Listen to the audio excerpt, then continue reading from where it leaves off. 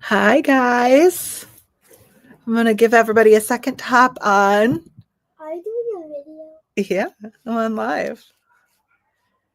I'm going to give everybody a second. I see people popping on now. Hi, guys. I wanted to make sure I was actually live. It would be like me to not put myself live and think I'm live. I'd be just talking to myself, Noli. Hey, girl. Hey, how are you? All right, so we're going to talk in a second, but I need everybody to tell me what you're reading and what page you're on, because I like getting inspiration and like recommendations from you guys. Hi. Hey, guys. I don't know if you could see it, but it is a very snowy, cold evening in Connecticut. Right, Noli? It's snowing? Yeah. My nephew is sitting here on my iPad. So he's hanging out with Auntie. What's the weather like where you're at? Is it snowy or is it warm? Hi. Hello, reading Daisy Hates on page 127. Nicely done. How are you liking Daisy Hates? You were telling me on Insta messages the other day that you think you're a Daisy girl, right? I think I'm leaning more of like a Magnolia girl. I don't know why. I always just like Magnolia's story better. Maybe it's because I think I like BJ better, but who knows? Okay. On page 145 of The Life She Was Given by Ellen Marie Wiseman. What? I have not heard of this. Every time we do these, I'm always The Life She Was Given. All right, let's look this up. Ooh, what a cool cover. Ooh, hey, just to let you know, the audiobook, if you have Kindle Unlimited, is free. The Life She Was Given. It's a painful saga of strength and reinvention, perfect for fans of Jojo Moyes, set in two different times, as two young women come of age and uncover the mysteries of their families in 1931. Oh my God, that sounds amazing. How is it? What do you think, like, at this point, the star rating would be for you? Oh my goodness, so many. Snowing here in Montville. My family is from right near Montville. Wait, how are you not constantly at the casino? I could never live there because I'd be at the casino constantly. Montville is like right near my favorite casino in Connecticut, Mohegan Sun. So that's really cool. I live like an hour and a half away from you, but yeah, it's snowing here too. It's kind of hard to see, but it's snowing here. Snowing a lot here as well. Yeah, I think it kind of just started. We're still like flurrying, but I think we already have accumulated like maybe an inch on the ground. I don't know. Reading Caraval and I'm halfway through. How are you liking it? I actually just read Caraval. I don't think it was last month. It might have been a month before that. And I kind of like switched back and forth between the audiobook and the book on Kindle. I liked it. It was good. I mean, like it didn't blow my mind if I'm being honest, but it was good. Hi, I'm reading the Southern Books Club's Guide to Sliding. It's Grady Hendrix, right? I think it is. I'm on page 40. How are you liking it? What are you thinking for stars? It's a little early, but stars so far. Hey. Oh my gosh, is this Danny from Instagram? Because if so, everyone say thanks, Danny. She was the one who said, I put up this thing on Instagram that said I was really, really sad that I had like got my schedule got kind of crazy today and I wasn't able to jump on Kaylani's sprints. And I was really sad about that. And if this is the right Danny, she was like, you need to get on sprints on your channel. So there you go. Hi, I'm reading The Fall Risk. Yes, a short story by Abby Jimenez. She actually sent it to me. She sent me the arc, and I haven't gotten to it yet. I'm at 30%. It's cold here and gloomy. We might get snow tonight. Yeah, we're going to get a ton of snow. I think my son has baseball practice tomorrow. I think it's going to get canceled. Hi, good evening. I know this is kind of impromptu, so I hope you all are in your nice, cozy clothes with a nice, preferably warm drink, but cool drink will work too, with your hair in a messy bun like me. I just got in for the night. Chloe Walsh by Chloe Walsh, page 45. Chloe Walsh by Chloe Walsh. Chloe Walsh, didn't she do Binding 13? I think she's from Binding 13. She wrote a book called Chloe Walsh. I would have to look that up. One of my favorite historical fiction writers, Ellen Marie Wiseman. I'm going to put this, let's save this on my books to read list. And then we're going to actually go to that author's page and follow her so I can check out all her other books. The Lost Girls of Willowbrook, What She Left Behind. Ooh, thank you so much. I'm going to have to get into that. Hi, Heather. Hello. First time catching your sprints. Hi. I know, and it's a late one. Reading The Best Made Man Plan by J.C. Burton. Guys, this is why I love doing these. The Best Man Plan. That's a cute name. Oh, Boots and Bouquets. Is this cowboy? I think it's cowboy. A sweep you off your feet, friends to lovers romance. Well, there you go. Add to cart. I'm such a hard sell. Add to cart. And it's a series. So there's 4, it says, in the Boots and Bouquets series. That's so cool. I'm reading The Crash by Frida McFadden. That's her new one. How is it?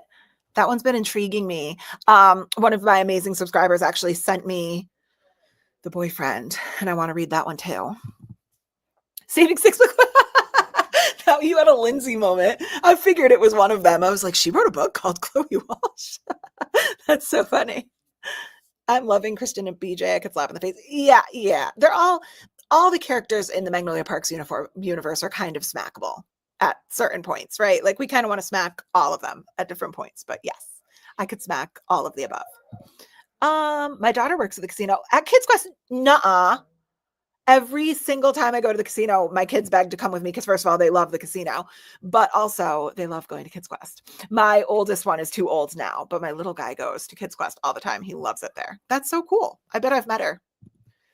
I'm reading Saving Six by Chloe Walsh, another one, and have 100 pages left. How are you liking it? I've been dying to get into Binding 13 lately. I just haven't.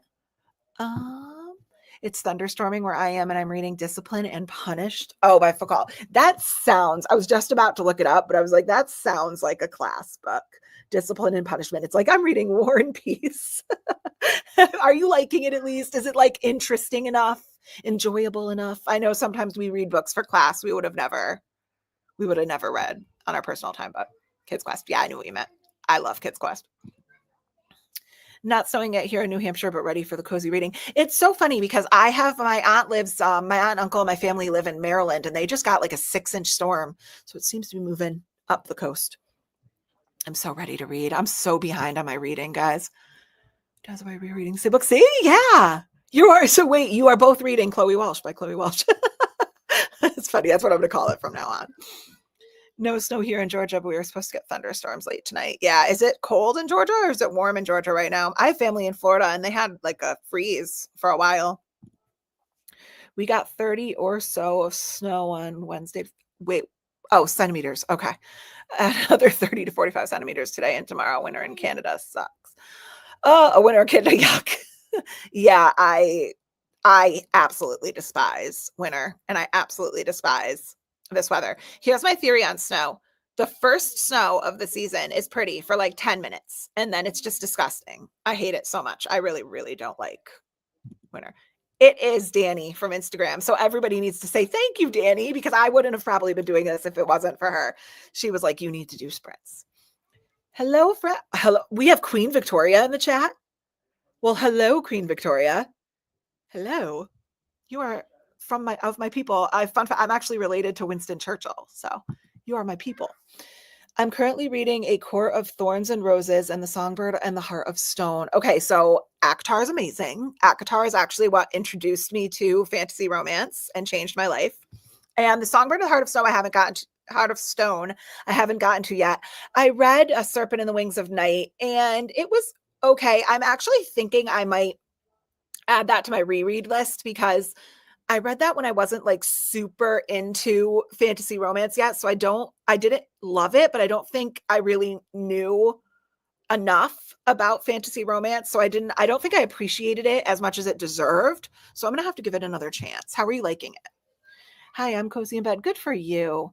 Trying to read Nora Goes Off Script from beginning to end today. That's a good one to binge read though. That is, it's like a short, cute, like not too serious. And Annabelle Monaghan's writing's really good. Hi, Matthew. How are you, hun? What are you reading? Yes, it's Grady Hendrix. So far, it's probably a 4-star read. It will probably be higher as I go on. I really like his work. Have I read a Grady Hendrix? I have the Haunted House one, How to Sell a Haunted House. And then I think he just sent me, he has a new one, Wayward Children. I think he just sent me, I think I have the Wayward Children arc on my Kindle. But I've actually been hearing not great things about his new one. I just woke up from a nap and I saw a notification for your sprint. So excited. Oh, I love that. I wish I napped before this. I just didn't have a chance. It's snowing here in New Jersey and I'm so happy we didn't get that much snow, and I don't want warm weather because I can't stand warm weather. I know you're either like me and you hate the winter, or you're like Queen Victoria and you hate the summer. Holding on to winter as much as possible. My son loves winter too, so he's with you.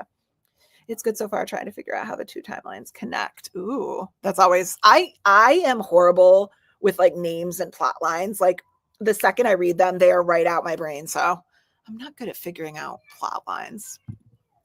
Hi, Lindsay. We've gotten some more snow up in the thumb of Michigan. In the thumb. I'm currently listening to Hooked in Physical Reading. It's Royal Bastard by Avery Flynn. Hooked is amazing. I loved it. I'm a dark romance girly though. I'm a dark romance girly, but I have to be in the right mood. Like if you try to like push me to read a dark romance that I'm not in like that mindset, I probably wouldn't like it. Royal Bastard. I'm assuming this is going to be like a Regency. Is that what it's going to be? Let's see if I'm right. Let's see if my initial impression was right. Royal Bastard, Instantly Royal by Avery Flynn. Yep. It's the first word was Brooke Chapman Powell takes her position as the Earl of Englefield's personal secretary. Very seriously. Welp, add to cart. And it's a standalone up until right now. So let's just add that right to my list. Oh my goodness. My never ending list. I'm going to read The Only One Left by Riley Sager. I know you don't really like thrillers, but I'm enjoying it. I know. I'm so like, I'm on the fence about thrillers. I have found a couple I liked. So here's the thing about Riley Sager. Read The House Across the Lake. Well, I was just about to say hated it, but what frustrated me about it is I didn't hate it. I was hooked for 70% of it and then hated the ending.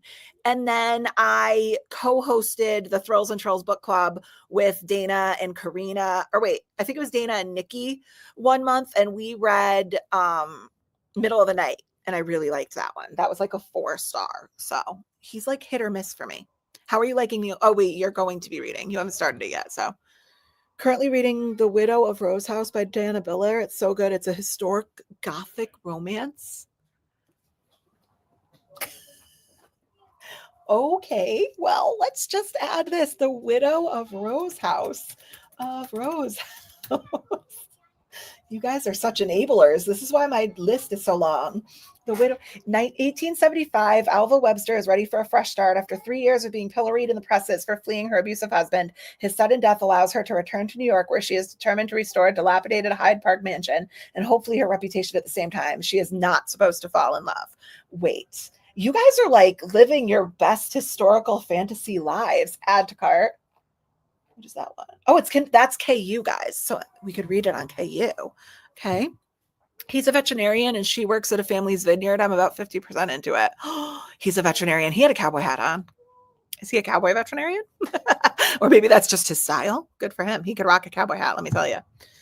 I might read The Housemaid. Never read anything by Frida McFadden. Ooh, okay, wait. If you do, you have to tell me what you think because I've read it and I have strong opinions. So I can't wait to hear what you think. I'm only on chapter 6. Some of it's hard to believe, but I kind of expect that in twisty thrillers, and I'm sure it will make sense later. That's my thing. I've been trying to read thrillers with more of like realistic expectations because I think what bothers me is so often they don't really make sense, or they rely on having an unreliable narrator or like a really ridiculous character. And that's like the plot point wouldn't work if it weren't for the stupid character. And I think that's what frustrates me about them because I struggle to like believe it. I don't know. I think that's what bothers me. She just started a few weeks ago. I'm loving it. It was the perfect book to read after Onyx Storm. Oh, yeah, I didn't go into a book hangover after Onyx Storm, but I really liked Onyx Storm. It was good. It was really good. I can understand that. Sam, the main guy, is obsessed with ghosts and science, and he's an utter cinnamon roll. He's so sweet. Oh, I love that. Oh, gosh, I'm so glad I added that to my list.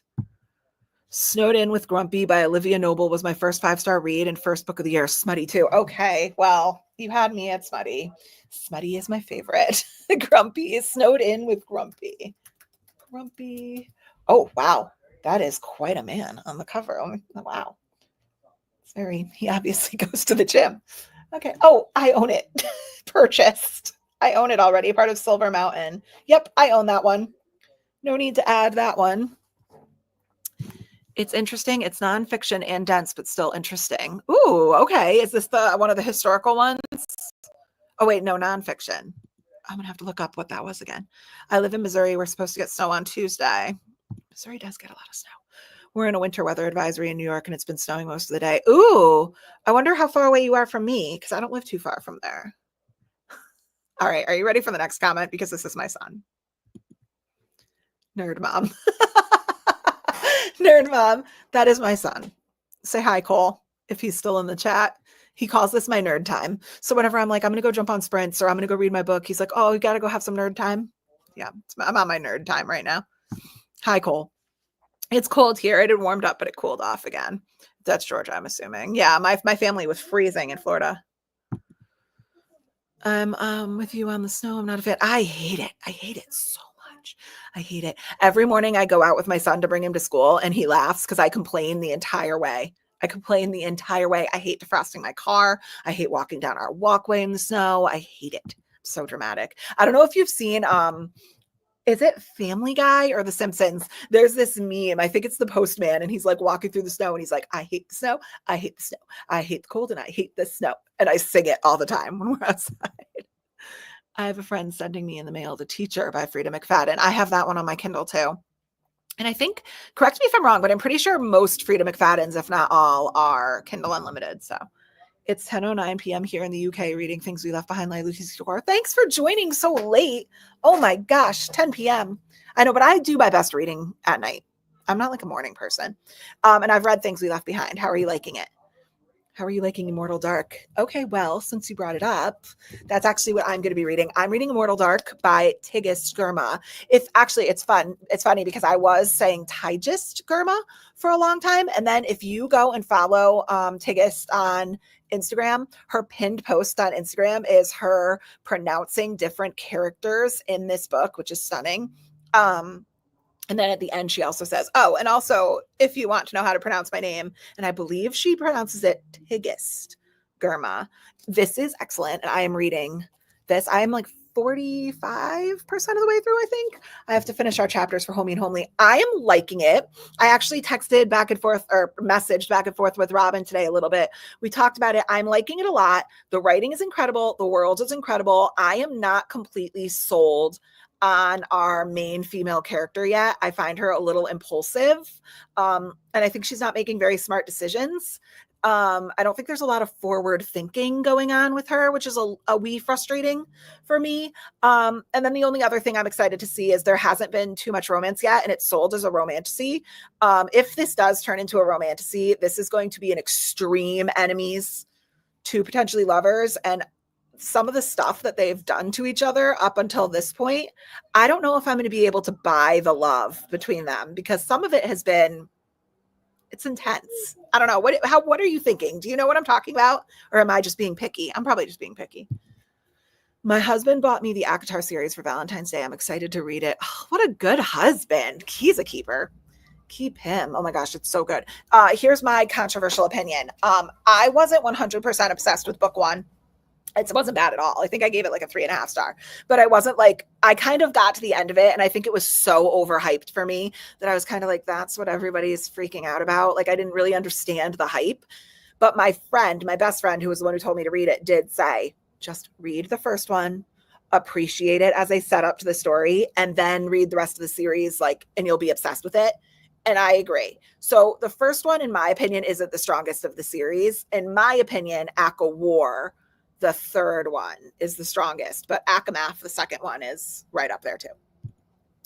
Upstate New York started snowing about 3 to 4. Our first flurries started at around 3:30. So yeah, but it's very light. I don't know if you can't really see it very well. There's a bush right outside that window. So I flew through the first 2 books, and this one is different than them, but still good. Yeah.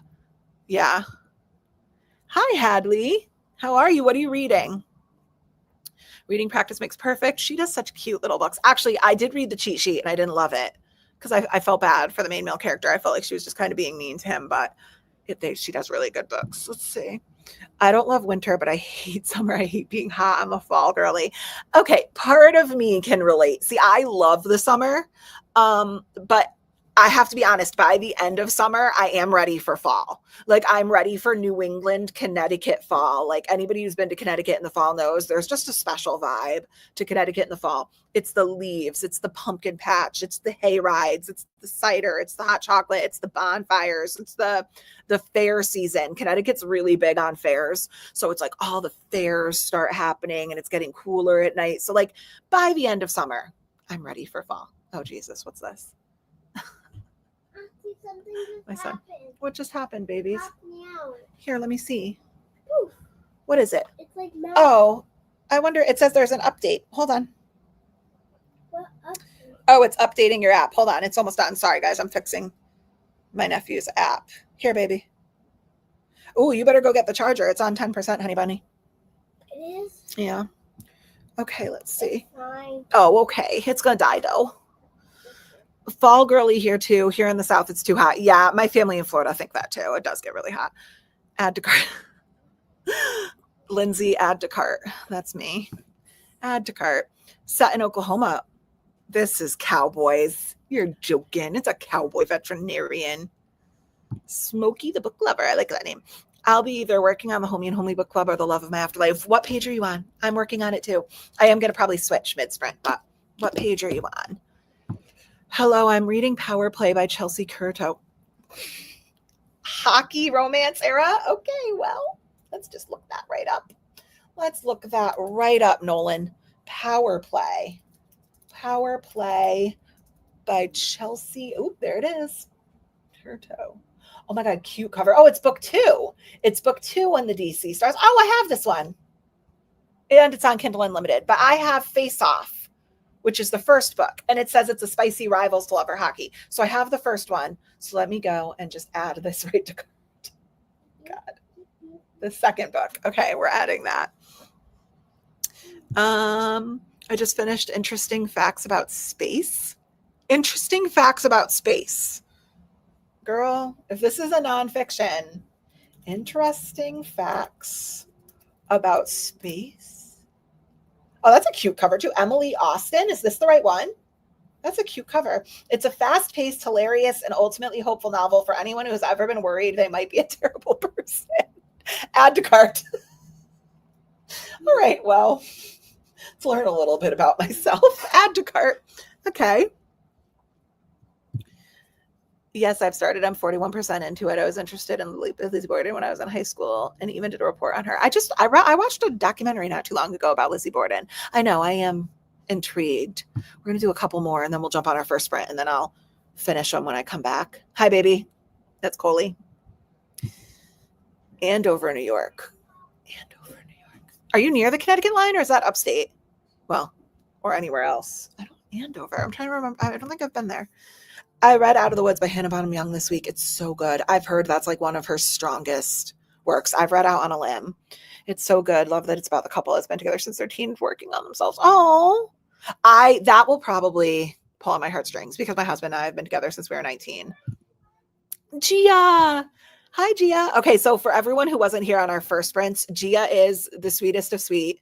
And Gia has been with me. I think she was like, Gia, I think you were like one of my first subscribers. I really do. And let me tell you something about Gia. This girl is the most supportive, sweetest person.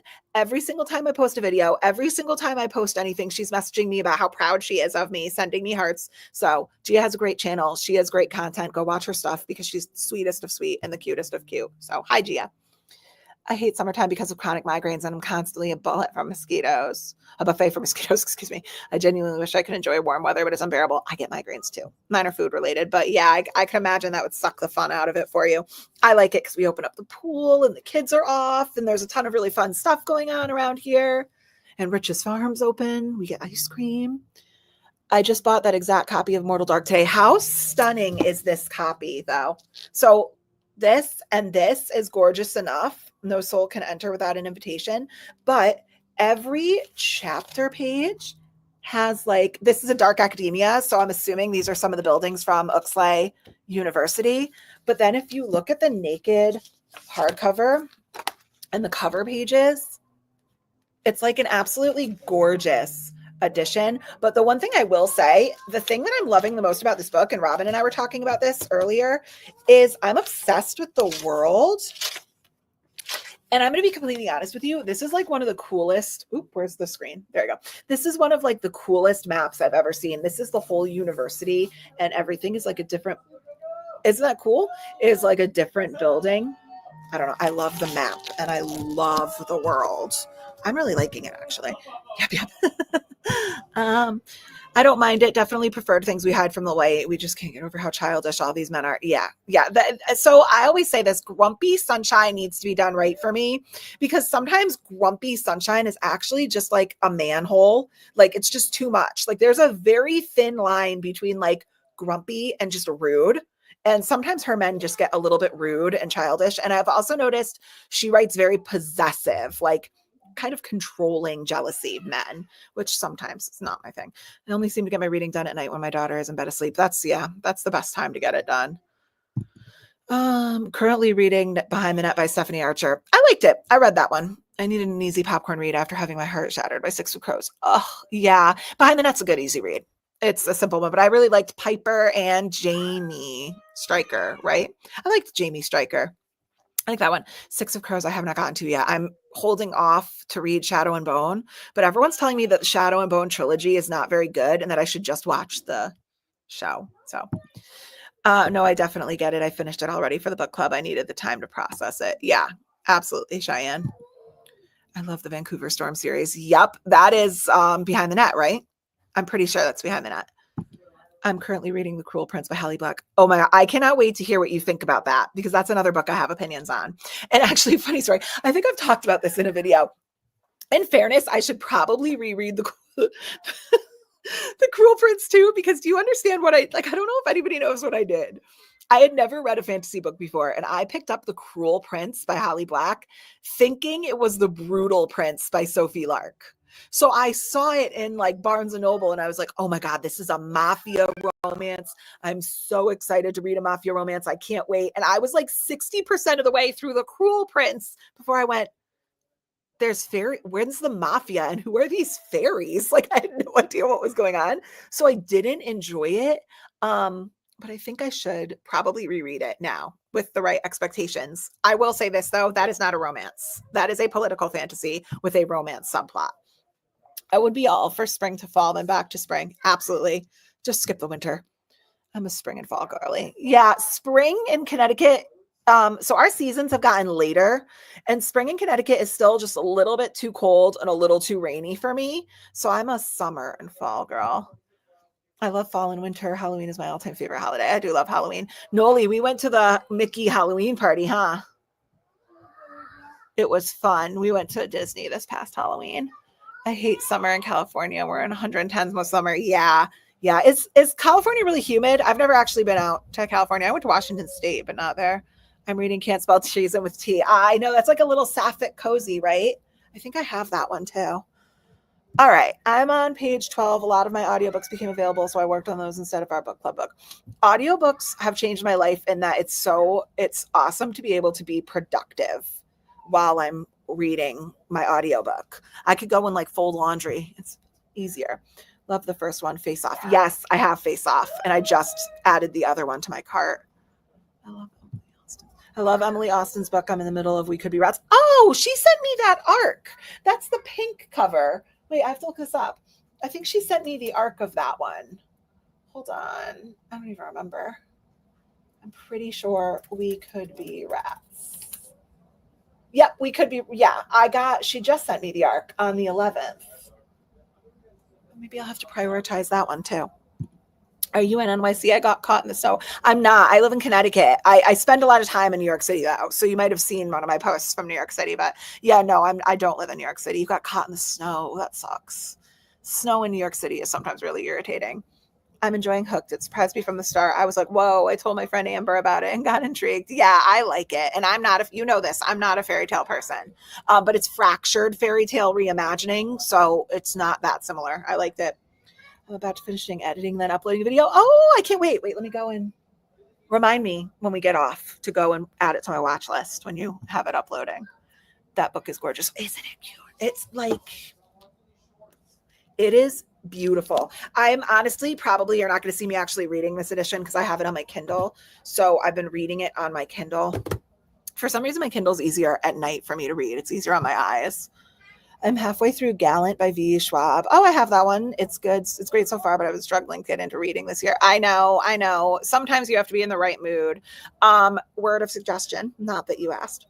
Try to do a challenge. Try to challenge yourself. For some reason, when I get to the point where like I'm prioritizing other things over reading, or when I'm feeling mom guilt about sitting down to read, like there's a million other things I could be doing, or when I'm just unmotivated, I will give myself a challenge. Like do like a pick how many pages should I read a day thing or something like that. Currently reading Deep End by Ali Hazelwood. I want to read that so badly. And I was in Target the other day and I came about that close to picking up the physical copy because I own all of her other physical copies over there. And I restrained. It's not dead yet. It has to be close, baby. I'm 5 hours and 38 minutes away from Hartford, Connecticut. Yeah, I live about 45 minutes from Hartford. So I live a little bit far away from there. I'm out in the middle of nowhere. Just can't wait to cross this entire series off of my TBR. Yeah, there is no better feeling than crossing a series off of your TBR. There isn't. And what did I just do that with? I'm about to do that with Nolan. I'm about to do it with Nolan. Oh, I don't remember what series did I just read? And I think I'm like one book away. Oh, I am one book away from finishing the Chestnut Spring series. What, Lovey Bug? 14 after my 10. 14. Oh, 14 series. I am in the middle of a lot of series.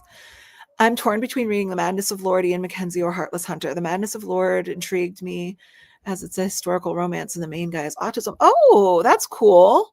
A neurodivergent main character. I haven't read that one, but Heartless Hunter was very good. That was my last read. It was very good. Lindsay, you are so kind, and thank you for the shout out. When I first subscribed to you, I think I was your 15th or 16th. Yeah, she was right up there, and she really is so sweet. So I'm always going to shout you out, Gia. You're a good one. You're one of the real ones. Brutal Prince and Cruel Prince could not be any more different. Correct. And I learned that the very hard, frustrating way. Just imagine my face as I remember exactly where I was. I have a little side porch on my house and it's tiny. It's like in a really awkward space. And I have an Adirondack chair with like an ottoman out there. It's just kind of like my cozy little reading nook and it overlooks my pool. So my kids were swimming and I was sitting out there just like watching them swim, reading my book, just relaxing. And I remember like being like 60% of the way through the book and closing it, just being like, so where's the mafia at? Like I was so confused. So I looked it up on my phone and realized I was reading the wrong book. They're not similar at all. So I should give it another chance. As a girl with autism myself, I was so shocked as I've never seen that in historical romance before. I haven't either. What book was it that I was just looking at that has a neuro? I think the main character was autistic. I think it was a contemporary romance. I will get back to you. I'm blanking right now. I think I was just looking at a book that had an autistic female main character, a contemporary romance. You're going to have to tell me how that is because that sounds amazing. I love The Cruel Prince. It's been a while and many, many books since I read it, so I should reread it. Yeah, I'm going to give it a second chance. I really am. I'm going to go into it with the right headspace. I can't stay for long, but wanted to pop in and say, hi, Lita. How are you? What are you reading? I'm sorry, but you read Brutal Prince with Cruel Prince is hilarious. You have no idea. I was hating on Cruel Prince so bad because I was like, this makes no sense. This marketing was terrible. They lied. And then I was like, or you have the wrong book because you're not the smartest. Carden is the best Fae boy. Yeah, wait, he has a tail. The tail threw me off. I think that's the one that has the tail, right? I think it is. I don't know. The tail throws me off. And it's a tail with a fluffy tip. I don't know. I'm waiting for Immortal Dark to come in the mail at my library. I'm planning on watching some Harry Potter this weekend. Oh, I think I might watch Harry Potter this weekend too. I watch Harry Potter like once a month. So the whole series. I could turn on that book. Auntie, we haven't yet. You what? Excuse me, what? We haven't yet. No nephew of mine has not seen Harry Potter. You've watched Harry Potter. We've watched Harry Potter together. But not every day. We don't watch it at home. Oh, I'm so sorry. Auntie, we don't watch it at home. Okay, well that's okay. You can watch it here. I only watch it. But we went to you're gonna have to come to Harry Potter World with us next time. Yeah, I love Harry Potter World. Yeah, you could do some magic. We'll get you a wand, okay? My high last summer was 135. 135. The hottest I've ever seen in Connecticut, I think, was like 109. The coldest I've ever seen was -18. That was really cold. It's true what you said. The Cruel Prince is not a romance. The majority of the book is fantasy, but with a tiny bit of it's a political fantasy, with like a romance subplot. And I wouldn't even be comfortable saying that the romance comes into play until the second one. It's definitely a subplot. Where I live, there is. Ooh, where you live, there is what? Oh, is it snow? Is that what you're saying? I don't know. I can't wait. Just wait until you get to Scarred. Oh, I can't wait to get to Scarred. I think I put Scarred on my 25 and 25 list. Oh, California. Got you. Where I live in California, there's no humidity. Okay, good. The humidity is what kills me sometimes in the summer. I don't mind the heat, but I finished Hopeless this morning and 45% of the way through Metal Slinger. We are in another ice storm in PA again, third one in the last week. I went to college in Pennsylvania, in Amish country. Transylvania? Not Transylvania, although I belong in Transylvania. Huh. I went to college in Pennsylvania, sweetie. Oh, I thought you said Transylvania. No, would you go to Transylvania? No. No, you skip that one. Well, that's where Hotel Transylvania is. No. We could go dance with Dracula. Who's Dracula? Wasn't that the guy in Hotel Transylvania? The vampire? Oh, you hate him. Okay. I think Hopeless is the last one I have left. Yeah, Hopeless is the last one I have left, but Reckless just absolutely ruined me. 5 stars. Theo Silva is top tier. Loved him. And Metal Slinger is one of my next most anticipated fantasies. I really want to read that. I have Immortal Dark. Are you liking it? I am liking it. Right now, 45% of the way through, if I had to rate it to be a 3.5, but that's only because the main female character, I'm like having trouble with her a little bit. But I have a weird feeling the last 50% of the book, things are going to be explained and the plot is going to pick up. And I was telling Robin, I am expecting my rating to go up. So right now it's sitting at like 3.5, which is good for me. I've only heard good things so far about Deep End. Me too. I want to read that one. Finishing Kingdom of Ash in November was such a relief. Oh my gosh, that is such a feat. That is such an accomplishment. I read Assassin's Blade and then Throne of Glass, and now I'm stuck. Like I'm paralyzed from Crown of Midnight. I can't get into it. Like I can't, I have like a mental block. The physical copy of Deep End is so cute. It is. The sprayed edges are beautiful. I pre-ordered it from Amazon. The edge of the page, yep, looks like the water because it's a professional swimming or college swimming. He's a swimmer. I know that. Nearly about to cross TOG off the TBR too, but enjoying that one way more. The tandem read. I don't know what's more intimidating, Kingdom of Ash or the tandem read. Probably the tandem read. I would love to see Connecticut in the fall. I don't know why, but I automatically think of Gilmore Girls. Yeah, when someone says they're from there, please don't go. Oh God, no, that's my favorite show of all time, and I live about 20 minutes from where they based and filmed Stars Hollow. So yes, I actually have a Stars Hollow shirt, and every single year in that town that is based off of Stars Hollow, they do a Gilmore Fest that we go to. So, and the actors come and they set up one of their diners to be Luke's Diner, and yeah, it's really cute. So no, I'm obsessed with Gilmore Girls, and it's where I'm from. Mom guilt is so real, though. My reading had dropped massively since having my twins. Well, first of all, twins is next level. What, baby? Where do you get those snacks? What snacks? Those ones. Do you want them? They're Cheez-Its. You can have them. No, I don't like those. They're just Cheez-Its, babe. You can have them if you want. Snacks are upstairs. Go ask Daddy. No, I already have them. Okay. But if you want them, you can have them. Yeah, first of all, twins is next level. And mom guilt is real. And mom guilt is valid. And mom guilt is sometimes even important, because if I could, I would read my life away.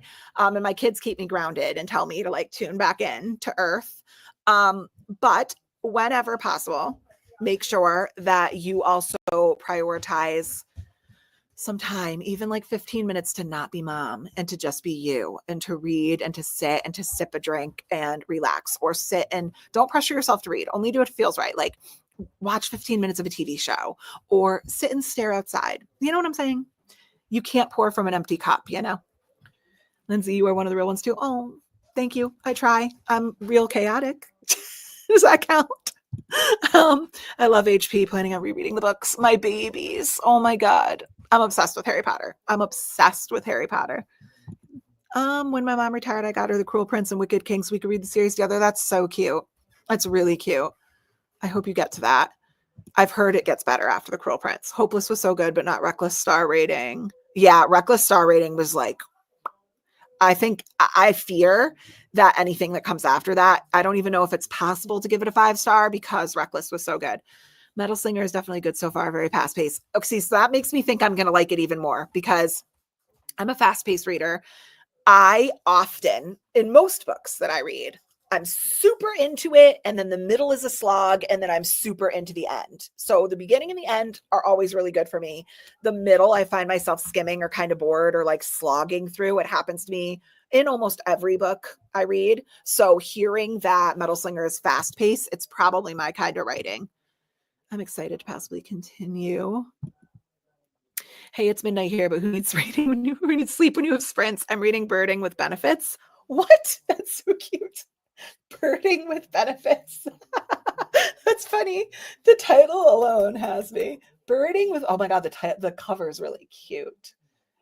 $10.99 on Kindle. Add to cart. Wait, I have seen this. A divorcee embarks on her year of yes and crosses paths with a shy but sensitive birdwatcher who changes her life in this charming rom-com that is perfect for fans of Christina Lauren and Ali Hazelwood. Add to cart. You guys, this is expensive. It's an expensive sprint for me. No, the tandem read is so good. I don't think I could get through Tower of Dawn without doing the tandem. Everyone says that Tower of Dawn would be a slog if it wasn't for the tandem. So I believe you. I have no one to gush about it with as my family doesn't like Gilmore Girls. How? What? Get them on here right now. What is there not to like about Gilmore Girls? It is perfection. It is so cute. Gilmore Girls is like the perfect watch when you're feeling overstimulated and overwhelmed, or like when you just need to like empty your brain and watch some good, funny, like, in my opinion, some of the wittiest banter ever written. What wittiest banter on TV? Gilmore Girls, Schitt's Creek, The Office. That's like the wittiest, smartest, most intelligent writing. It's just really quick. You have to be really, really intelligent to catch everything that they're saying because they talk really fast and it's really intelligent humor. So let's see. I have been working on the tandem read of the Throne of Glass series since August. Yeah, you know what? That's a big undertaking, though. That's a huge undertaking. I don't even know that I would be able to read it for a video because I wouldn't want to put pressure on it to finish. Little beetle just flew by me. In my opinion, Scarred is the best in the series. I have so much love for it. Literally read it all in less than 24 hours. I did that with Hooked. I sat and never moved. I sat down, started Hooked, and closed the book and finished it in one sitting. It was really good. Gilmore Fest in Connecticut. I need to go. It's so good. I'm going to warn you. It's like $200 and something per person. It's expensive. And the tickets sell out. Like they'll put the tickets live and they're sold out in like less than 20 minutes. But it is really fun if you can afford it and if you can get there because it's really pricey. It's a hard purchase every year for me. I'm just like, ugh, but I go. Can you bribe your husband to watch the kids for a few minutes to read? This is a joke. So it doesn't upset anyone by saying it. I know. That's the thing. No one's gonna get upset. We know you're kidding. Yeah, sometimes I do that. Sometimes I'll say to my husband, who honestly takes my kids all the time, it's not a problem, but I'll say to him, you know what? I'm feeling really overstimulated. So I'm going to take an hour. 25 minutes of that is going to be a really hot, really slow shower. And the other time is going to be just sitting while my hair dries and reading a book because I'm overstimulated and I don't want to be a mom right now. And that's okay to say. I feel like sometimes we're guilted into just saying like, I don't feel like being mom right now. I feel like not being mom for 20 minutes. That's okay. It's okay. I have never read or watched Harry Potter series. Oh, I could cry. I may read with my daughter. I was just a bit too old, I think. Oh my God. You have to. You have to. And it's the perfect series to read, depending on your daughter's age, of course, but it's the perfect series. I will say this, if she's super young, the books do get progressively darker as you go on. Like nothing crazy. It's all middle grade. But they do get progressively darker and the movies get progressively darker. And in the last couple of movies, there's some things that could scare like little kids, but like nothing bad. So well, I'm intrigued. I know so many intriguing things. I'm pregnant right now, and sometimes I feel like won't be able to do anything after I give birth. It's so normal to feel that way. Like, I can't even explain to you. First of all, totally standard. And by the way, you're not even necessarily wrong. Like, it's a big life change. Life changes. Everything changes. Your world changes. And it's scary and it's intimidating, but it's also literally incredible. And one of the most amazing things about moms and about families and about marriages and husbands is you just figure it out. You know what I'm saying? Like, it becomes your new normal. The baby gets here and you're on this high, and then you're just like, this is my life. And you just do it and you figure it out. And nothing is more important. You know, you are fighting the good fight right now, my friend. We finished the Cruel Prince series a few years ago. She retired in 2019. Okay. Cruel Prince. I'm going to have to try that one. Have you read Onyx Storm yet? If so, were you mad at Rebecca Yarros? Because I wasn't, still am. I did read Onyx Storm. I really liked it. It was not my favorite one. It did not beat Fourth Wing for me, but I liked it. And yeah, non-spoiler, but the ending was a cop-out to me. It was a bit frustrating. I'm hesitating to say I was angry about it because I'm hoping that the next one will like make it seem like, oh, well, that had to happen. You know what I'm saying? So I'm hesitating getting upset, but yeah, it wasn't my favorite ending ever. I just started my Harry Potter journey this year. I'm almost done with Chamber of Secrets and I'm so enjoying it. I grew up with the movies. Thanks, Grandma, but wasn't allowed to read them. Yeah, I actually had a friend who wasn't allowed to read them too, which is weird. Like, the movies, in my opinion, are much more intense than the books, in my opinion. But yeah, Chamber of Secrets is great. The next book number 3, Prisoner of Azkaban, is my entire life. It's my favorite one in the entire series, and it's everything to me. So you're gonna have to tell me what you think about that. Okay, I'm reading 3 more. Then we're gonna jump on to our first sprint, and then we will continue when I get back because there's so many comments. I'm currently reading Mother of Death and Dawn. I want to read that one. That's Carissa Broadbent, and the Do-Over, as well as The Blood of Olympus. Nicely done. The Blood of Olympus. The Blood of Olympus is what series? Blood of Olympus. Is this a Percy Jackson? I thought it was. Oh, this is the last book in the Percy Jackson series? Oh, no, wait. Heroes of Olympus. This isn't Percy Jackson. I've never read Percy Jackson. I've never seen the movies either. Very cool. Kindle Unlimited, guys, if you want to read that. Okay. I need to read Fourth Wing. Fourth Wing is incredible. Hi, Coley. Fourth Wing's incredible. It was a 5-star read and my favorite book of 2023 at this point. That's crazy. It is amazing. I love it. It's my favorite one in the series so far. Oh, hold on. He's asking me to mute really quickly. 1 second. Hold on.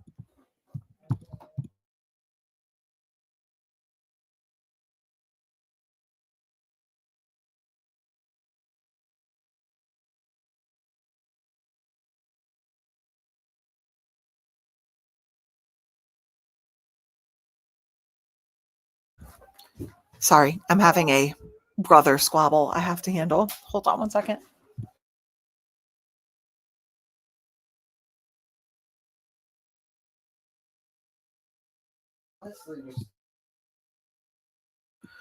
It reads as a like spicy, dark, spicy romantasy. Honestly, so good. 5-star read for me. I'm gonna have to look that up. I heard there's a huge twist at the end that gets you, so I feel like I just start Metal Singer. Don't. He has a Nerf gun. I heard there's a huge twist at the end that gets you, so I feel like I just started Metal Singer and then blinked and was almost halfway through it. Ooh, I'm gonna have to start that one. That one sounds so good. Okay, last one. Gia, I have never watched Gilmore Girls. I don't know what is more outrageous, never watching or reading Harry Potter or never watching Gilmore Girls. What? Gia, we should do a watch along.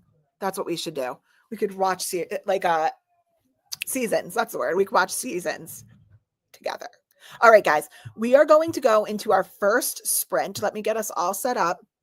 We are going to do 1-hour sprints and then we'll come back and talk. If you have never been here on a sprint with me, there is no pressure. If you need to go and do something else, go do it. You're going to see me put my headphones in. I am going to have a little bit of weather ambiance. I found a like snow/rainstorm and then like some wind blowing in the background. So I figured that'd be snowy, but mute it if you don't like it. Put on whatever you want. I'm going to put my headphones in and I'm going to listen to a different ambiance, but we are going to do a 1-hour sprint and then we'll come back to talk. So I will see you guys when we get back.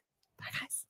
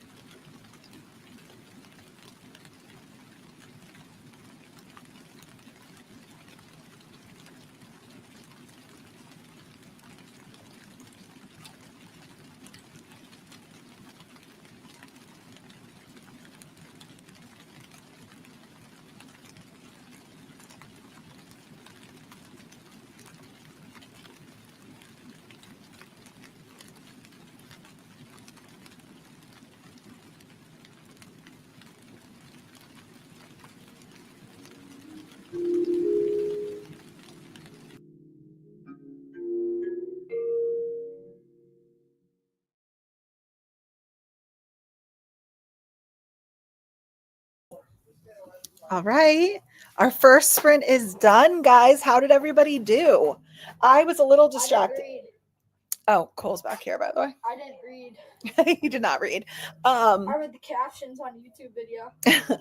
I was a little distracted, but I think I read like 50 something pages. And if you see me picking up my phone while we're reading, by the way, I'm updating the book that I'm reading right now, Immortal Dark, is my book club, the Homie and Homelies book club, our book for February, and we read on Fable, and I update my thoughts like every chapter. So it's me finishing a chapter and then going and commenting on that chapter. So it's me updating. Okay, let's see. I got to scroll all the way up and see where we were. Where was I? Tell me how many pages you guys read. If you hear them playing upstairs, by the way. 30 minutes. Okay, let's see. Bye-bye. Bye, baby. Okay, I think I'm there. Okay, we ended with Gia. So I love Gilmore Girls. I've been thinking about buying the coffee that they came out with for my vacation. I heard something about it's like a Luke Steiner coffee, right? I'm gonna have to try it too. I'm like not a coffee snob at all. Like I like Starbucks, don't get me wrong, but I'm like a Target coffee girl. The Good and Gather coffee is like my favorite. Hi, baby girl. Are you leaving? Come give me a hug. Bye, love. Hello. Kaylee. I love you. Love you guys. I love you too. I'll see you in a few days. Woo! Thank you for hanging out with me this weekend. Welcome. Growing up, my mom and I would get home from school, watch Gilmore Girls, so we make supper. I did the same thing. I love Gilmore Girls. It was on Thursdays, I think, right? Am I remembering that right? And on days where Gilmore wasn't on, we would watch Jeopardy and Wheel of Fortune while we were cooking. I agree. There's something so nostalgic and like cozy about Gilmore Girls for me. I know, right? Gilmore Girls is one of my cozy shows I restart every fall. I watch it year round. I struggle falling asleep. It takes me a really, really long time to fall asleep. Once I'm asleep, I'm out. Like I'm a really heavy sleeper, but it takes me a long time to settle my brain down and fall asleep. The only two things that help are reading a book that instantly tires me out at night or putting on a show that I've seen like a million times that I could recite from memory. If it's a show that I don't know very well, I focus on it, but if I know the show, I don't have to focus as much. So Gilmore Girls, Schitt's Creek. What's another one that I could watch over and over again? I think I've watched Bridgerton a bunch, but it's mostly Gilmore Girls because I know it. Like I literally could recite episodes. I love partners who are supportive. It's so true. The best. And my husband is. So my husband works a lot. But when he's home, he's supportive. My daughter is 12. Oh, so my son, who was just back here, is 11. And then my other son is about to be 15 on March 3rd. It's almost his birthday. I'm 29 and would I'd love to be a mother one day to share my book collection with you guys who are bookish moms are the sweetest people I've ever met. Oh my God. How sweet is that? Yeah. My boys aren't super into reading. My little one's a little bit more into it. My 15-year-old doesn't really love reading. In fact, when he has to read for school, he like absorbs better on audiobook. So he uses my Audible credits a lot for his school books. But we used to read a lot when they were little. I think it's just a phase, you're either a reader or you're not, but I love that people have been sweet. This is honestly such a nice community. Like, don't get me wrong. Every community has bad apples, right? But I haven't run across them yet in this community. Everyone's just supportive and sweet and very like accepting. Like everyone has different tastes. So that's cool. Everything I pick such shit. So I'm reading Harry Potter 3. I've gotten into those moods too, where I'm like, you want to know what the worst is? When I see literally everybody else reading a book being like 5 stars, infinity stars, 6 stars, 5 stars, 5 stars. This book was amazing. And I pick it up and I'm like, it's 2.5 stars. Like it's perfectly average. I don't like when everybody else is loving books and I can't find one that I like. I get like jealous that they're loving books so much. I completely have been there. Fourth, not fifth wing. My bad for butchering the title. Oh no, I knew exactly what you meant. No big deal.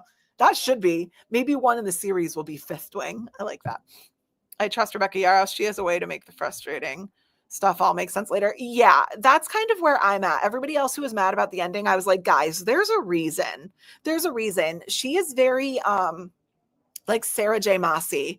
that way, where sometimes something doesn't make sense in book 2, but all of a sudden in book 4 it's explained and you're like, she's been planning this the whole time. Like the whole story is in her head and you didn't know, but she knew. So like I trust Rebecca Yarros too. I think it'll all come together. I'm reading Love in Other Words. Oh my gosh, it's right here. It's actually on my February TBR. Is it good? I've heard really good things about it. I used to work for Scholastic. Ooh, what a cool job. And I had to offer people a free Harry Potter computer game when I called customers in the Bible Belt. Many would be so angry that I suggested their children play with Harry Potter. Oh my gosh, that's so funny. Yeah, that whole witchcraft and wizardly thing probably wouldn't go over very well. And it does get dark. I mean, let's give it to them. Okay. Like if that's your life, if that's something you're very into, the books in the movies do get dark. So I get it.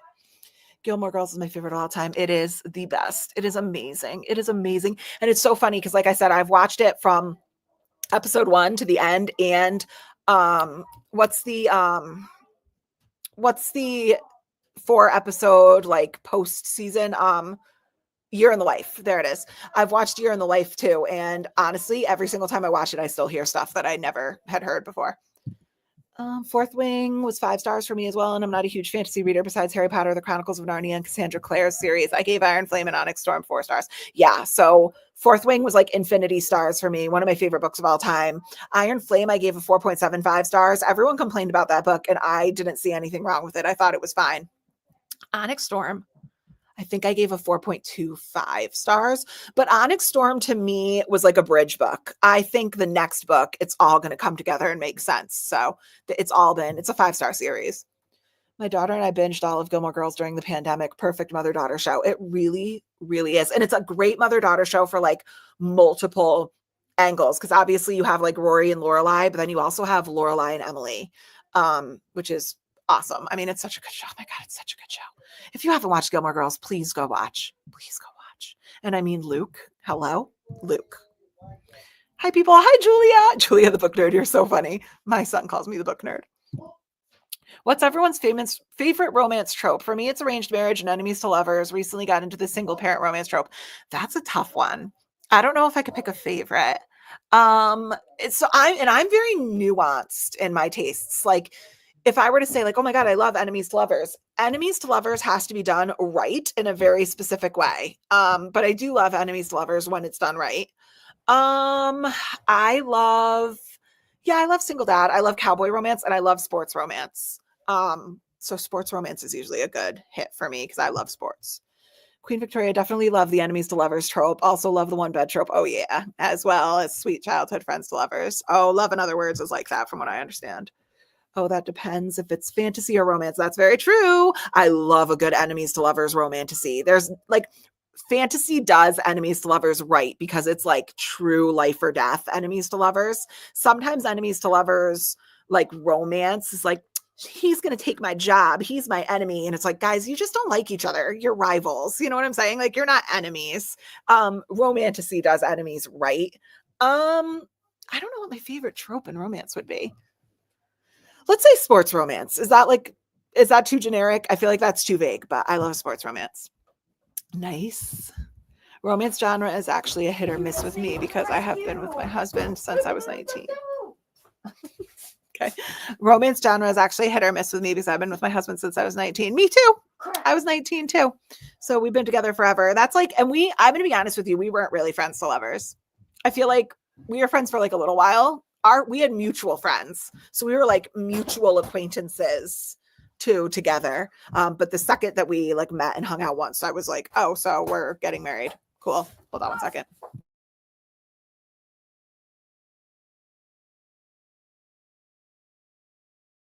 Have I seen any what? The Kirby. No, I haven't seen it, baby. Oh, you got to go look, baby. I don't think so. Look under the bed. Sorry, he lost his black Kirby stuffed animal. You guys are a rom-com. That's amazing. I know, right? She is. You guys really are a rom-com. That's so cute. I actually have funny stories about how my husband and I met too. They're always enjoyable to read. Oh, Daddy found it, baby. Daddy found Kirby. Give me huggies. Love you. I'll see you in a few days, okay? Careful, don't trip. Bye, Noe. Bye. Thank you. Bye. Bye, Nikki. Love you. I want to react to some comments. You do? Thank you for the sprints. I should probably get some sleep as it's nearing midnight. Oh, bye, babe. As it's nearing midnight, I've enjoyed chatting with you. Bye. And we'll definitely be watching this back when I wake up in the morning. Good night. Oh, good night. Thanks for sticking around so late, Cole. Uncle Nick is saying good Bye night. bye. Thanks for sticking around so late. Good night. Good night. Family is fed. Back to reading. Good mom. She fed her family. I'm gonna do that on our next sprint. You're gonna see me walk away and go feed him. Unlike me. Yeah, that's true. Culinary crimes, same. Waiting for dinner. I'm going to do it on our next sprint. I'm starting to understand the frustration with thrillers. This book is like full of red flags and warnings everywhere, and the main character is just like, yep, let's just continue on. I have a problem with thrillers. They're just silly. The characters, they rely on characters being really stupid and oblivious. And like the other thing they rely on for me a lot is stuff happens. Lord, have kids, I said. It's like clown hour every hour around here. And the other thing they rely on a lot is like convenient things happening that would never happen in real life, right? Like sometimes the main character like figures stuff out or gets away with stuff, and you're like, that would never happen. And I have trouble suspending belief. God, now the other one. Hey, there's Hello, some good friends. tasting hot Hi, chocolate Drew. though. Is it all done? Ooh, okay. Hi, Drew. How are you? I just found out. I'm back. Left to play some Mario Kart with. Oh, I'm assuming with your kids or with your significant other. That's so fun. I love Mario Kart. I'm horrible at video games unless it's The Sims, which does that count? I feel like that doesn't count. The Hub and My Girls. There you go. Yep, there it is. Oh, that's sweet. We like Mario Party too. I can play Mario Party, but I'm bad at the challenges. Been a while since we had one of these. I know. And this was like not planned at all. This was because I accidentally. So I had a basketball tournament with my older son, and I thought we were going to be home at noon, but we were not home at noon. We ended up getting home way later. And I unexpectedly had my niece and nephew. So I just couldn't sprint. So we did this. Is it weird? I'm kind of mad at one of the characters in the book I'm reading. No, I get mad at characters all the time. Literally all the time. In fact, I'm kind of annoyed with the main female character in the book that I'm reading now, which is Immortal Dark. I was talking about that before. She's not my favorite right now, but we'll see what happens. The drama is starting in Daisy Hates, and I wish it wasn't always miscommunication. I learned from my first relationship in high school that communication is important. Yeah, so Magnolia Park's universe in general like relies on super toxic drama. And I actually know a lot of people that don't like the series because of that. Like some people struggle to read it. They find it really hard to read because of that. I went into it knowing that, so I'm okay with it and I eat it up. But it is truly like soap opera, Gossip Girl in London drama. But yeah, I agree. Me to chapter 17, nicely done. I was finishing. You were finishing. Oh, what was that? I forget what you were reading. MA. I finished the last 50 pages. Ah! Okay, what was your star rating? What did you think? What did you think? Oh my God, I'm so excited for you to go into Prisoner of Azkaban. When are you reading Prisoner of Azkaban? Oh my God. I need to know. Prisoner of Azkaban changed my entire world. It's my favorite book ever. Ever. I'm not going to say anything. I want to like talk about it so bad, but I won't. I got through about 15 pages. Nicely done. Nicely done. Finishing making dinner and got to 54%. Nicely done. The next sprint, I'm going to go and make them dinner really quick. It's easy. It's like a throw together dinner, so it won't take me very long. But I only read one chapter, but I was eating dinner during that sprint. That's okay. Good for you. I'm going to do the next. I won't be as productive in the next sprint either. Should I read Love Redesigned by Lauren Asher or Pride and Prejudice next? What a choice. Okay, but wait. So a classic or Lauren Asher? These are two very different options. Okay, so here's my answer. If this were me, I would go for Love Redesigned. I've read Pride and Prejudice, but I would read it again. I would go for Love Redesigned, but only because right now I'm more in the mood for a contemporary romance. And I actually am going to be asking you guys a similar question in a minute because I need you guys to help me decide what I'm going to read after I finish my chapters in Immortal Dark. But I vote for Love Redesigned by Lauren Asher. I ended up having to work on some homework. Sadly, this term is kicking my butt. Nope. Those are priorities. Good job. Be responsible. It's okay. This could be a homework sprint too. It doesn't have to be a reading sprint. I got from page 12 to page 31 in Immortal Dark. Nicely done. What are you thinking? I think I just hit, I think it was, I don't know what I'm on. 30, I think I'm on chapter 38 or 39. I think I'm past 200. I don't know where I am in it. I read 7 pages, I think, because the children are nuts. Did you not see this? Yeah. Yeah. And it also starts to be what we call the witching hour, where they start spiraling. It's getting dark. I read 30 pages. Nicely done. I started on chapter 7, page 47, and now I'm on chapter 9, page 74. That's amazing. Good job. Trying to use the sprints to finish some homework and chores. Can't wait to curl up with my book later tonight. I am going to be on for quite a while. I have nothing to do tonight, and my husband is at work. That was my brother-in-law. If you saw him in the last sprint, he just left. But my husband's at work, and my kids can entertain themselves. So I'm going to be on for quite a while. I'm going to make dinner in my next sprint. So productivity / reading sprints, guys. No pressure. I forgot where I started. I'm now a little over 50%. Nora goes off script. I'm eating it up. It reads so quick. Her writing is so easy. There was one thing. Oh, hold on. Hold, please. My brother-in-law is calling me. Hold on.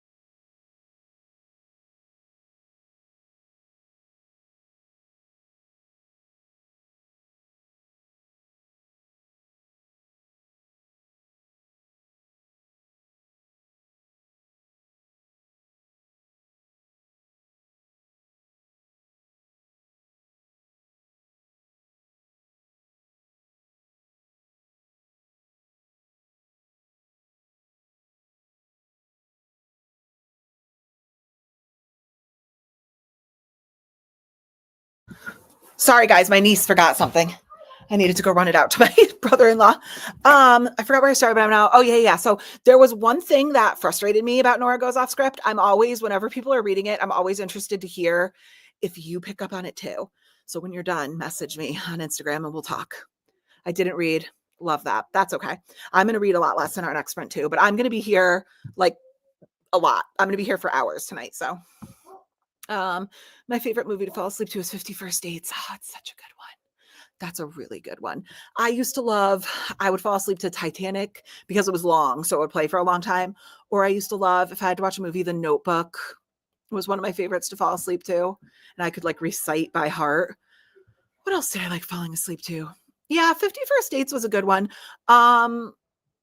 You've Got Mail was another one I really liked falling asleep to. I like that one a lot. Gilmore Girls was on Monday through Friday at 4 p.m. our time. Yeah, I forget when I was so young. I forget when it was, but there were reruns on the channel. We watched them for the first few years. Yeah. And now I watch it on Netflix.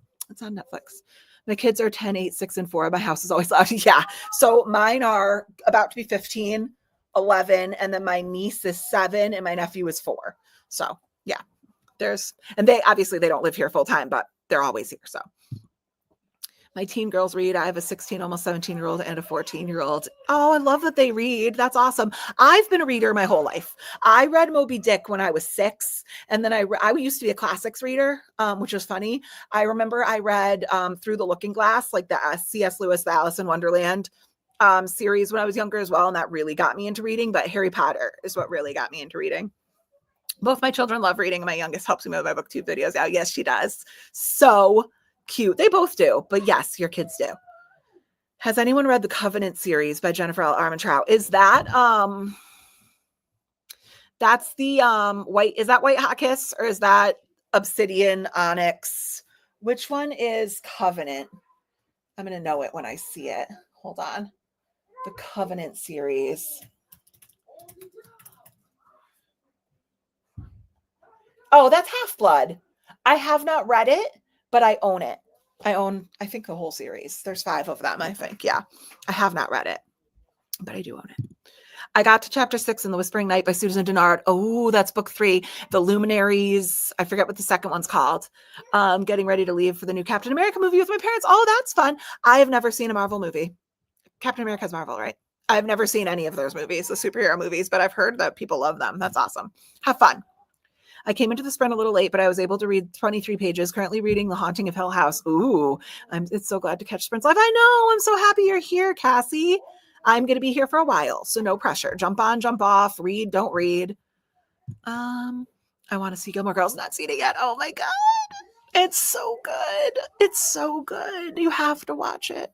You have to watch it. It's so good. Those characters will like burrow into your brain and you'll just live with them for the rest of your life.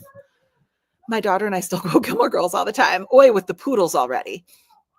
Sorry, that's a Gilmore Girls reference for anyone who doesn't get it. When my daughter is having a rough day, she loves to say, I'm going to wallow. Yeah. I love that show. It's so good.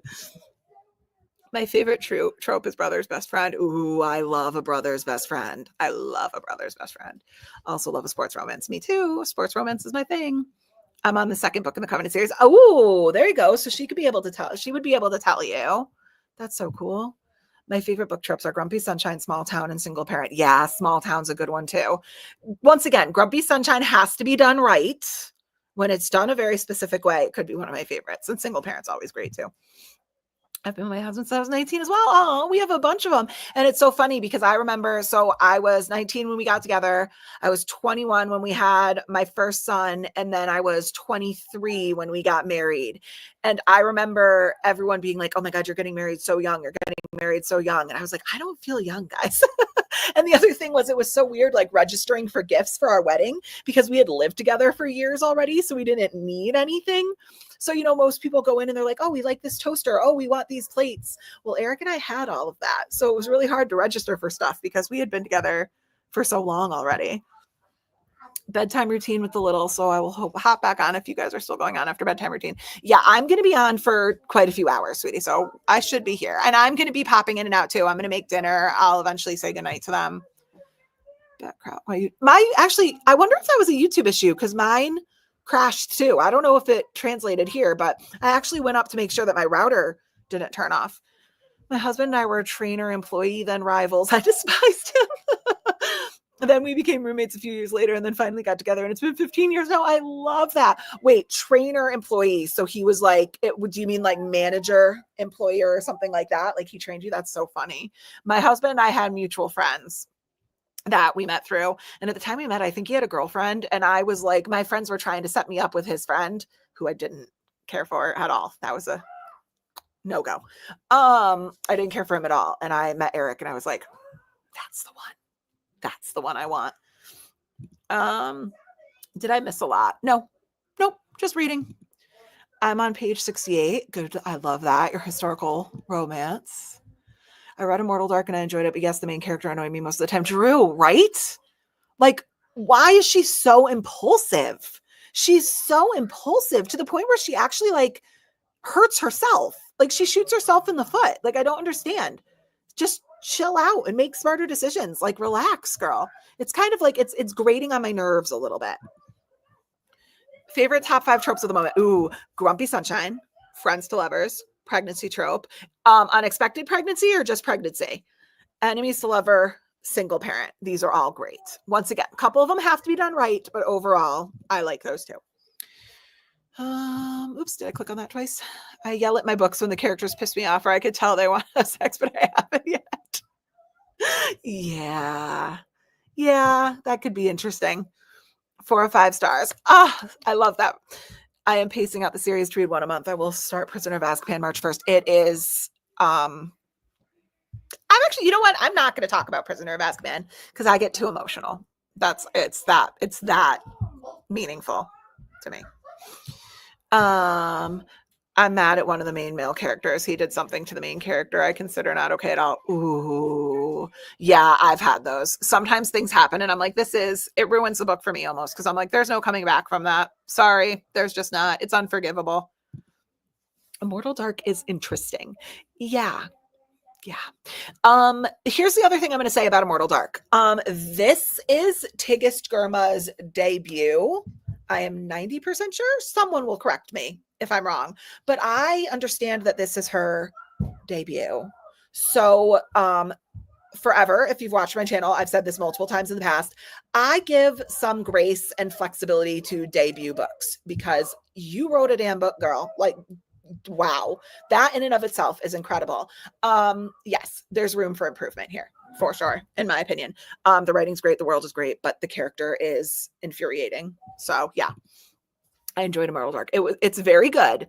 I really like it, but I'm hoping that the end like ties up some things that Kadan is doing, because right now she's frustrating me a little. She's frustrating me. We'll see. Oops, I think this just posted a couple of times. I agree that Harry Potter and the Prisoner of Azkaban is my favorite as well. Yes, it is, in my opinion, the best one in the series, and it's the best movie in the series too, in my opinion. I love Prisoner of Azkaban. They're big into manga right now. Oh, I've never read manga, but I did a couple of videos ago where I read my first graphic novels and I really liked it. I had a good experience.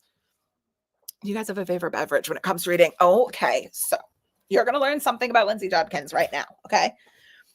I love a beverage. At any given time, I have multiple drinks with me at all times. My husband laughs because sometimes I have like 3 drinks. And he's like, how many drinks does one person need? And the answer is as many as I want, okay? This is a caramel toasted almond latte with a little caramel drizzle.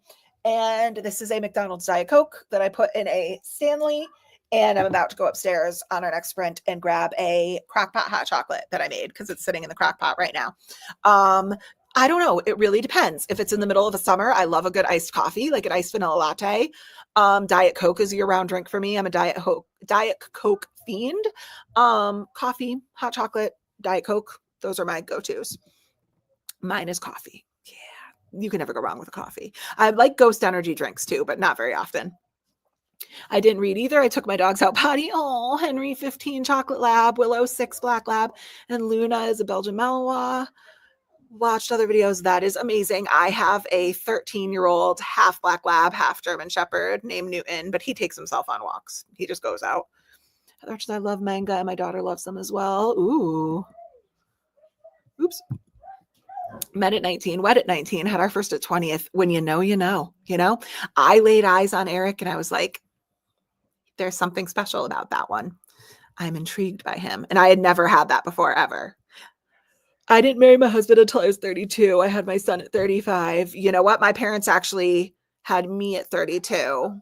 So yeah, it's just different. I was really young, but it's funny because now I'm 36 and I have some friends that are just getting married and having babies.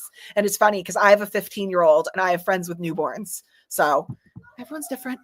When I got married, it was hard to figure out what we needed since we had been living together for 6 years at the time and married since 2018. Exactly. That's what I said. I was like, please don't give me a blender. We have 2 of them. Like it was hard to figure out, but it ended up working out fine. Our family and friends are amazing. I may reread Harry Potter in March. Yes, that's amazing. I haven't reread them in quite a while. I used to reread the series every summer. I just haven't had time recently. I am currently reading Out on a Limb, read 50 pages in the sprint, only 17% in, but loving it. Another really quick, really easy, really cute read. I liked that one too. That is correct with Immortal Dark. Yeah. I'm hoping the last 50% is where everything gets tied up and comes together. The other thing is the last couple of chapters, I wrote it in our Fable chapters. It's starting to lose me. It's starting to lose my attention a little bit. And this is what I was talking about before. This always happens to me. I'm at 50% right now. And when I get to the middle, it starts to become a little bit of a slog, but most books pick up for me at the end. It's just that middle that gets a little sloggy for me. I dream of getting married. That's always been my dream. That's an excellent dream. I once in high school was so sad during Valentine's Day. I came home and said to my mom, can you do an arranged marriage for me? I love that you went to your mom. She could probably pick someone fantastic for you. Like who would pick someone horrible for their baby? I love that. Yeah, I get it.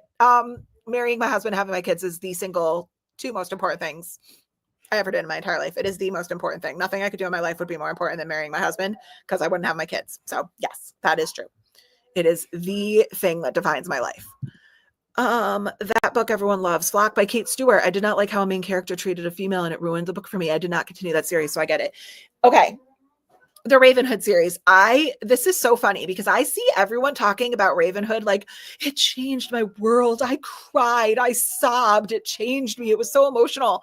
I read book 1 and I liked it. It was like a smutty erotica good time. Like I liked it.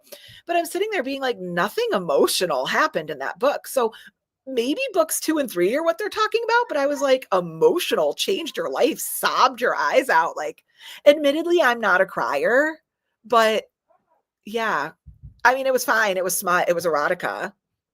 But crying, I was like, okay, but maybe I'm totally wrong. I could pick up book 2 and 3 and be like sobbing my eyes out, and I get it. But book 1, I did not get that vibe. Yeah, I could see where people wouldn't like it. She said no instantly. Yeah, no arranged marriage. Sorry. You will find the right person, but she will approve. So it counts. Same with me and Gary. It'll be random when we want to make it'll be random wants when we get married. Been together almost 12 years, engaged for 8 years. My parents did that actually. My parents were engaged for like 12 years. They just never set a date. And both of them were just kind of like, we didn't really feel the need to. And I totally get that. As someone, we did get married young, but as someone who's been together for so long, I'm like, you know what? At the end of the day, it's all the same. I'll never forget. We had been together for so long and then we got married. And I'll never forget, like 6 months into being married, I think it was one of my aunts or something was like, how's married life? And I'm like, the exact same.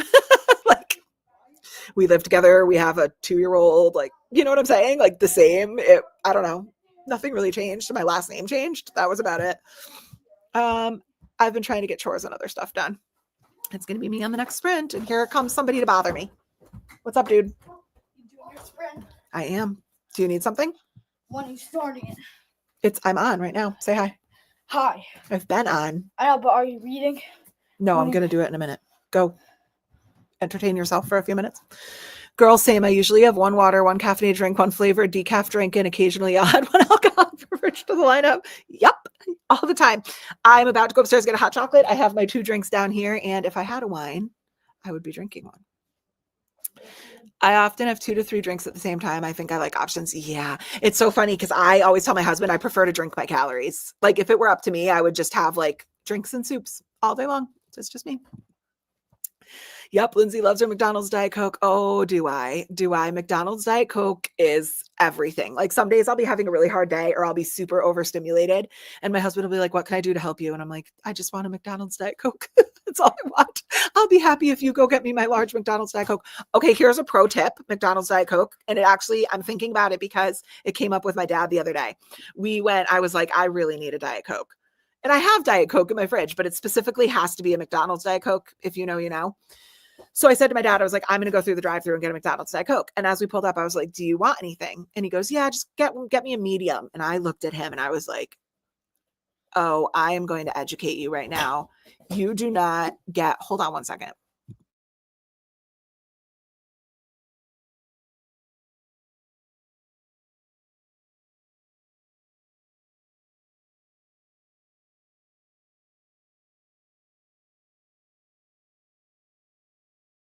Sorry, I had to mom for a second. You don't need to hear my mom voice. No one needs to hear my mom voice.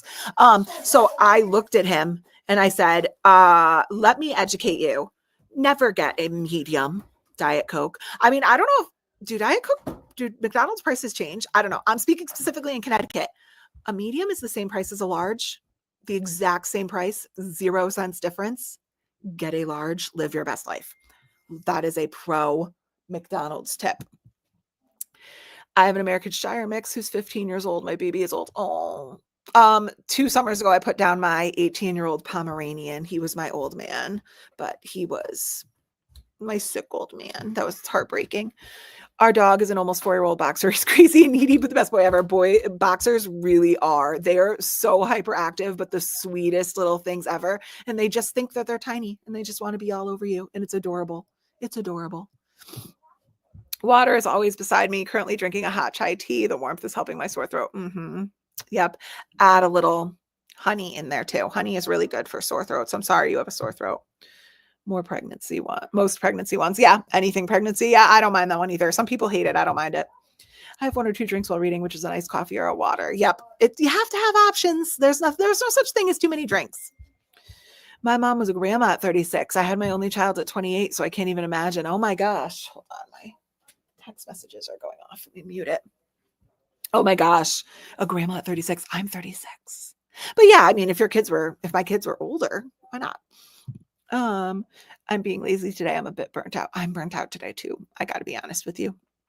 I need to sprint today. I have been running like a crazy person and I am burnt out. I have seen videos where people reread Harry Potter every year starting on September 1st. Oh, back to Hogwarts. Yeah, I post every year on social media. Welcome back, students, when they're going back to Hogwarts. I wish Harry a happy birthday every July too. What should my next read be? Heavenly Bodies or Anathema? Oh my gosh. What a freaking choice. Okay, I've read Heavenly Bodies. It was very good. Anathema is on my to be read. Nocticadia is on, just because it's chronologically first, is on my 25 and 25, but Anathema is right up there on my priorities too. I feel like I have to recommend, or I have to say Heavenly Bodies because I've read that one. I haven't read Anathema, so I wouldn't want to recommend it and have it be bad, but I also selfishly want to tell you to read Anathema so that you can get back to me and tell me if it's worth it. But let's go Heavenly Bodies because it was really good and I read it. It's a little bit slower, but it's good. I'm 43 now. I'm glad I had my son when I did because I know I wouldn't have been a good mom in my 20s. Not that I'm the best one on earth now, but I think I'm a good mom. Listen, everyone says that. We're so hard on ourselves and we truly are our worst critics, our own worst critics. Because on the days where I feel like the worst mom ever, or when I feel like my patience is low and I just feel like all I've been doing is getting upset all day long, or at the end of the day, when I'm tired of my own voice, like all I feel like I've been doing is talking, like other people who have been at my house are like, oh my God, you're doing such a great job. You're so calm. How are you? How are you so good? And I'm like, oh, I do not feel like I was a good mom today. So we're our own worst critics. But yes, I was a young mom, but I have always been a very old soul.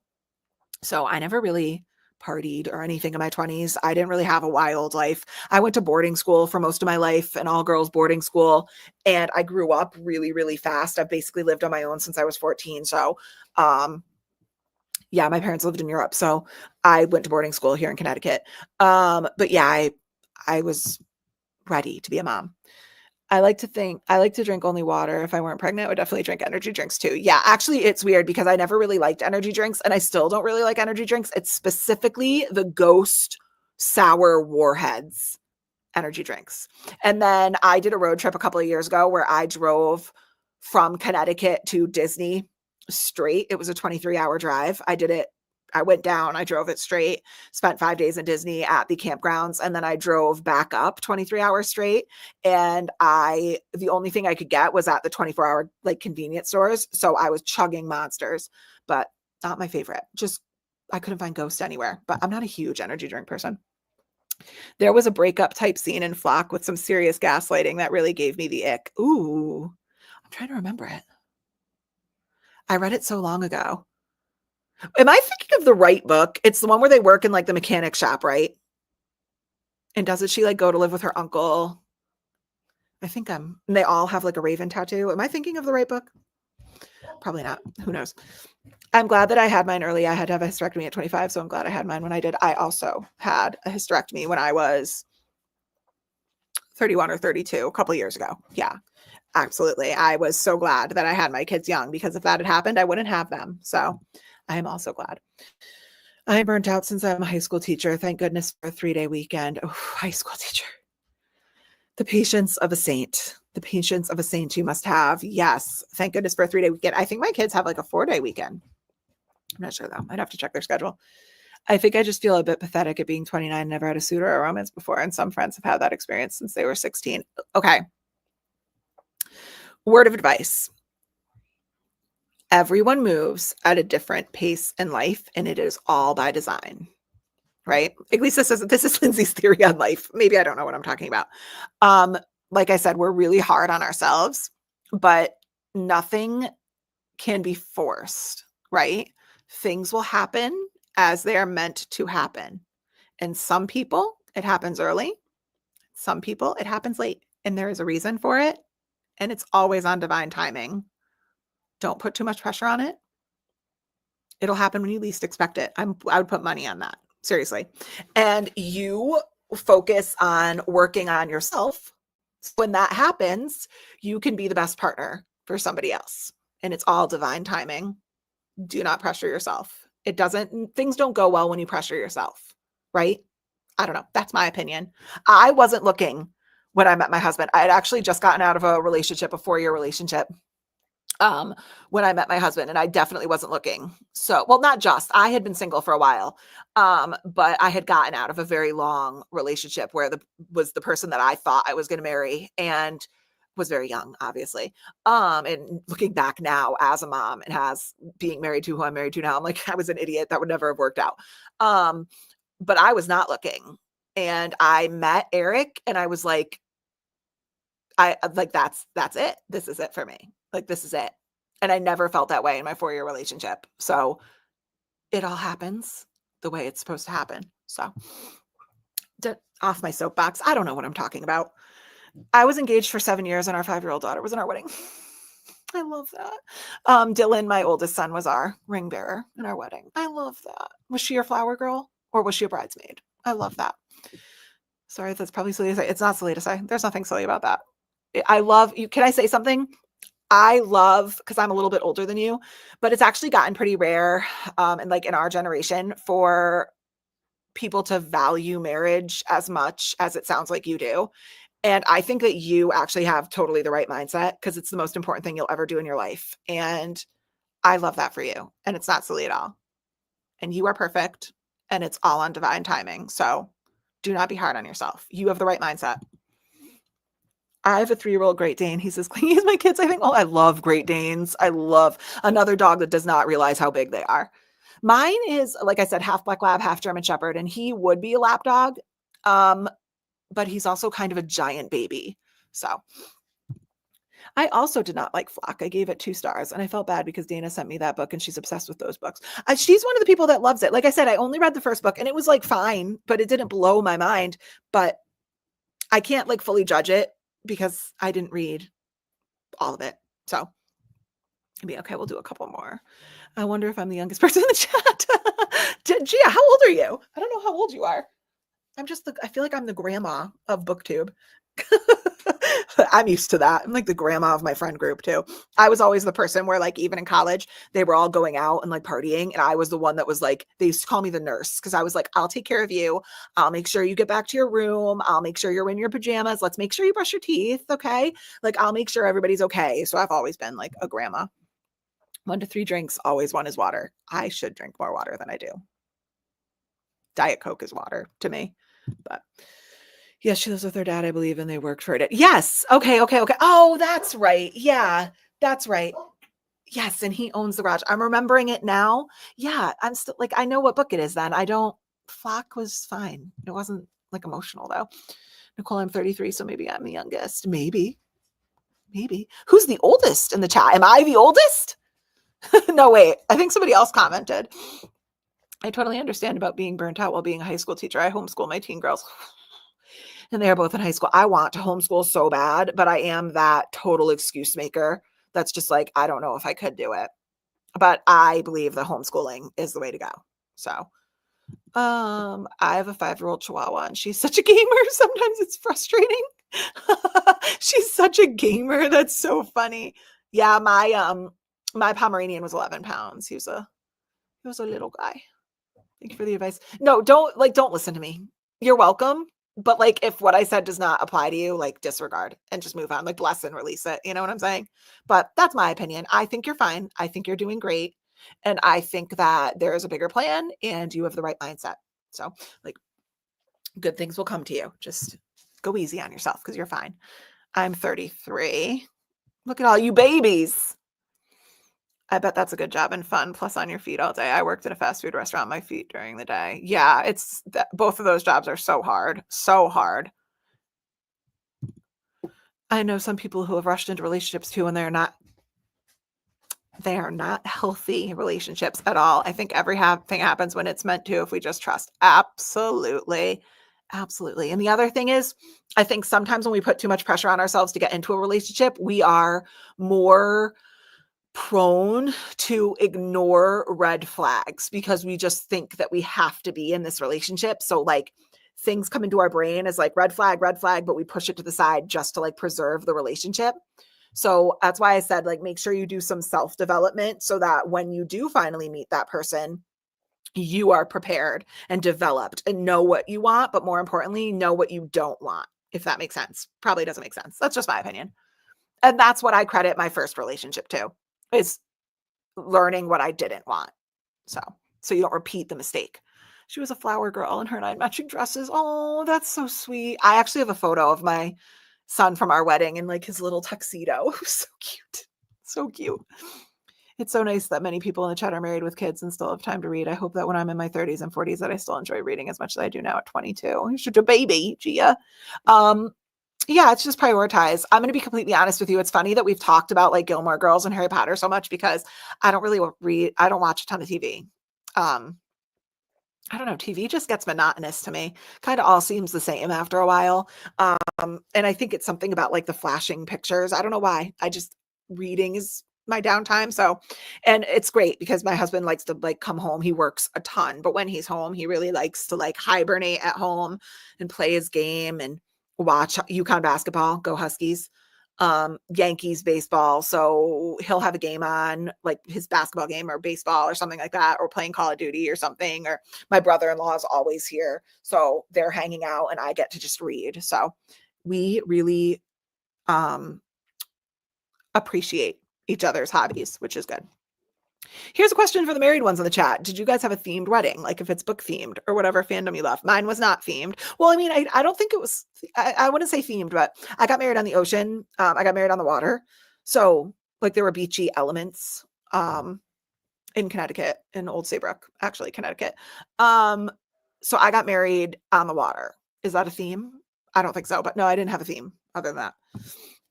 Anathema sounds really good, but I could definitely let you know how it is. I know it does sound really good. Nocticadia sounds really good. Have you read Nocticadia?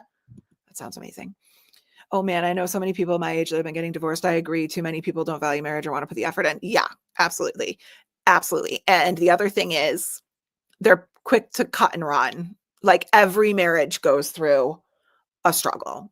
Like every marriage goes through a time where you don't think you're going to make it out. Right? It happens. It's natural. And it's really hard to commit your entire life, especially when you're young, to someone else because you change as people when you're together over time. And often you look back and you're like, wow, that is not the same person I married. My husband isn't the same person he was when I married him at 23. I'm not the same person I was at 23. I mean, you change and you evolve, but giving people grace and pushing through it and having mutual respect for each other is really important, and not cutting and running just because it seems more convenient or easy. That being said, not all things are workable. So that's that. Actually, it's funny because I have a friend who always says like breaking up isn't an option. They're not married, but breaking up isn't an option. And I'm actually the opposite. Like I don't have that mindset. I always look at her and I go, it absolutely is an option. Breaking up is always an option, but you should not want it to be an option. Am I saying that right? Like I acknowledge that you could break up at any time, but what are you going to do to make sure that doesn't happen? I think if you just kind of like take your relationship for granted and are like, well, breaking up with me isn't an option, or breaking up with him isn't an option, then you don't really work to make sure that you value the other person. So yeah, the whole marriage system has just gotten so undervalued, in my opinion. I'm 40, so I'm older. No, hey, listen. My husband says that I'm a 83-year-old in a 36-year-old body. He has this joke that everywhere we go, he tells me I should be able to order off the senior menu or like get the senior ticket at restaurants. I'm like an old lady. I'm 38. We're similar ages. 37. I'm 36. I'm going to be 37 in April 30th. So I'm only 26. So I think I'm the youngest. No, Gia has you. She's 22. Gia has you. I'm 33, going to be 34. Ooh, see, similar ages. I'm 25. When I look at my YouTube analytics, it says that like 75% of my viewers are between 25 and 44. So this is kind of making sense. 34, similar ages. 23, you're similar to Gia. I feel like I might be the youngest. I'm 30. I try. It's called lack of sleep to read. Yeah. Sometimes I like have intentions of reading and then I sit down and reading like lowers my blood pressure so much that it just puts me to sleep. But it's the thought that counts. Me and my husband met in high school. He didn't talk to me because I was into sports and he wasn't the biggest fan. 7 years after we reconnected and got married. I love that. My husband also always, I mean, my husband's so horrible. He's the funniest person ever. He always also says that we would not have liked each other in high school.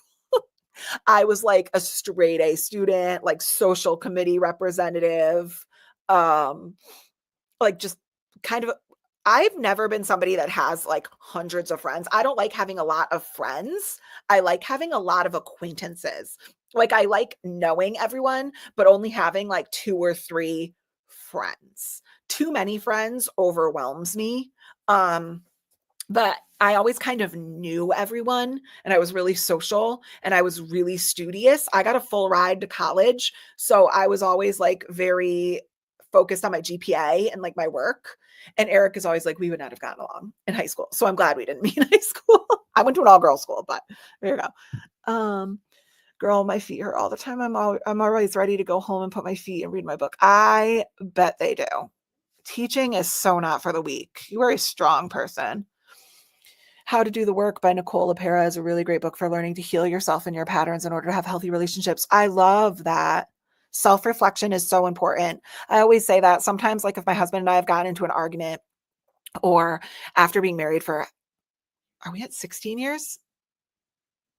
15 years? 14 years? 16 years? Something like that. I don't know. A long time. After being married for as long as we've been married, 15 years, I think. You go through these periods of time where you just don't feel like you're like connecting all the time, right? Like you're kind of like 2 ships passing in the night and it starts feeling kind of lonely sometimes. You're like, oh, we're not like, we've hardly seen each other. We haven't talked. And in those moments, I'm like, what can I do? Right? I stop saying, oh, he's not doing this, or I wish he would do this. I'm like, what can I do to connect more with him? So one thing that I do every day, every single day, I never miss a day, is I make sure that my husband has a hot coffee here when he wakes up. I go out and I make sure I get his coffee and it's here hot because he works so hard and he's literally the most amazing person ever. And he deserves a hot coffee when he gets up in the morning. And I love that.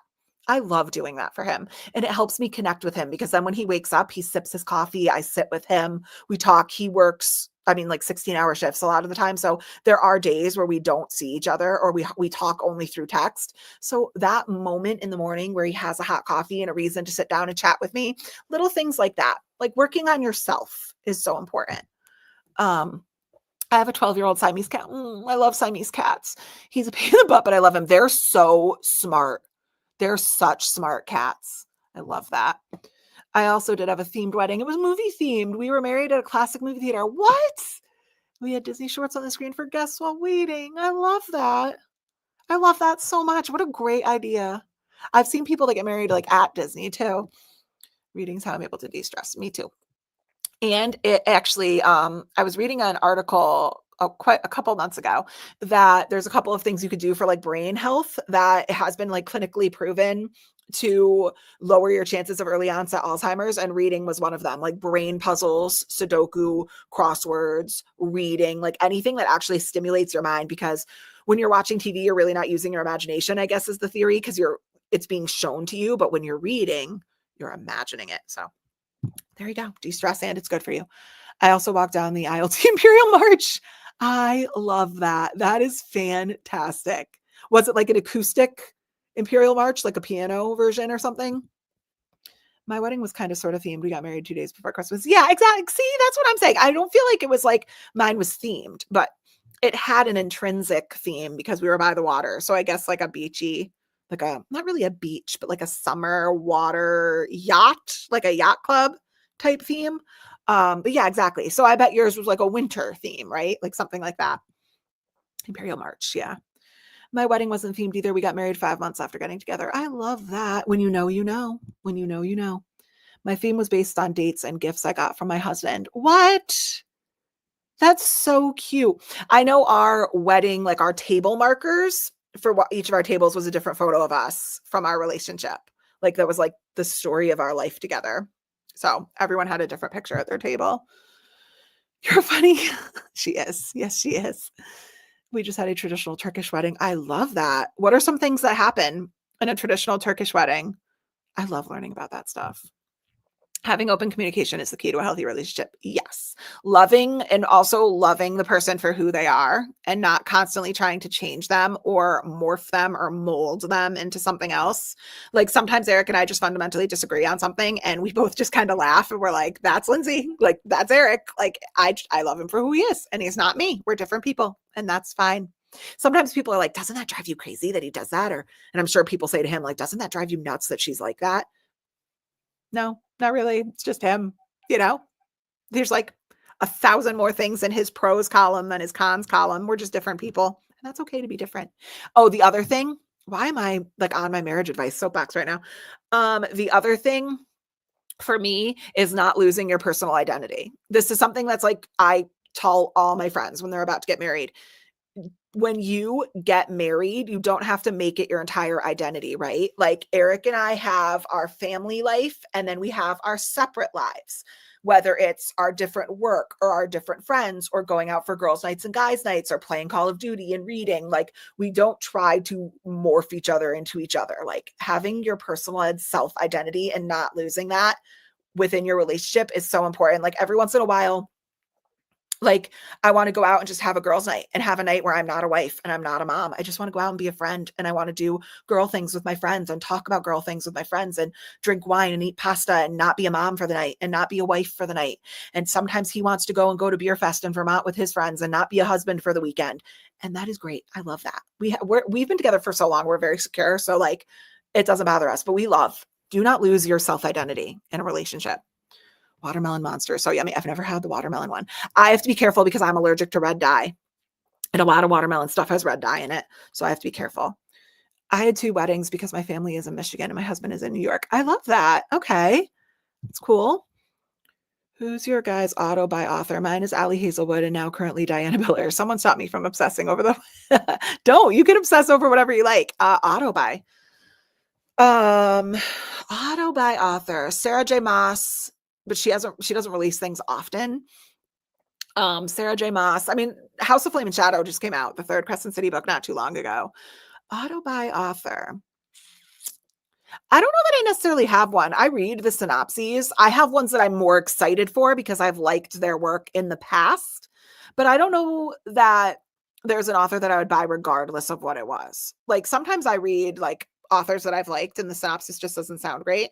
So I'll wait for it to go on like Kindle special because I'm not going to pay full price for it. But I love that. Maybe I'll find one. Sarah J. Maas probably. Like whatever book comes out next, I know I'll buy. So I guess I'll say her. I'm 35, April 28th. Oh, you're right near me. I'm April 30th. 51. Oh, I love that. Oh, we have 19. Gia, she beat you. 19. Hi, girl. 36 is not old, Lindsay. To me, you're old enough to be my older sister. Accepted. Position is filled. I'm Gia's older sister. I love that. I'm a crazy older sister, let me tell you. I'm an only child, so I'll take you. I love it. 100% breaking up is an option. Thank you. When we first got together, I made it clear to my husband I wanted to be with him, but I don't need to be with him. We should want to be in it together. 100%. We've said this multiple times to multiple friends when they're getting married. Making someone that you need means you're like white knuckling them, and putting that kind of pressure onto a relationship for the rest of your life is, in my opinion, not functional. I do not need him. I choose him every single day, no matter what. Good days, bad days, richer, poorer, sicker, healthier. That's how it is. Breaking up is an option. I don't want it to be. It's not the right option for us right now. And we work at it to make sure that it's not ever something that comes to fruition. It's just my opinion. I'm 40 in March. That's a huge birthday. Are you doing anything fun? Funny enough, my dad always says to my mom that she would have loved him in high school. Oh, she was like, hell no, I don't like jocks. And then she marries 1 year later. That's so funny.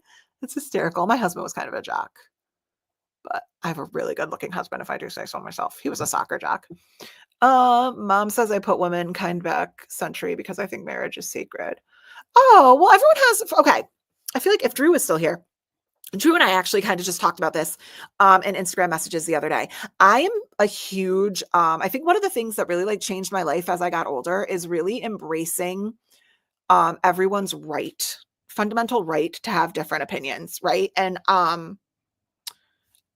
I think one of the things that really changed my mindset is to be like unbothered and unoffended all the time. Like I don't really think there's anything that bothers or offends me ever, especially not if it's just someone telling me their opinion. I don't have to agree with it. I could vehemently disagree with it. I could think it's horrible, but it's just their opinion and they're entitled to it. And what makes the world go round is different opinions and different ideas, and some work, some don't, right? So I think your loved ones or your mom are allowed to have her opinion and it works for her, and you're allowed to have yours and it works for you. Yeah, I'm more in your camp, to be honest with you. I think marriage is sacred.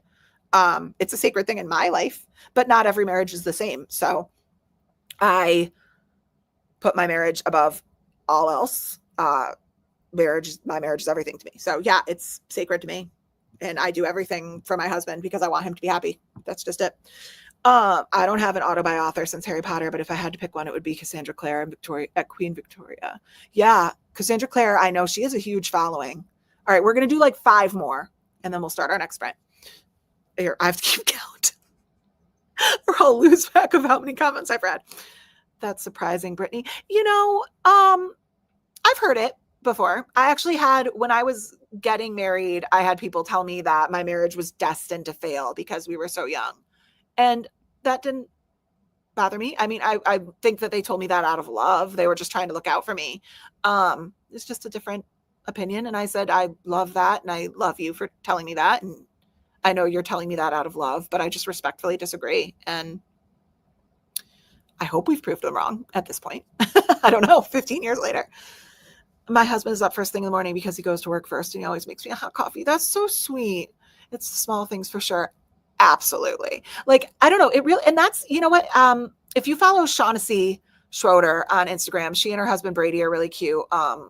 And she actually put up a thing the other day that said, like, I will never stop appreciating the small things. And I absolutely agree. And it's something like so trivial. Like every once in a while, I'll wake up in the morning and my husband's already at work, or he's sleeping because he works second shift. So he might be upstairs sleeping, and I'll come downstairs being like, okay, I went to bed last night knowing that the washer was going to finish overnight. I need to put the things in the dryer, and I'll go in and they'll already have been in the dryer. He like noticed it when he got home and switched them over for me.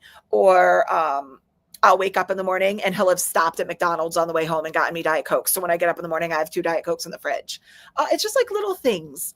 And you want to know why those things are so important? Because it means they thought about you, that you were on their mind, that my husband had just worked a really long shift. He has a really intense job, a really dangerous, intense job. And he worked a long shift that's emotionally draining and psychologically draining. And on the way home, he thought Lindsay would like a Diet Coke. And that means a lot. So yes, small acts of service. I've been married for 26 years. Oh my God, it's amazing. That is amazing. My Siamese acts like he's stupid. We tease and some days between me, my husband, and the cat who has the one brain cell left. Whenever my boys, so I have 2 boys, whenever their friends are over, my husband and I always look at each other and we like shake our head and we're like, 4 boys, no brains. Like the more boys in a room, the less brains you got, you know? It's so funny. I bet time for you. Yeah, reading when she gets home from work. Our table markers were, wait, are we at 5? I stopped counting. So I'm talking about. Our table markers were mini movie posters and a quote from each of the movies. Each table was a different favorite movie. Oh, that's such a great idea. All right, last one, and then we're going to do our sprints. My in-laws pretty much hate each other, but have stayed together for the kids. And because it's too expensive to get divorced, it drives me crazy though, because it just creates a toxic environment. Yeah. And the other thing is, life really is too short to just choose misery every single day, right? I mean, either, I'm not even saying necessarily divorce, but maybe like figure out what's causing so much hostility in the relationship. But that takes 2 people. You both got to do it. So I don't know. Yeah, I tend to agree with you. If you're creating just like a toxic environment for not only yourself, but like everyone else around you, is it really even worth it? Like, I don't think there's any amount of money in the world that you could give me to just be miserable every day in life and in my house. My house is my safe space. My house is my peace. This is where I come when I'm overstimulated, I'm overwhelmed, and the rest of the world is crazy. This is where I want to be. And so anything toxic is not welcome here. And sometimes it gets controversial, right? Like if you're somebody that is toxic, you're not going to come in here and upset my husband, and you're not going to come in here and upset me or my family. That's just not something I'm willing. We could go get a coffee. You could go be in a neutral space, but I just refuse to have my home have any toxicity in it, because this is our happy place. And that's just the way it is. So nobody has to like it. That's what I'm saying. Different opinions. People don't have to like what you're doing. It's your life and your opinion, and it's working for us. So that goes. Okay, guys. So let me go ahead and get our next sprint lined up. Okay. We are going to set an hour. Like I said, I'm immediately going to jump up and go spend the next like 15 minutes making my kids dinner. And then I will be back reading. I'll probably keep my camera on. There's nothing really here. So I'll probably keep my camera on. I'll just mute my microphone. So I will see you guys in an hour.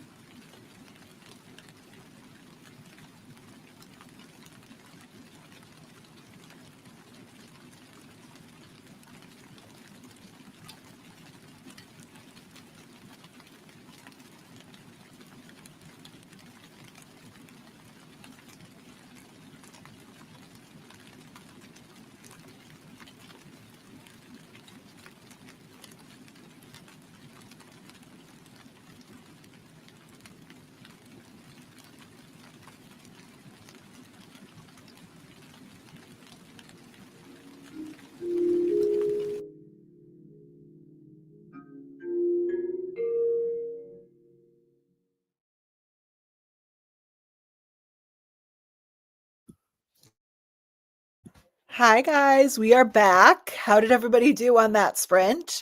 I didn't read as much because I made the kids dinner, and then I did acquire a third drink as my Hogwarts alumni mug. I have you can't really see it.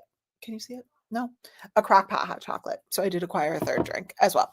But I am now on chapter 41 of Immortal Dark, and I'm actually going to switch books, just kind of switch it up. And I'm going to ask you guys to help me pick them in a minute, but let me check in with everybody. Where did we leave off here?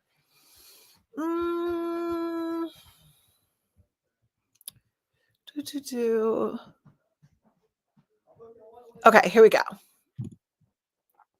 That's amazing, Culinary. I got married on the 4th of July and my venue was surrounded by fields, so we had free fireworks show during the entire reception. That is so cool. I love that.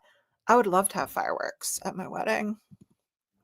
Yes, totally agree to all of that. Thank you. I would love to have a Halloween themed wedding, a Phantom of the Opera theme. That's cool. A Phantom of the Opera theme. But I saw Phantom of the Opera twice on Broadway and it was really cool. My auto buy is Ali Hazelwood, Melissa Foster, Tessa Bailey. Melissa Foster. What does Melissa Foster write? Melissa Foster. What did she write? The Steels at Silver Island series, like the Tempted by Love, Jack Steele, it says. I'm going to have to look into this. What's your favorite Melissa Foster? I've never heard of her. That's cool. You guys are always teaching me new things. My auto-buy authors are Carly Fortune, because she writes about small town Canada where I live. That's cool. Also, Mia Sheridan. I love her writing. I've never read either of them. I own them all. I own all of Carly Fortune's books. And I think I just got her arc for, is it The Summer is Calling? Golden Summer? I forget what it's called. But, and then also I really want to read Archer's Voice by Mia Sheridan. It was out of TBR. I just didn't get to it.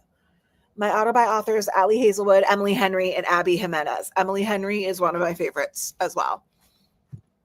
Only Child Gang. Woo woo. Yep, that's me. It was actually kind of lonely, and I didn't really love it. But woo woo. Oh, also auto-buy Elsie Silver. Ooh, that's another good one. Yeah, I've never read an Elsie Silver book that I haven't liked. Like, I have favorites in the series and then ones that were good, but they were all good. You know what I'm saying? My husband tells me I'm an old lady. I'll sit on the couch in my moo-moo with a blanket and a book. It's so funny you say that because I'm about to go get my hoodie in a minute and sit there. It's getting a little chilly. I ordered another book from Jennifer L. Armentrout. Ooh, nice. I've read From Blood and Ash, and then I own a ton of her books. I just haven't gotten to them. From Blood and Ash was decent. It was a little slow. I'm going to sleep since it's 2 a.m. here in Belgium. Oh, that's understandable. Good night. Thank you so much for being here. Thank you for this sprint. We need to do it more often. I'll try, guys. I know I run like a crazy person. So I don't do that much. This is a long one and I'm still game to go because I need to do a bunch of reading. So don't feel pressured to stay, guys, but I love you guys hanging out with me. So has anyone else read Sherilyn Kenyon McQueen, Love, an Authentic Buy? No, but I'm going to look this up now. Okay, wait. First, I need to do this. Melissa Foster. What's her name? Sherilyn. Oh, here she is. Sherilyn Kenyon.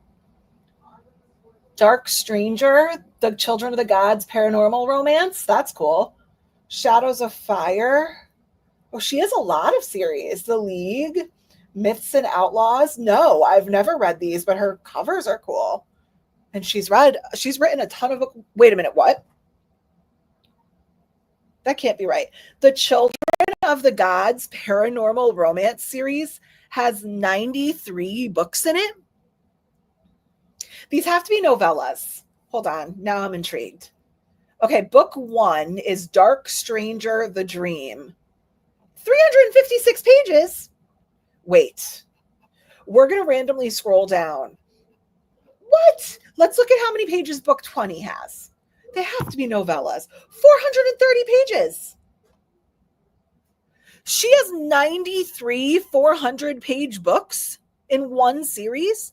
I thought Shadowhunters was intimidating. Oh my goodness. But let me tell you something. It has 4.2 stars and over 20,000 ratings. So she has a following. That is intense. Holy goodness. I bet auto buy. Got you. Auto buy. Okay, cool. My auto buy authors are Jodi Picoult, Nicholas Sparks, Lisa Jewell, Leanne Moriarty, and recently Abby Jimenez. These are all awesome. Awesome. I've read Nicholas Sparks since I was like a teenager. You talking about switching laundry reminds me I still have laundry in the dryer. At least it's in the dryer and not the washer. Was it last weekend? I forgot a load of laundry was in the washer and I had to rewash it. Cold is kicking my grits, so I'm going to take some more meds and head to bed. Oh, I'm sorry. Night, y'all. Thank you for the sprints. I hope your tea or your hot coffee made your throat feel better, though. Night, night. Sorry, guys. I'm so tempted to buy a book called Between Stairs and Stardust. It's a Cinderella themed story. Ooh, Between Stairs and Stardust. Between Stairs and Stardust. Let's look it up. Oh, and by the way, all of Sherilyn Kenyon's books are on Kindle Unlimited. Forgot to say that. Between Stairs, Blue Ridge Fairy Tales, Book 1, Between Stairs and Stardust. Kindle Unlimited. It's a middle grade. An illustrator in hiding, a millionaire with a gardening fascination, and the possibility of a perfect fit for a happily ever after. That sounds adorable, and it's Kindle Unlimited. So, heading out. Glad I got to join tonight. Please do more of these. Oh, bye. I will. I'm going to try to get better about it. I'm going to try, guys. My children go down the stairs like they're part elephant. I'm reading 2 books recommended from Lindsay next month. One, Dark Window and Guild. They're both amazing, but you know which one I think you're going to like more. Oh my God, I'm so excited for you. I can't wait to hear what you think. You're going to have to message me immediately. Oh my God, I'm reading One Dark Window next month. It was so good. It's really good. That book has one of the coolest magic systems, the most unique magic systems I've ever read. Good choice. Yep. Super late to the party, but hi, you're never late to the party. Hi, Jacqueline. Queen Victoria goes, buying it. Yep, that's me. I wish I was in that cabin in the ambiance background. I know, right? I actually am not listening to that while I'm reading, just because I have to put my headphones on and like be distracted because my children are loud. I'm, see if I can show you, listening to Rustic Winter Charm, Fireplace, and Snowfall Ambiance on YouTube. That's what I'm listening to. So I'm listening to something similar, but I have to be able to put my headphones in and just tune my kids out. We did cake during that sprint. Today is my husband's birthday. Oh, I love that. Happy birthday, hubby. And then I read up until chapter 23 after. Amazing. I think I only read like 25 pages in that sprint. Oop. Read from 54% to 67%. 13% is amazing. Good job. Good job. I bought a new book during the sprints. I have self-control, I swear. Me all the time. So bad. So bad. Me, the first thing I do every morning is I wake up, I make my coffee, and I make sure I wake up a little early because I like a little quiet time to like myself in the morning before I go wake up the kids for school. I make my coffee and then I come downstairs and the first thing I do is I check the Kindle daily specials and buy books. Hi, I'm a little late to this, but I'm currently reading Onyx Storm. You are not late. I've been here forever. Hi, Rose Moon. That's such a cool name. And how are you liking Onyx Storm? I read it. I liked it. I read 65 pages and I had a snack. Nicely done. What did you snack on? I've been obsessed. I talked about this in my last video. I've been obsessed with the Fruit Riot sour grapes. They're the most sour things I've ever had in my life. And I love sour things, but they even like are a little sour for me, which I've never found anything else in life that's too sour for me. And my mouth is watering just talking about them. And I have a bag upstairs I'm thinking about going to get. I actually got to read a couple of pages of Power Play. You actually got to read Power Play. Nicely done. Sports Romance. I remember that one. I got to chapter 10 in The Cruel Prince and then stopped reading to have dinner. Valid. Dinner should take priority. Read from page 391 to 433 and had a library hold come in through Libby. Ooh, that's always exciting. I just had a library hold come through for the audiobook of City of Bones, and I passed it up because I don't have time to read it, but I put myself back on the list. I just don't want to take it from somebody else. I'm on chapter 66 of Immortal Dark. I decided to want to go ahead and try to finish the book tonight. It's funny you say that because I was actually thinking about that. I was like, maybe I'll just power through and just keep reading with it. I need to take a little mental break from it for a little while, and I have to choose a next book to read. I'm in the middle of filming a video, so I need to read 2 more books this week for that video. So I'm going to switch gears, but how are you liking it? 66 chapters in. I made dinner and I did some chores while listening to the Throne of the Fallen audiobook. I want to read Throne of the Fallen so bad. I'm about 70% in and too far to DNF, but I really haven't been able to get into it, sadly. Oh no. I know 70% you're like committed. You're committed. However, I have a rule with myself, who I make the rules with. I have a rule that if I made it over 50%, I count it as read on Goodreads. It's no longer a DNF. Like I gave it a solid try. I devoted a lot of my very valuable time to it. Over 50%, if I choose to not finish it, I'm counting it as read. And I'm just probably giving it a low star rating, to be honest with you. I got from page 21 to page 41, but I didn't read for the whole hour. Any amount of reading is respectable. That is amazing. I also didn't read the whole hour. My auto-author is Darcy Coates. Oh, yes. I have a couple of her books on my Kindle. She is like a super cult followed author. I've been wanting to get into her. Her and Terry Pratchett, too, has another one. I was just thinking I need my hoodie, too. I just told my husband it's getting, yep, I'm about to go get my hoodie. The question is, which hoodie do I put on? That's always the question. To go find one of mine. I see one of mine right there on my kitchen island, but it's not the one I want. I'm in my in-law, so I have a second kitchen down here. I'm in Australia. Couldn't imagine grabbing my hoodie. Oh no, you're in the summer. I know. Oh, I was just watching. I was on Rachel Catherine's Instagram and the gorgeous beach photos she's posting in Australia right now. So jealous. So jealous. All right, a couple more and then we'll do our next sprint. No reading, but I put my almost 3-year-old to bed. Sweet baby. It's okay. That's more important. I forgot to press send, but my authors are Stephanie Archer, Chloe Leese, Lauren Asher, and Liz Tomford. Oh, wait, I think you're going to like what I'm going to ask in just a minute then, if she's an auto buy for you. Hold that thought. I have read Stephanie Archer, really liked hers. I read her Behind the Net. Chloe Leese I haven't read yet, but I want to. Lauren Asher I've read, and Liz Tomford I've read. Very good choices. Dark Hunters, The Best Night Pleasures. I'm obsessed. Ooh, okay. I'm going to have to look into this. I snacked on the Haribo Harry Potter gummies. Yay. They're amazing. I got them at World Market, but I saw Target and Walmart carry them now. Funny you mentioned World Market, because I want to go to a World Market. We don't have them in Connecticut. I don't think we might not have them in the Northeast, but we definitely don't have them in Connecticut. And also, while we were on that sprint, I was browsing. I was actually answering someone on a message on Instagram, and I happened to browse for a second because I got sucked in. And somebody was posting about how she was leaving her sister's house. She had been at her sister's house in Texas and she had Dutch Bros, and now she's hooked and she has to go back home to a state that doesn't have Dutch Bros.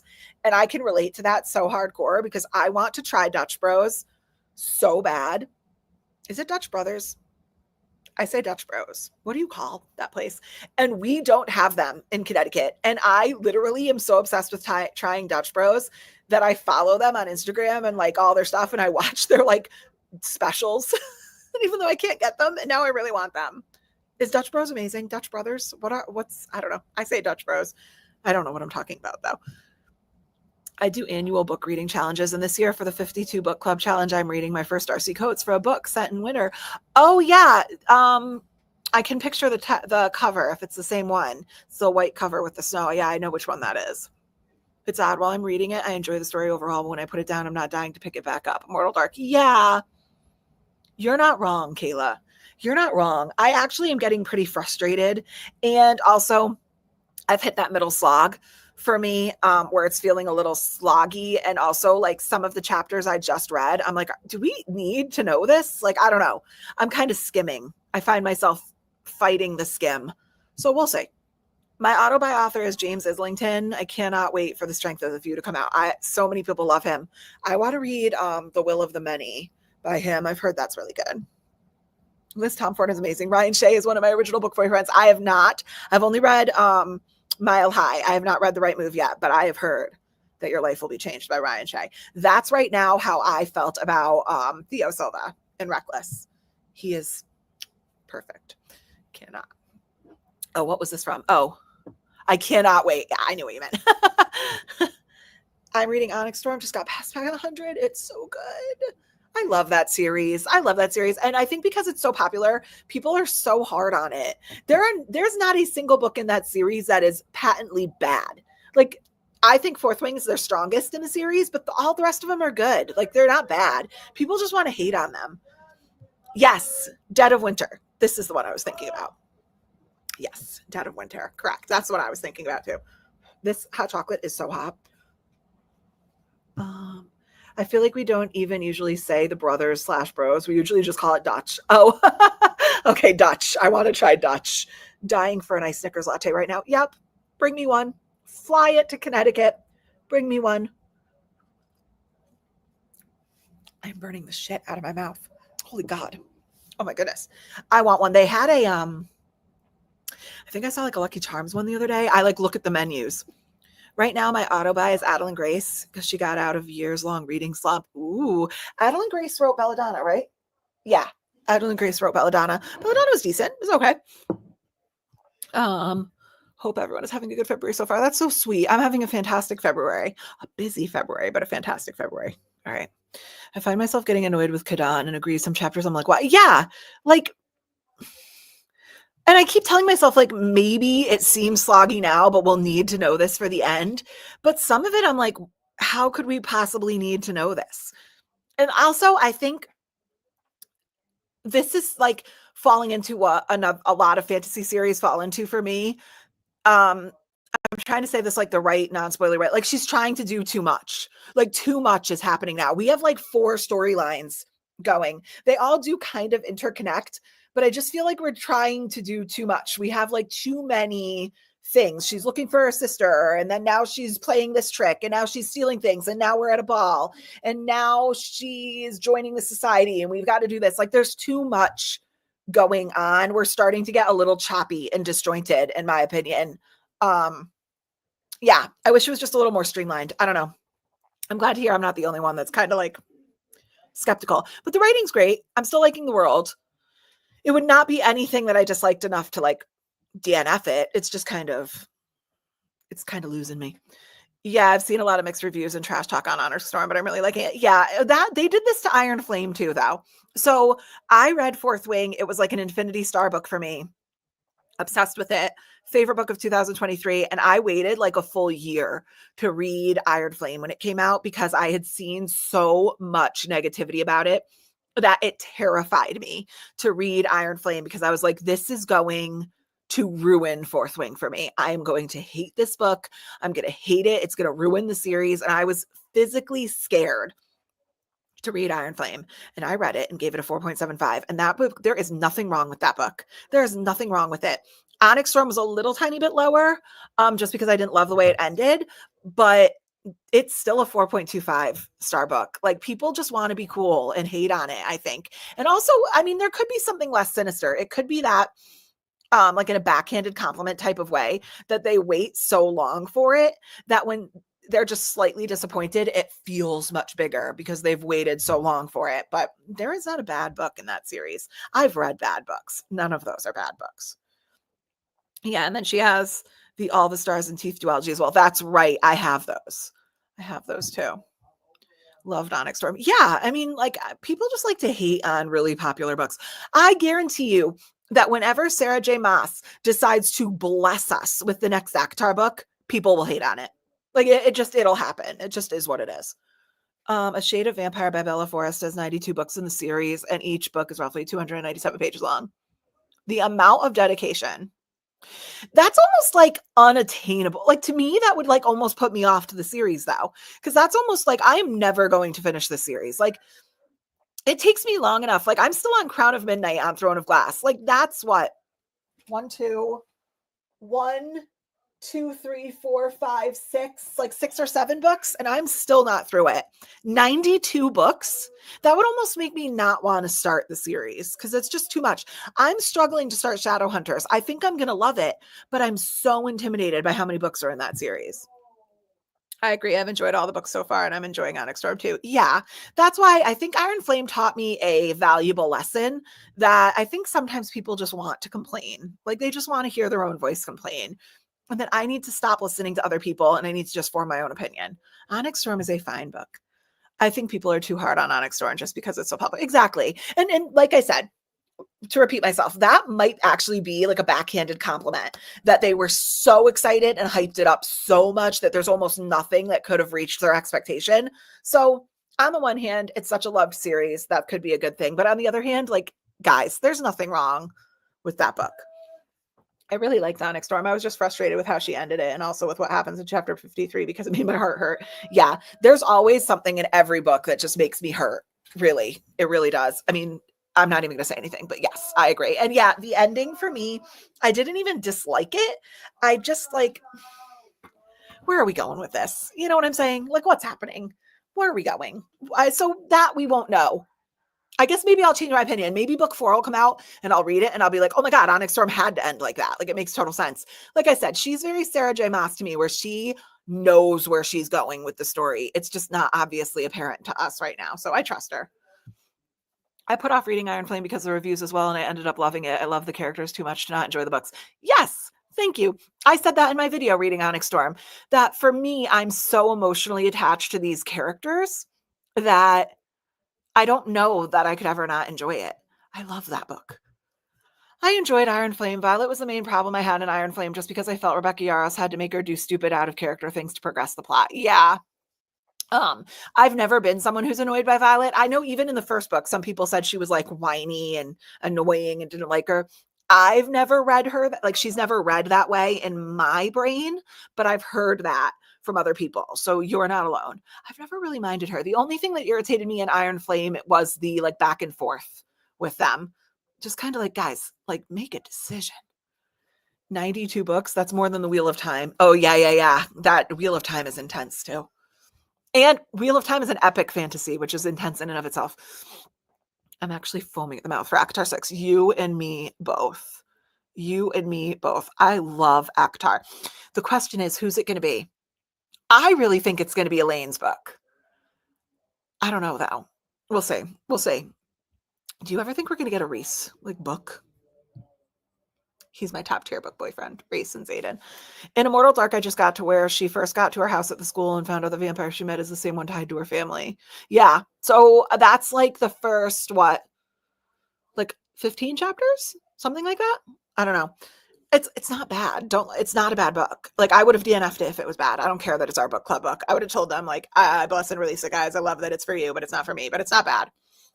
I loved Onyx Storm. It's not going to be everyone's cup of tea. It's not. The whole series isn't going to be everyone's cup of tea. I know people that have DNF'd and not liked Fourth Wing. Can't relate. I love it. But once again, different strokes for different folks. Last page of Onyx Storm scarred me when I turned the page and it was the acknowledgements. Me too. And I closed the book and I was like, what? What?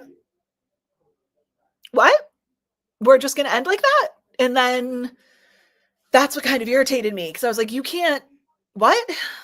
Like, God, where is this going? Throne of Glass is 8 books long. Also, I only read book 1 of The Shadow of the Vampire. Didn't continue the series. It's a lot. That's a lot. I don't even take years to read that. I read 90 something books last year. That would have been a full year. I'm hoping it's Azriel and Elaine. That would be cool. Yeah, but like, it could be Lucian too. I don't know. There's so many different directions it could go. Let's see.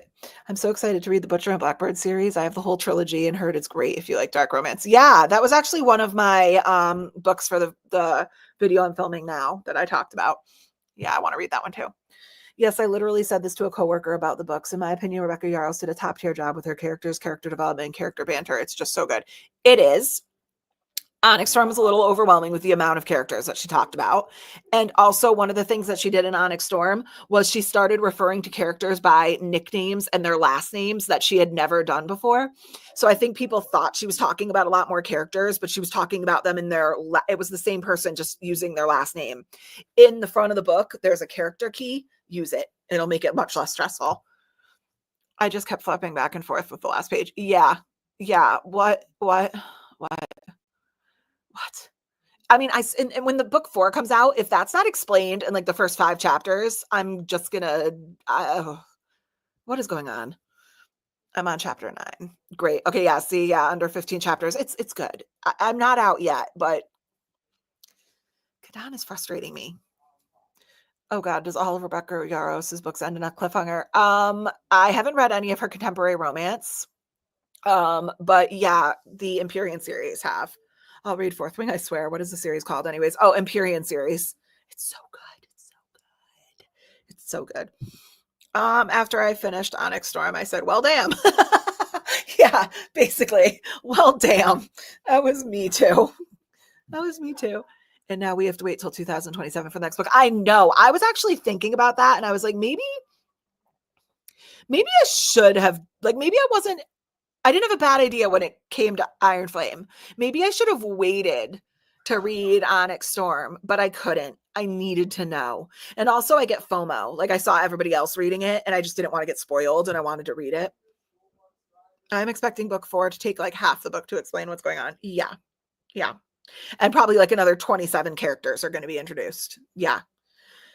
I really, really want this to be explained. I want it to be explained. And I want to know why. And I want to know why we didn't get to see certain things. We'll see. We'll see. I heard Fourth Wing is becoming a TV show. Yeah, I've heard that before too. I heard ACOTAR was becoming a TV show and Throne of Glass, and they keep scrapping the idea and it's not being filmed. Who knows? Who knows? But either way, even if it is becoming a TV show, we probably have a long time to wait for it to be made. And the way she wrote Andarna as an adolescent was just so great. I laughed so many times at Taryn's frustration with Andarna and related to it so much, especially with her little tantrums. Yes. And Andarna's a sassy little girl. Let me tell you, I love her sass. I love her sass. Riddick held down Onyx Storm too. He was a funny one. I'm planning to reread Fourth Wing, Iron Flame, and Onyx Storm later before the 4th book comes out. You know what? Here's the thing about rereads with me.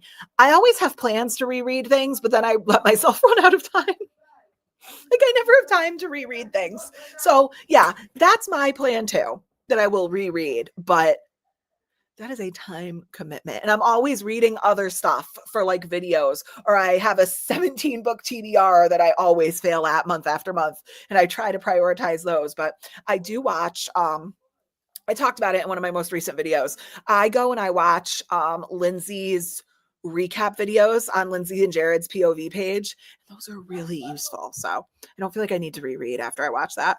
Fourth Wing is already being casted. Rebecca has been talking about it. I did see somebody saying that. And then I remember I did another live stream on another person's channel and we talked about who we would cast in Fourth Wing. I just need Taryn in his comments. Yeah. Yeah. I like Xaden and his sassy comments too. I think Netflix bought the rights to Fourth Wing, if I remember correctly. That would probably make sense. Because I think HBO bought the rights to, was it ACOTAR? But now I heard, I don't think that's, or maybe it might have been Hulu. It might have been Hulu, but I don't think that's moving forward. Now I'm hearing. Let me say something. If they screw up ACOTAR in a show, heads will roll. Heads will roll. How do we all feel about the Harry Potter TV show? Honestly, I'm skeptical simply because no one can play Snape like Alan Rickman. Well, it's not just Alan Rickman for me. There's going to be no McGonagall. There's going to be no Hagrid. Even like Uncle Dursley, the actor was perfect for him. Like there's going to be a new Dumbledore. Okay, here's my opinion. And I'm speaking obviously without seeing it. Like maybe it'll come out and I'll watch it and I'm like, yes, this was amazing. And to be honest with you, it's the Harry Potter world, so I'll probably love it. But I get so nervous that they're going to overdo and overuse things and ruin it. Like sometimes they just need to let things go. Like they need to just let a sleeping dog lie, if you know what I'm saying. Like it's been done. It's loved. It's perfection. Move on. The only thing I'd be interested in seeing is if they optioned a show of like the characters' children. So if they did like an Albus, a James, like if they did like all of like a Rose Granger, Weasley, like if they picked up the kids series, I would get into that. But at the same time, I don't think the show can be done without J.K. Rowling being involved because it just won't be as good. It just won't be. So, and I don't think they'll allow her to be involved. So who knows? Who knows? I believe Amazon is going to be the platform for the show for Fourth Wing or for Harry Potter or for ACOTAR. I don't know at this point. I always get skeptical about TV adaptations because I'm scared it will ruin my opinion of the book. Exactly. Because sometimes I think when things get too popular, they stop focusing on the premise of the book and they start focusing on what's going to have mass popularity. And that's not always what's best for the storyline. I don't know if that makes sense. But yeah, and then also it's like sometimes it just gets overdone. It needs to stop. But if they put like an interesting spin on it, it could be okay. I would love to see the Harry Potter Kids series. If it's only 10 episodes per season, I will riot. Yeah. And the other thing that they're doing recently is releasing, like, I wouldn't care if they released, like, ideally they release the whole season in one shot so I can literally rot for a weekend and binge watch it. That's like the ideal, right? But I wouldn't also mind if they just did the 1 episode a week thing. Like if every Thursday they released an episode like they did with Handmaid's Tale? Was it Handmaid's Tale? Yeah. I wouldn't mind that because at least I have something to look forward to next week. You know what I'm saying? And if I knew that if I didn't have time to watch this week, I might as well just push it off and I can watch 2 straight episodes next week. I hate what they've been doing recently where they release half the season and then you've got to wait like a month for the next half of the season to come out. They did it with Emily in Paris. They did it with a couple other things because I'm a binge watcher. I don't watch much TV. So when I get into something, it consumes me for like an entire weekend and I want to just binge watch it. And when Emily in Paris came out, they released like the first half of the season. And then I was like, I have to wait a month now for the next episodes. Like I watched it all in one day and then it was over. I hate that. Fun fact, the original actor for Dumbledore only auditioned for the role because his granddaughter threatened she'll never talk to him again if he didn't audition. That's so funny. And he was I think he was a knight, right? Wasn't he Sir? Not Mike. What was the original one's name? Why am I blanking on this right now? Oh my God, bad Lindsay. Bad. He was the best Dumbledore, by the way. J.K. Rowling is involved, I heard. Thank goodness. She needs to be involved. You can't have Harry Potter without J.K. You just can't. And no one understands the characters more. Yes, I love that so much. Absolutely. Amazon will be the platform for Fourth Wing. Fourth Wing. Ooh, how do I feel about that? That's interesting. What like banger shows has Amazon had? They did the After series, right? I think Amazon did After. Ooh, that makes me a little nervous. I almost would have liked like HBO to get it. But they had Game of Thrones. I don't know. We'll see. Yeah, and I also have these perfect images of the characters in the world in my head, and I just know it will look so different on TV. Actually, when they first started releasing the Harry Potter movies, that messed with my head because I had read the books and I pictured Harry and Ron and Hermione a certain way. And it wasn't that they didn't match up. I think they actually did a really great job casting Rupert, Emma, and Daniel Radcliffe. I think they did like a really good job. They were pretty close, but their voices weren't the same in my head, obviously. And they didn't look exactly right. I adjusted pretty quickly because they did a great job casting, but I do the same thing. Sometimes the person comes on the screen and I'm like, that's not them. That's not at all what they look like. And it like messes me up. I completely agree. Hulu was ACOTAR, but I read that it has been scrapped and the rights end in March. So maybe someone else will get the rights. And yes, I heard Prime has Fourth Wing. Yeah. Hulu at least has some decent shows, but I'm trying to think of what Amazon has that would give them like street cred to be doing Fourth Wing. 1 second. Let's see if my drink has cooled down enough. It was burning me so bad. Sorry, I'm slurping, but it's my brand. So it's still hot, but we're doing better. Okay. Growing up, we always had to wait for new episodes. Now I get impatient when streaming services add like a few episodes a week. Yeah, I know. I completely agree. It used to be 1 episode a week though. And I like knew what to expect. I can still do that. I don't like when they release like 5 episodes and then you've got to wait a month. Amazon did the Summer I Turned Pretty. Yes, they did. And it was all right. Yeah, it was okay. Did you guys ever go to the midnight releases of Harry Potter? I went to every single one. I am so jealous of the people who had. I sadly could have never gone. Bookstores surely should do events like that again. They did it for Fourth Wing, for Onyx Storm. There were midnight release parties, at least in my area. I did not go to those. But yes, I went to every single Harry Potter midnight release. And I have a really cute story, actually. I think I've told this story. So between my sophomore and junior year of high school, like I said, I was kind of a nerd, guys. I was like a studious girl. And I originally was going, I was going to go to college pre-law. Like I wanted to go into, I wanted to be a human rights lawyer, actually. I was going for pre-law and, I qualified for the summer between my sophomore and junior year to go to Brown University in Rhode Island's pre-law program, and I would get like college credits and everything for it. So I did. So I spent the summer living at Brown in Providence, and that's about 3 hours, I think, from my house. So my dad actually dropped me off and packed me all up and moved me in. And 2 days before the new Harry Potter book released, I was living in Providence, and I called him and I was just so upset. And I said to him, like, Dad, Harry Potter's releasing in 2 days. And I've never been to a midnight release without you. Like, I feel like this is a formative thing in my life that we always went. We would do the eyeliner, lightning bolts on our heads. We would always, my dad and I would always go to the midnight releases together. And I was like, this is like a formative thing in my life. And I can't believe I'm going to a midnight release without you. It just feels wrong. It just feels so wrong. And he was like, I know, baby, I know, but you're going to do great. And at the end of it, it's going to be so worth it because you're going to get the Harry Potter book and it's going to be okay, baby. You're going to do great. And if you need me, call me. And I was like, okay, just being dramatic.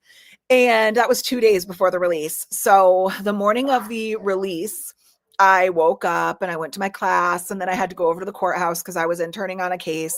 So I went to my case, and actually, funny story, it was a homeless man who was biting people in the park in Providence. I don't know why I remember that, but I do. He would hide in a bush and then he'd bite people. And I had to go to that case. It was just, I don't know why I remember that. So I went to my legal case, and then I came back to my room, and then I was sitting in my room, and my dad called me and he's like, hi babe, what are you doing? And I go, oh, I'm doing some homework, and I'm probably gonna like take a little nap, and then I'm gonna go get dinner, and I'm gonna go to the midnight release party. And he's like, oh, that's so fun, babe. You're in your room right now? I go, yeah. And there was a knock on my door, and I go, hold on one sec, Dad, I gotta get the door. Someone's here. He's like, okay, I'll call you back. And I go, okay. And I opened the door, and it was my dad. And he came to Providence and spent the weekend with me in my room. And we went to the midnight release party and saw Marsha the Penguins. I remember that as well, that weekend. So my dad came to Providence and went to the midnight release with me because I had never done a midnight release without him. So my dad's the best. So that's my long-winded story. I'm used to waiting months because I read manga. Why do I keep saying manga? Manga. Yeah, they do. They have some long waits. They released half of season 3 of Bridgerton. Yes. Then I had to wait a month for the second. Yep, they did it too. Emily in Paris did it too. And there's like very few shows that I get into, and it really irritates. It agitates me. I don't know why. Yes, they did do it with Bridgerton. That's another one. Yes, and they still do. They do? They do. I think Netflix did the After series. Did they? I think by the time that After was on my radar, I don't think it was on Netflix anymore. I had to rent it from Amazon Prime, I think. I think the only place you can get it right now is Amazon, right? I don't know. Cool. Oh, thank you.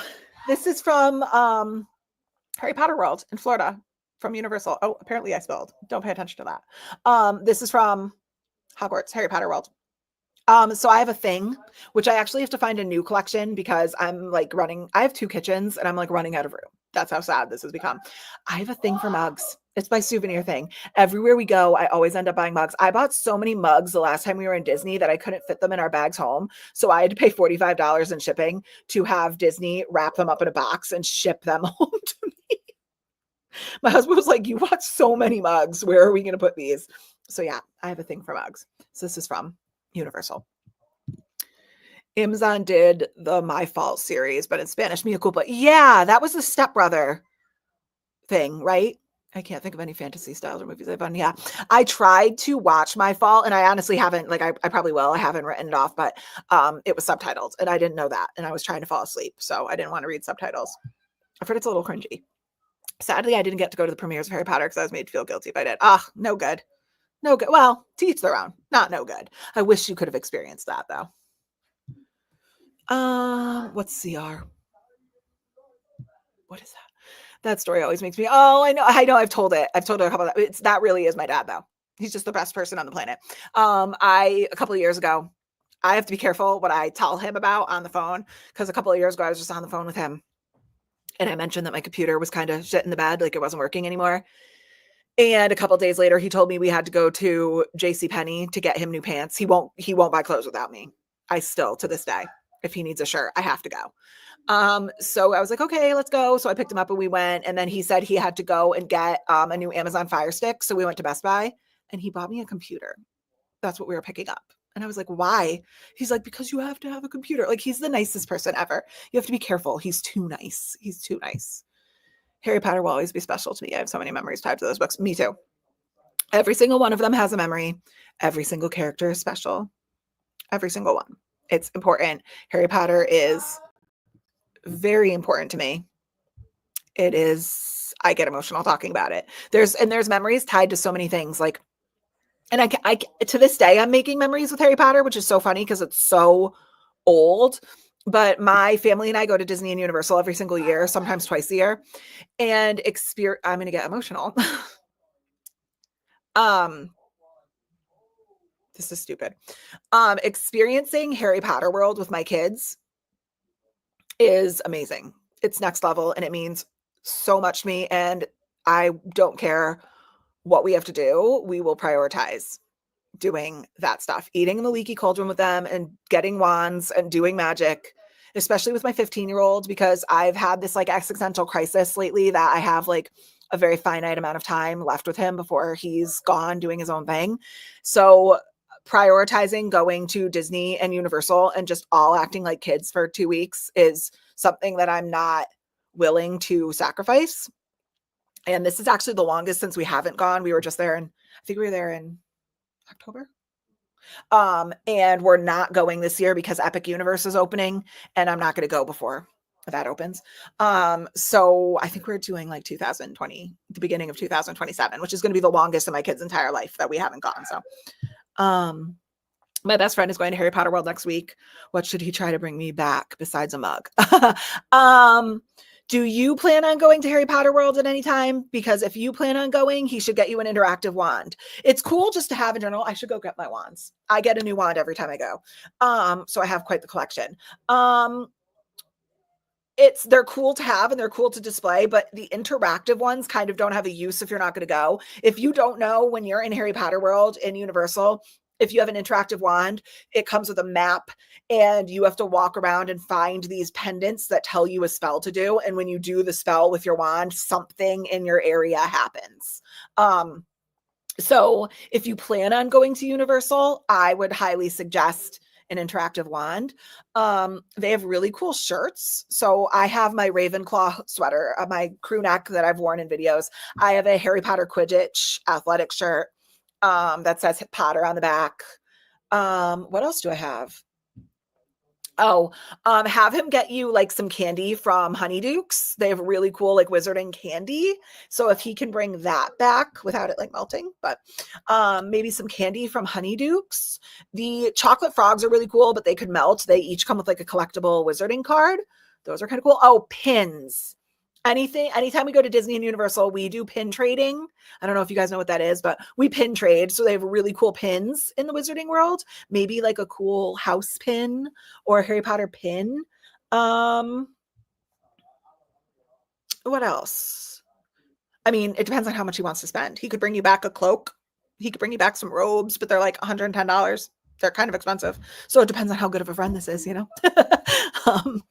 Fortunately, the one that made me feel guilty a few years later watched them and said they were wrong and there wasn't anything wrong with it. Well, that's good. You know what? We don't have time machines. We can't go back. All we could do is admit we're wrong and say we're sorry. That's really all people can do. That's all they can do. So Prime has The Expanse based off the book series by My Lady Jane, The Outpost, and the Wheel of Time series. Ooh, I haven't watched or read anything Wheel of Time. My Lady Jane, I've heard of, but I haven't watched. What's The Outpost? Is that dystopian show? And I've never heard of The Expanse. I'm going to have to look that up. I don't know what that is. Okay, guys, let's go ahead and get into our next sprint, but I need your help. I should have already asked you guys this. Sorry, I'm going to need quick answers. I did not plan this well at all. So I'm currently in the middle of filming a video and I have to read both of these books. So both of these books are going to get read this week. However, I don't know where to start. So I have to read either Terms and Conditions by Lauren Asher. Okay. If you don't know what this is book 2 in the Dreamland Billionaires series. So speaking of Universal and Disney, This book is about three brothers who inherit Dreamland, which is basically Disney World without, infringing copyright, which is Dreamland, an amusement park. And they each are given in the will where they inherited it, a task in order to inherit it. And this is Declan's book, I think. Yeah, Declan's book. So this is the second book in the series. I really liked the fine print, which is the first book. It's a little chunky. So should I start with Terms and Conditions? Or I also have to read Happy Place by Emily Henry. I'm reading both of them, like I said, but I can't decide where to start.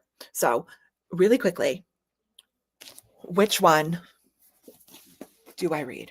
If for anyone who doesn't know what Emily Henry is about, I think this is about a couple, from what I understand, it's about a couple who goes on a vacation with their friend group, like their couple friends, and they have broken up, but they don't want to tell their friends they've broken up because they don't want to ruin the vacation. So they agree, I think, I'm probably wrong, to pretend to be together while they're there so that they don't ruin the friend group. So I think it's like a second chance thing. So Terms and Conditions or Happy Place. Terms and Conditions, Happy Place. Your answers are rolling in, but I'm going to wait to look.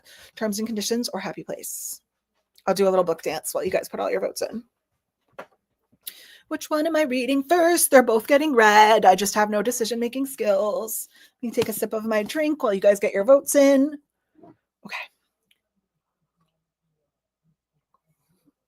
Okay. It's still hot, if you can believe that.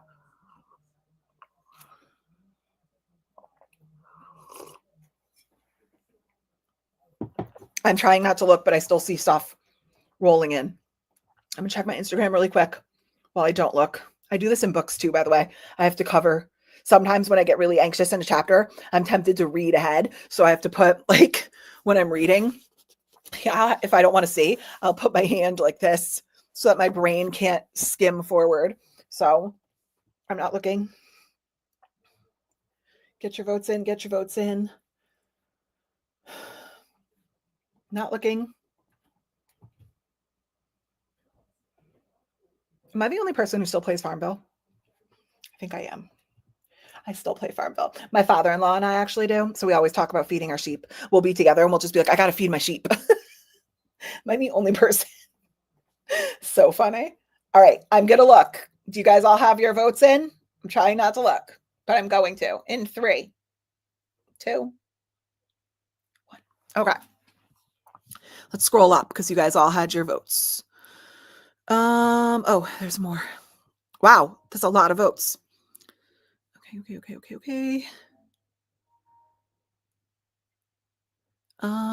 Where does it start? Okay, ready?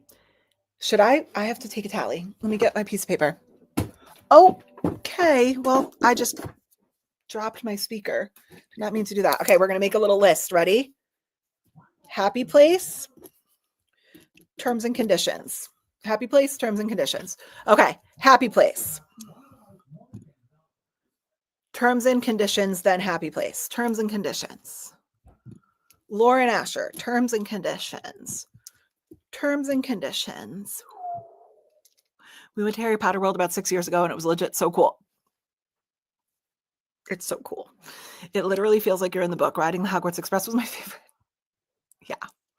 Also doing the spells with my wand. It's so fun. You want to know what I love about it? Well, first of all, my kids make fun of me. My husband too, but mostly my kids. They're like, are you going to cry again, Mom? And then they make fun of me because every single time we go through, if you don't know, when you're in Universal, you enter like the London section of Universal, and then you have to go through this brick wall. And if you listen really closely, you can hear the bricks moving like you're going in. And then you enter into Diagon Alley. And every single time I go through the brick wall, I cry. Every time. I'm not a crier. Tears. I'm just so happy to be there. I cry every single time. And it's like ugly crying too. I'm like a Kim Kardashian, like ugly crier. My face like blows up. I turn red. It's not cute. It's not cute at all. I cry every time. Riding the Hogwarts Express is amazing. However, I'm glad they changed Hermione Granger's voice because the original voice they used for Hermione Granger was not Hermione Granger, and it threw me off every single time, but they changed it. It's a little better now. And doing the spells with their wand is life-changing. I drink my weight in butterbeer. I'm obsessed with cold butterbeer, so I drink my weight in butterbeer. I go to Florian Fortescue's and get ice cream because it's my favorite. The strawberry and peanut butter one is my favorite. I like the English toffee one too. So good. Oh God, you guys are making me want to book a trip. I'm trying to be good. All right, Lauren Asher. So far we're at, 4 for terms and conditions, 1 for Happy Place. Happy Place. Happy Place. Ooh, this is close. Terms and conditions. Happy Place. I hate the Mac things where you got to use 2 fingers to scroll. Happy Place made me emotional, but it kind of disappointed me. So I'm going to say terms and conditions. I've kind of heard that from people, to be honest with you. Happy Place. This is close, guys. We're at 6 terms and conditions, 5 Happy Place. Happy Place, we're tied. Tell me we're going to tie. This is going to be like Homey and Homely every single month. Happy Place was not my favorite. I would choose terms and conditions. I've only read the fine print so far, but I enjoyed it. I did too. I enjoyed fine print.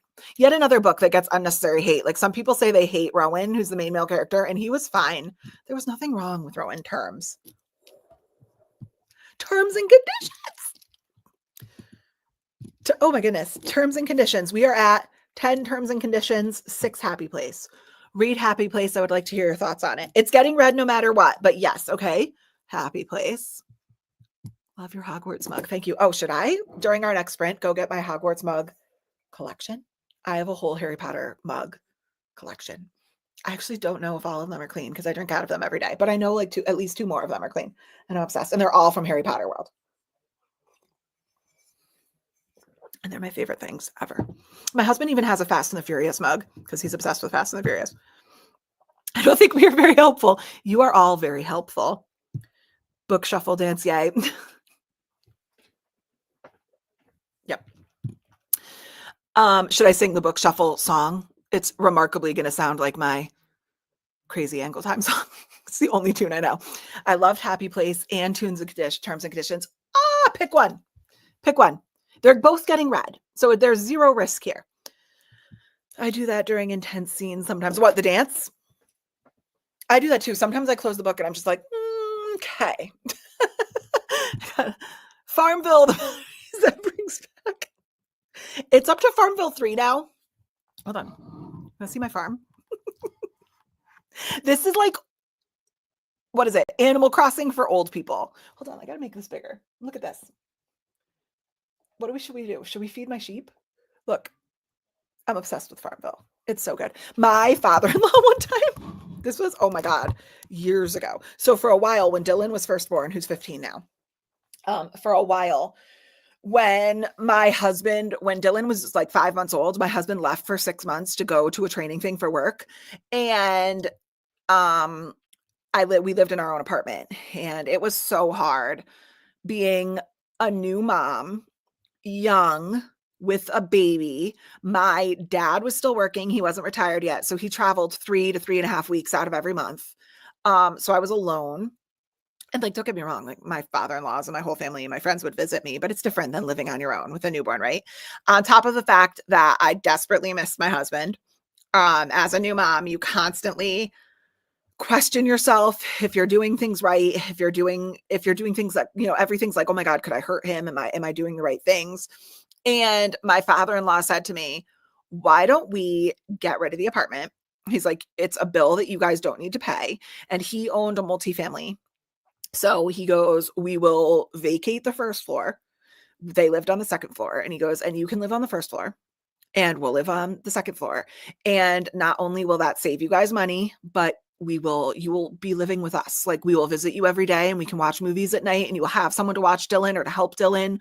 Or if you feel like you're doing something wrong and you have a question, and my dad isn't around. So we did that. We lived with him. Mom, What, baby? mute your mic for a second. Yeah. Hold on. He wants me to mute my mic. Hold on.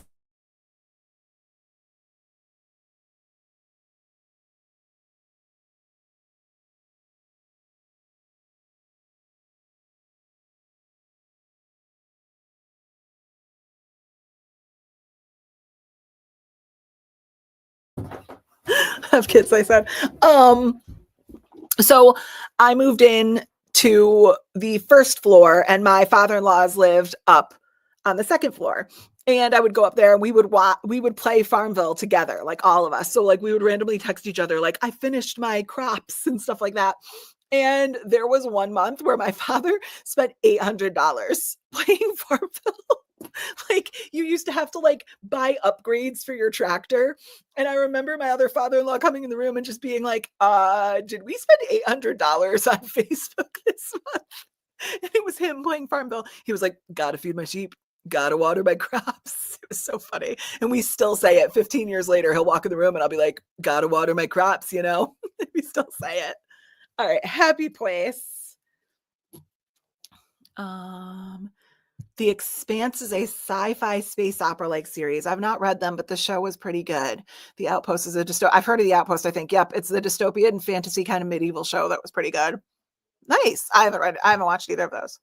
I haven't been to Harry Potter World and I want to go so bad. What's everyone's house? I'm a Gryffindor. I'm a Ravenclaw. And I am 100% Ravenclaw. Terms and conditions. Ravenclaw! Caw-caw! What are we voting for? Oh, no, don't be sorry. I have to read 2 books this week, Danny, and I'm reading both of them, but I just don't know where to start. Let me knock down your comment so you could see. I don't know whether I should start with Terms and Conditions or Happy Place. I'm reading both of them, so there's zero risk. I just don't know where to start. Do you want me to read Terms and Conditions or do you want me to read Happy Place? Should I do the book dance again? There you go. You're welcome. Was trying to organize my room. Good for you. So much more productive than I've been in forever. Ravenclaw. Caw-caw. Caw-caw. So many Ravenclaws. We're all book people. Yes, please. I would love to see your Harry Potter book question. Ask and you shall receive. I will get it during the next sprint. Well, that was embarrassing. Sorry, Ravenclaw. I have no shame, guys. I say I'm Gryffindor, but the Harry Potter house quiz I took says I'm Slytherin. My husband is Gryffindor. The thing is, where did you take your house quiz? Like on Pottermore? Because Pottermore is the most accurate. Like it really matters. I actually took it on Pottermore. I always thought I was a Ravenclaw. I was kind of between whether I was a Ravenclaw or a Gryffindor, but Ravenclaw always fit me better, I think. But you know how like every once in a while when they were sitting at the Sorting Hat would like vacillate a little bit between two before it made its final decision. Like even with Harry, it said I could put you in Slytherin, but then it went Gryffindor. So I always kind of didn't know whether I was a true Gryffindor or a true Ravenclaw, but I always felt like more of a Ravenclaw. And so then I took the Pottermore quiz and it sorted me into Ravenclaw. And then the final decision for me was when we went to Harry Potter World. And if you don't know, you can actually go to Ollivander's and you can go through the official sorting ceremony where you are sorted into your house and you have a wand assigned to you if you are chosen. And then the sorting show, like it filters you out into Ollivander's so that you can get your wand. And I was sorted into Ravenclaw and got my first wand. So kind of was the finishing one for me. My husband is a Gryffindor. My husband is a Slytherin. I'm a Ravenclaw. My son Dylan is a Ravenclaw and a classic Ravenclaw. And then my son Cole and my husband are Slytherins. Dude, when I'm cleaning and I have to clean something like super low or like awkwardly angled, I sing the song in my head. Same here. Same here all the time. I had to, one of my niece and nephew dropped something under my table today and I had to like move my bench seat to get it. And I was like, crazy angle time. It's crazy angle time. So I do the same thing. It's really annoying to everybody around me, I'm sure. I played Farmville 15 years ago. As you should. I can't let it go. I'm an old lady. It's like, it's nostalgic to me. It's nostalgic. Oh yeah. Say hi to your kiddo. Yeah. He was coming down to okay. Do you want to know what he was doing? He is the king of pickup lines. And he was telling me his new pickup line.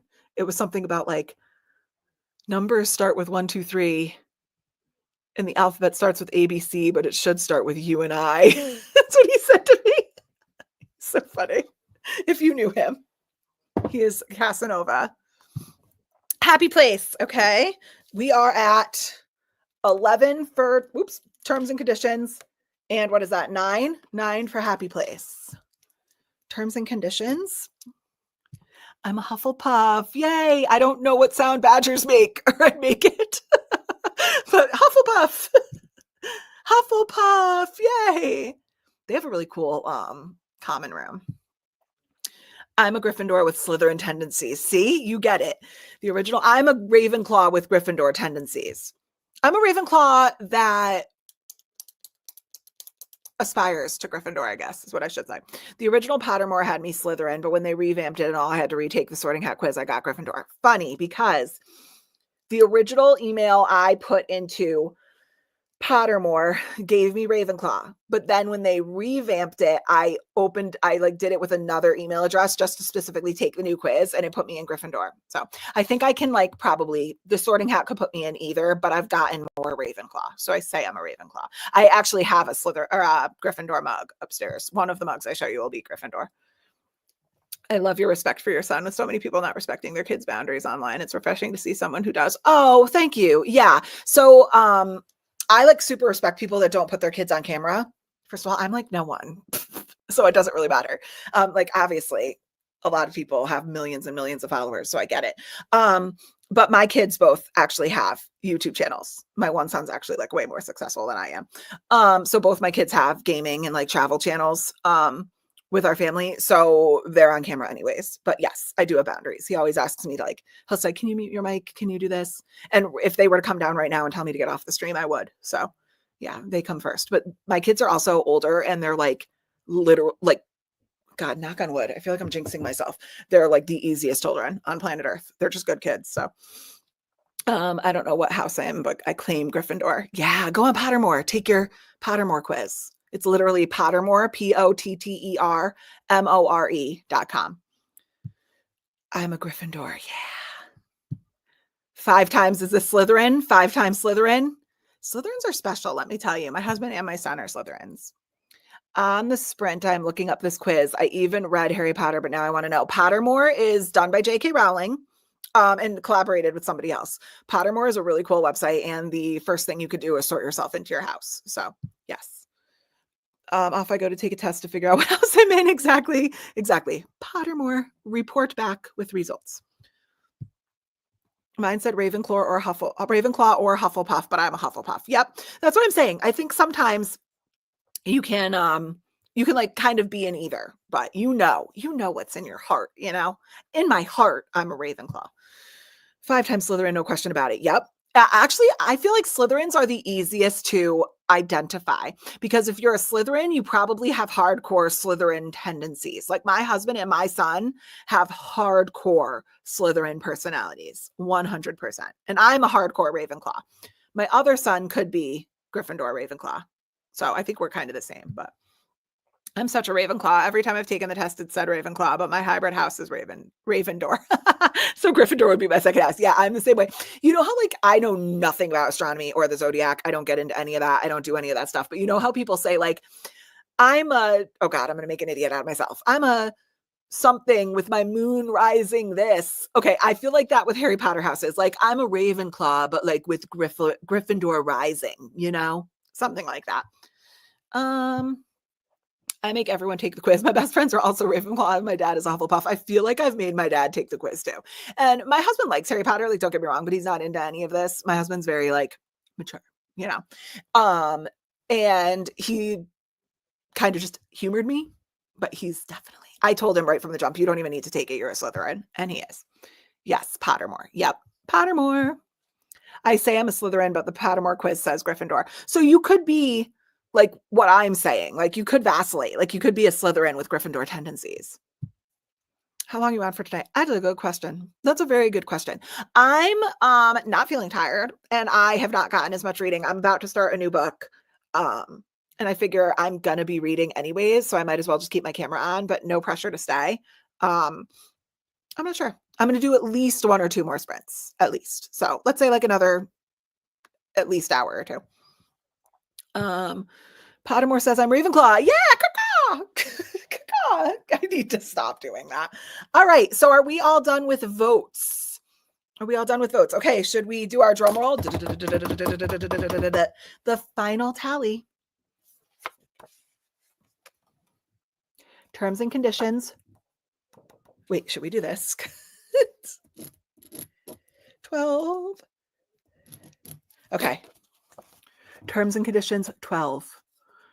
Happy place, 9. It really throws me off that my camera is mirror imaged. So we are going to be starting terms and conditions. I'm so excited. So I have this. I also have it on my Kindle. I have to go grab my Color Soft. It's right there. It's back here. Actually, let me show you this while I go get it. I have a ton of different Harry Potter Kindle covers. Oop, I just unplugged my computer. Okay.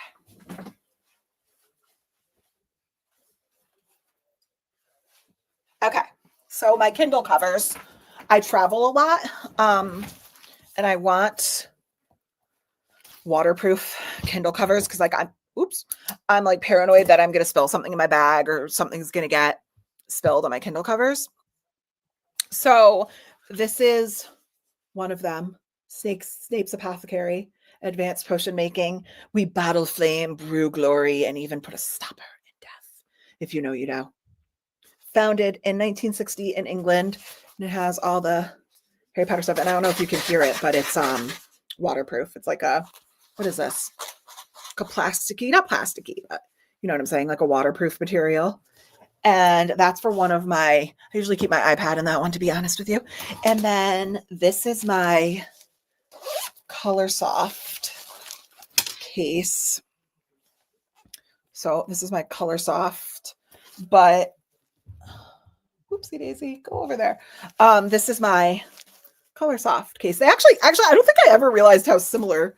Apparently I just bought like the same thing, but this is my, Color Soft case.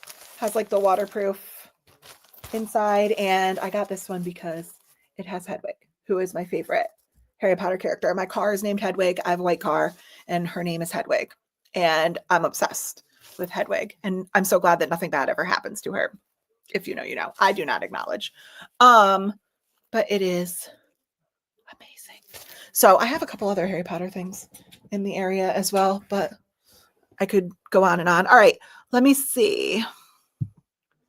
I told my friend what house I am, and she told me she pegged me as a Hufflepuff, if I remember right. She told me this a few months ago. I'd be interested to see what Pottermore says. Your friend might be right. I love it when you sound like a raven. I'm so glad. You might be the only person. Now that you've had it a little longer, have your opinions changed at all on the Color Soft? No, they're about the same. If you haven't watched that video, I did. Originally, I said I wasn't going to get the Color Soft, and I kind of think that was the right move. The original rollout of the Color Soft had a lot of problems with it. People had like screen issues, resolution issues, like screen bleeding issues. I think they even had some software that were fixed like in a hard update. And I did a Color Soft review. Now, if you are in the market for a Kindle, you don't own one, and you want to go out and just buy a Kindle and you have a little bit extra money, like buy it. Why not? But for a majority of regular reading outside of like graphic novels and manga, it doesn't really serve a purpose. I've been doing a decent amount of annotating on the Kindle. Like I've been annotating Immortal Dark on my Paperwhite. And then the last couple of books I've been annotating. And I'm not going to lie, it is kind of nice to have different colors for the highlighters, but is that worth an extra $80? I don't really think so. Just my opinion. Now the processor is a little bit faster on this than on the old Paperwhite, but the new Paperwhite, the redesigned one, because I just have the one, the agave, the new one that's like the jade green and the raspberry pink, and I think they came out with another black one, has the same processor as this. So it's just going to be just as snappy and fast as this for $80 cheaper. So it really depends on what your reading style is, but no. It hasn't changed. I don't think this is necessary. And that's just me being real with you. It is a lot of money and I don't think it's necessary. I also have, I don't know where it is. I think it's in my guest room. I also have the Scribe. So like the 10-inch one, I can go grab it if you guys want to see it. But I also have the Scribe and I also don't think that one's worth it. And that one's like $400. I also don't think that one's worth it. It's incredibly heavy. I feel like most of the time when I'm reading on my Kindle, it's because I don't want to hold a hardcover or a book because they're so heavy. And this is just so much easier to travel with. The Scribe is just as heavy as a hardcover book. So it kind of defeats the purpose, but it is easier to travel with, you know, like if I'm going on vacation, I could just bring one Kindle and this has 1,500 books on it, as opposed to having to bring 6 hardcover books on vacation, which would require like an extra suitcase. But we all know why Kindles are more convenient. That didn't answer your question. No, My opinion is the same. I don't think this was necessary. But if you don't have a Kindle and you want to spend a little bit extra money, it doesn't hurt to have those extra features. Apparently I am a Ravenclaw. Caw-caw! You're all lying to me. You just want me to sound like an idiot on the thing. I use those cases for my physical books. Yeah, I have a couple of them that have actually been sent to me. And when I know that I'm going to like a baseball tournament or when we're going away for the weekend and I know that I'm going to be like throwing it in a bag and traveling with it, I will put my books in these too. And like when we actually, funny enough, when we go to Disney and stuff, I bring this because we have like bus rides or we have like long waits in line, or sometimes like my husband and kids will want to go on a ride that makes me a little motion sick. So I have like 35 minutes while they wait in line and ride the ride to just like get a snack and sit on a bench somewhere and read. So I will put my stuff in those. Oh my God, those cases are so cute, right? Should I grab my Scribe? I have a Fourth Wing one on my Scribe. My Paperwhite Kindle is my third baby. I love it so much. My Kindles go everywhere with me, and that's why they are so convenient. I have these two, and then I have the Scribe, and then I have my iPad, but I never read on my iPad. I don't need to. And then I have like do you know what I have actually that's funny? I don't know where it is, or I would show you. I have the original Kindle that used to have the keyboard on the bottom. Do you remember when it had a keyboard to type down here? I have the keyboard one somewhere. I don't know where it is though. Someone in my family got me a Hedwig Lego set. Yeah, she has the acceptance letter in her mouth, right? For Christmas this year. I had to put it together immediately. I also have a Dobby one that my brother and his girlfriend got me for Christmas. Oh, that is so awesome. What a great present. He's my favorite. Who's your favorite? Hedwig? Hedwig is a girl. She's your favorite, if that's what you're talking about. I only know that because I'm obsessed with her. But all right, let me go grab my Scribe so you can see my Fourth Wing one.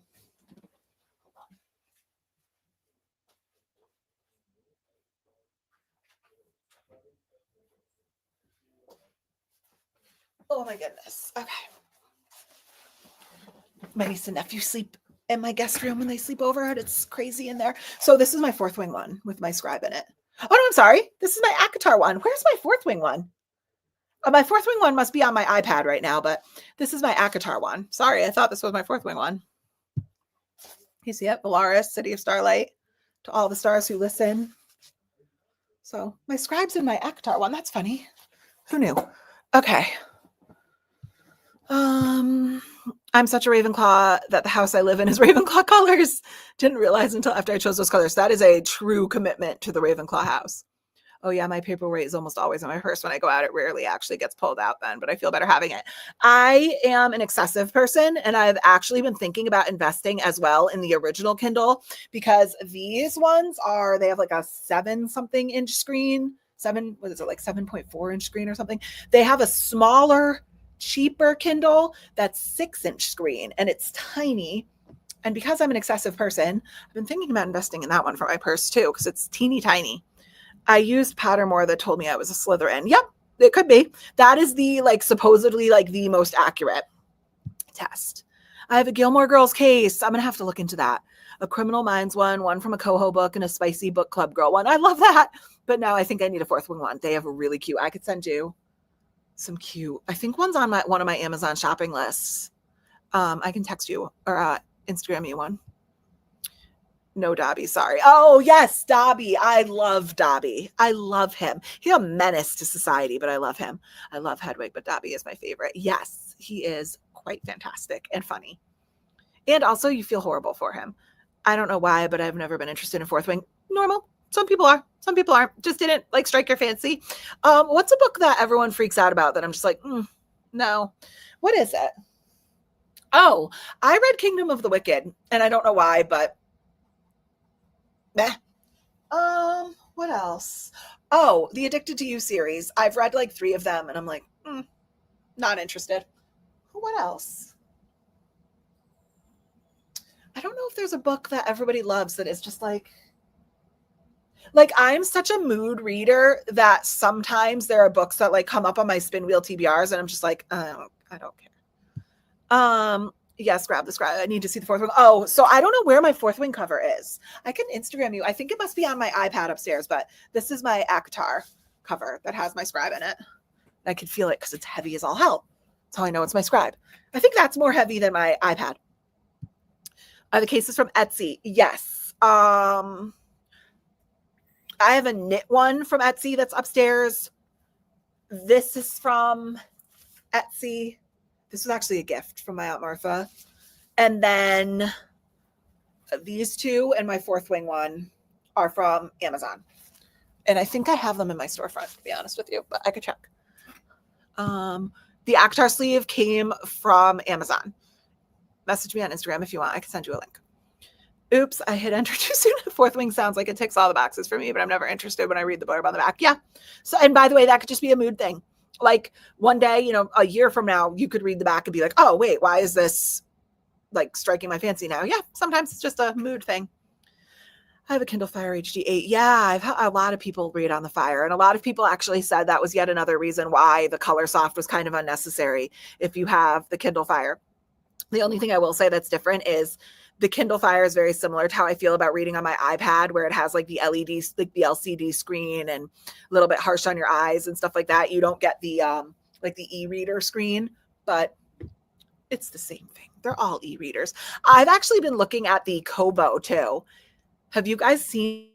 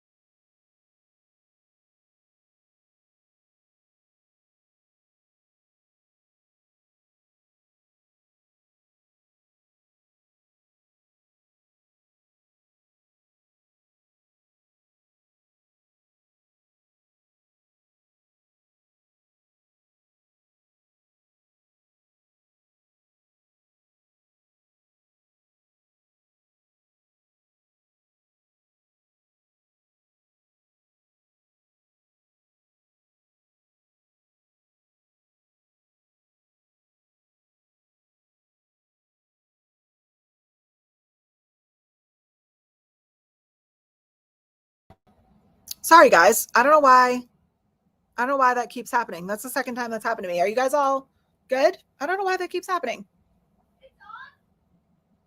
Yeah, it's on now. Sorry, bud. I just asked Cole if maybe our internet went out. The storm is going pretty good here, so it could just be an internet issue. What was I saying? Oh, I've been looking into the I've been looking into the Kindle or the Kobo Libro as well. The only thing is that's not on the Amazon, like the Kindle Unlimited network, so I don't know why I would need that, but I have the 6-inch Kindle and the new paperweight. Yeah, like what's your opinion on the 6-inch Kindle?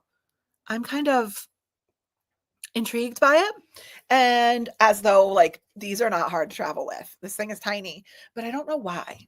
Like being able to throw it in like a little smaller bag and stuff too, it's intriguing me. Addicted to You and Magnolia Parks I could not get into. Yeah, both. Addicted to You was just, I just think it's not for me. I'm going to continue it. I don't know if you can see them, but they're right there on my shelves. I'm on Kiss the Sky, I think. Yeah, Kiss the Sky. So I think that's book 4. The Addicted Callaway series. Yeah, not my thing. I literally despise every single character in that book except for Lo. Lo was like the only character I can stand. Magnolia Parks, I personally love. But I'm a Gossip Girl fan. So I personally love the toxic drama, but a lot of people don't like Magnolia Parks for totally valid reasons. So my 6-inch Kindle Basic is my baby and it fits in all my bags. Exactly. Right. And I'm also just an excessive person who feels like I need everything. So I don't know why, but I'm thinking about it. I didn't like Flawless by Elsie Silver. And I actually talked to another person this week who said that. Yeah, just not some people's cup of tea. I loved Flawless. Reckless is the best, but I loved Flawless. I have a Kindle Fire. It's more of an iPad like one. Yeah, exactly. It's like a tablet. Is it heavy like the iPad though? That's the only thing. I like my Kindles because they're really light. I don't even have a Kindle yet, but when I get one, I will need a Golden Girls cover. I love that. Not a book, but the girls have no boundaries. Yeah. I love that. Golden Girls used to always, we would fall asleep with like Everybody Loves Raymond on the TV, and Golden Girls would come on when it was like Nickelodeon at night or something at like 2 a.m. For me, it's the Akhtar series. I read the first. It was not for me. Yep. Totally normal. I would encourage you to try to push through because the first book is not good. It's not, I won't say it's not good. It's not reflective of the rest of the series, right? Like the first book is not on the same caliber as the rest of the series. I will say that. I had the Kindle Basic for almost a week, and then I upgraded to Kindle Paperwork for the big paperwork, Kindle Paperwhite for the bigger screen. Yeah, it does definitely. I think it does make a difference. And it's not a bad upgrade either. I like the Paperwhite. What's the other basic? I know the old original Kindle didn't have the backlit screen, but I think the new original one does too. Oh no, you're frozen. I don't know. I think it's snowing pretty good out there, so I think it might just be the storm. Sure, frozen for me too. Yeah, sorry guys. Hope you all are back. Hopefully the weather. Oh, hey, that's funny. This is exactly what's going on, I suspect. I think the weather just threw out my internet for a little while. We're getting a good amount of snow. It's so cold in the east. She froze. Yeah, even my internet said, screw this weather. Hey, girl, hey. You'd evaporated. Exactly. I just took the HP quiz, and apparently I'm Hufflepuff. I love that. You have a cool common room. Go look up your common room. I have a smaller like crossbody bag and it fits in it. Yeah. I have a waterproof like backpack crossbody bag that I use. For Kindles, what is the biggest one you can get? The Scribe currently. Let me show you. The Scribe has a 10 point something inch screen, but it's heavy. Let me show you. Ooh, let me get this thing and then let me show you what else it comes with. Okay. So this is the Scribe right here. It has a 10-inch screen. Here's a Paperwhite. So you can see how much bigger it is. It's like the same. This camera is really, I'm really unprofessional. It's the same like width about, but the screens are obviously way different. And this is the signature Paperwhite. So yeah, this is the biggest Kindle currently. It's heavy though. It's really heavy. It's cool. I mean, like if you get a little pillow and you balance it while you're reading, but she's a big girl. And then it also comes with a pencil that kind of like the iPad. So you could take notes and write and highlight. So it comes with a Scribe pen. They also used to sell an Oasis, which was slightly smaller than this, but this is the biggest Kindle currently on the market. So yeah. I can't wait for them to come out within a Scribe color. That is the biggest. I think that has like look it up on Amazon, but I think the Paperwhite's like a 7-inch screen. The original is like a 6-inch screen, and the Scribe is like a 10-inch screen, something in that arena. There's a new Golden Girls cozy mystery coming out in April. The first book is Murder by Cheesecake, I believe. Oh, that's cool. I know. What's the other one? The Chocolate Chip Murder or something. I think they did. Gia Noel, I had to get a Kindle Paperwhite because of backlight for my eyes. Yeah. Does the original still not have a backlight? I know it didn't at one point. I'd say the Fire is a little lighter than an iPad. Okay. That's the other thing. I was like, do I invest in the original Kindle or do I just spring for a iPad mini? I have the iPad Air. I have the original iPad. Do I just get an iPad mini? I don't like that screen very much though. Now, one series I love that does not get any hype is the Golden Weaver trilogy by Zara Storm. Oh, I have this. I think I know what you're talking about. I'm a visual person, so I have to see the cover. I have a bunch of Zara Storm downloaded, right? Zara Storm, yeah. Let me see what this is. Zara Storm. Yes, The Court That Bleeds Gold. Yes, I have this one. I think. And it is KU. It's an action-packed dark fantasy romance perfect for fans of Raven Kennedy. That's me. Krista Street and Sarah J. Maas. Desperate to escape marrying a brutal king, Eleanor makes a deal with a fey prince. It says about a girl who lies about being able to spin gold and is taken captive by a fey prince. Oh, so it's like a Rumpelstiltskin reimagining. I think A Touch of Golden Madness is like that too. I'm gonna have to look into that. Book 2 in the Court of Thorns and Roses way better than book 1. Yes, it is. It is. I can understand why ACOTAR book 1 turns people off. Yeah, the backlight on the paperweight is good. Yeah. Have we confirmed if the original has a backlight? I lost internet again. Crap. Really? Is my internet on right now? It doesn't. I just slurred. Is my internet not on right now? It's fine on my end. How do ebooks work? I don't have a Kindle. So you read ebooks on your phone. You can have the Kindle app on your phone and read. But the Kindle itself is owned by Amazon. So you can either download the ebook, like pay for it on Amazon, or you can pay. What is Kindle Unlimited up to now, guys? It automatically bills me every month. Let's say like $15. I don't know how much it is. Somewhere in that range, $14.99. You can pay $15 or whatever a month for Kindle Unlimited, which is like thousands of books that you can read for free on your Kindle.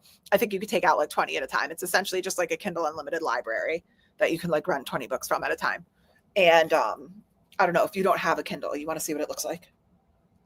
Let me see. Let me turn this on. This is Immortal Dark. This is what I'm reading. Don't read the screen because I don't know if there's spoilers, but so it just looks like this. And then as you read, you just flip through. Oop. So that's what it looks like. And you just flip through just like you're flipping through a book. So before I forget what page I'm on, let me go back. It's lighter. There you go.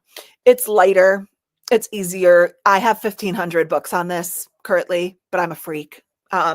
So when I go on vacation, I only bring my Kindles. Also, it has like a glare-proof screen. So it's really nice to read by like the pools and on the beach and stuff. So yes. Yeah, you can read it. You can just download the Kindle app on your phone too. So good. Ooh, what am I? Oh, yes. Court that Bleeds Gold. Is that what you're talking about? Yes. It sounds very good. I'm going to have to, maybe I'll bump this up my priority list. Let's do this. Court that Bleeds Gold.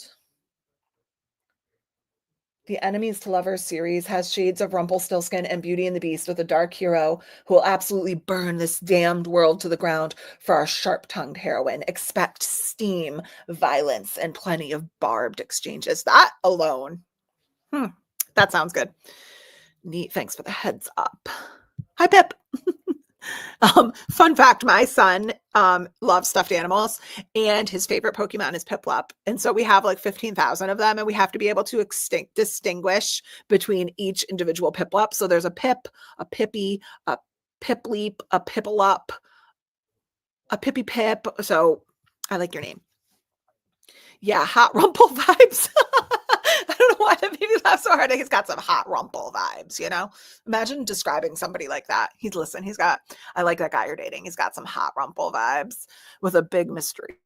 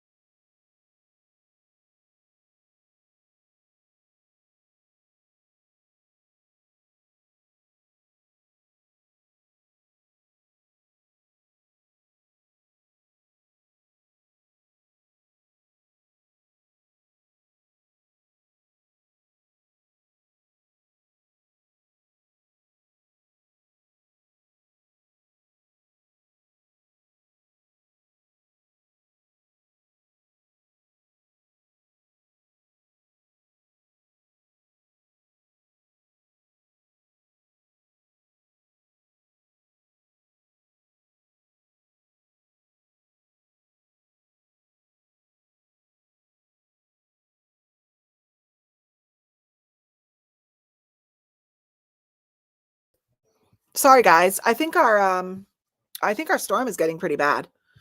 Sorry. Hi guys, I'm back. My internet might be going out.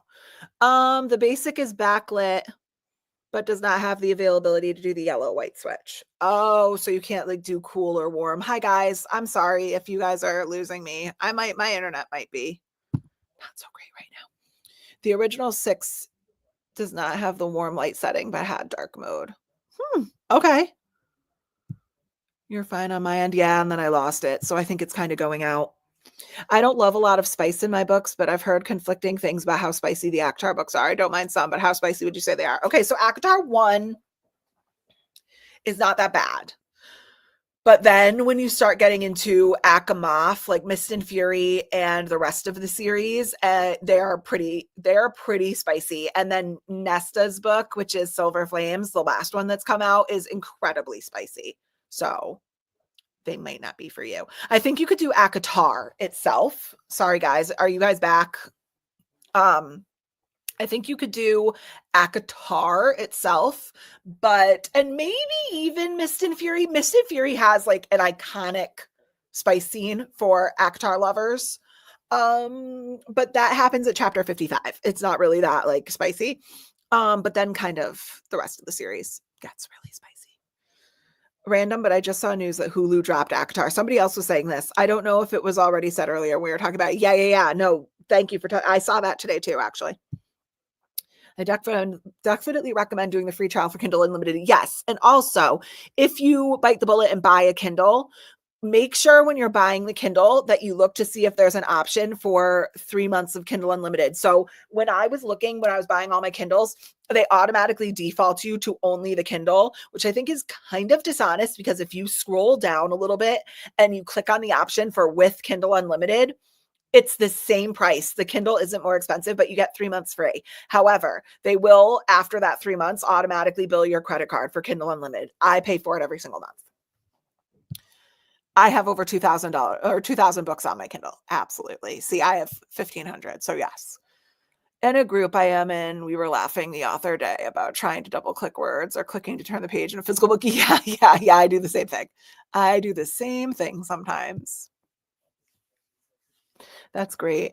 At least a few of those have been nicknames of mine. Yeah. Is your name actually Pip? I love that. I know, like in A Good Girl's Guide to Murder, her name is Pippa and they call her Pip. But yes, we have a lot of Pippies in this house. A few years ago for my birthday, my hubby got me a Piplup. Yeah, Cole has 3 of them. He has 3 of the Piplup Build-A-Bears. So yes, he's obsessed with Piplup. He actually has the Piplup Loungefly backpack that he wears in Disney too. The storm got you again. I know. I'm sorry, Pip. Love your name. I'm sorry, Pip. It did get me. Oh, now she's frozen. See? I know. Sorry, guys. Oh boy, now both parents. No, both my parents are sick. Oh no, there's been a really nasty stomach bug going around Connecticut. The first ACOTAR book is kind of reading slow to me. This is my second attempt. That's standard. The first ACOTAR book was the weakest book in the series for me. Hi, sorry. I'm trying, guys, but I think this storm is kicking my butt. I have a Kindle Basic and a Kindle Paperwhite. I am intrigued by the Kindle Basic. Yes, I have the Color Soft, the Paperwhite, and the Scribe. Good to know. Thank you. I've been debating on if I wanted to pick them up since I love Throne of Glass. Yeah, I am only up to Crown of Midnight and Throne of Glass, but I know she wrote that when she was younger. I would assume that's not as spicy. If you don't love a lot of spice, ACOTAR might not be for you. I thought the last ACOTAR book was spicy. The rest I didn't find bad. A few scenes for 600 pages isn't bad for me, but the last one was spicy. Yeah, exactly. Like ACOMAF, the second one, is really long, but there's really only like one iconic spicy scene. Like I'm sure there's other steamy or spicy things said, and a lot of it is spicy thinking too. You know, like coarse spicy language or spicy thinking. But yeah, then the rest of the series, and certainly Silver Flames, gets really spicy. But I was obsessed with the series and basically started and finished it all in 2 months. I did the same thing. I was like a late bloomer and I read it all. I binged it. Love this sprint so much fun. Oh, I love that. All right, we are going to do our next sprint. A few explicit scenes in a full-length book is fine for me, but from what you're saying, the last one, at least for sure, is probably not for me. And that's something you could do too. Maybe progress and try Mist and Fury. I think you're going to be okay there. ACOWAR has spice, but it's very political. Frost and Starlight is just a little Christmas novella. You'll be fine. Silver Flames, I'd be interested to hear your take on, but I think you'll be, I don't know. I don't know how much spice is a lot of spice for you. I would just get it. Then you can have a little Kindle family. I know.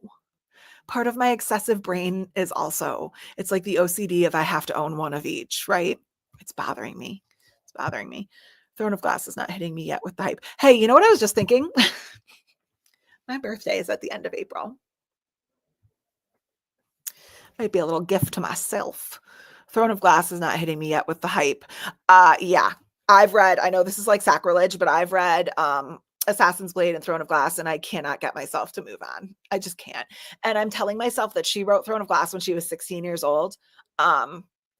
And the rest of the series gets like a lot stronger and a lot more like progressive. But yeah, it was fine.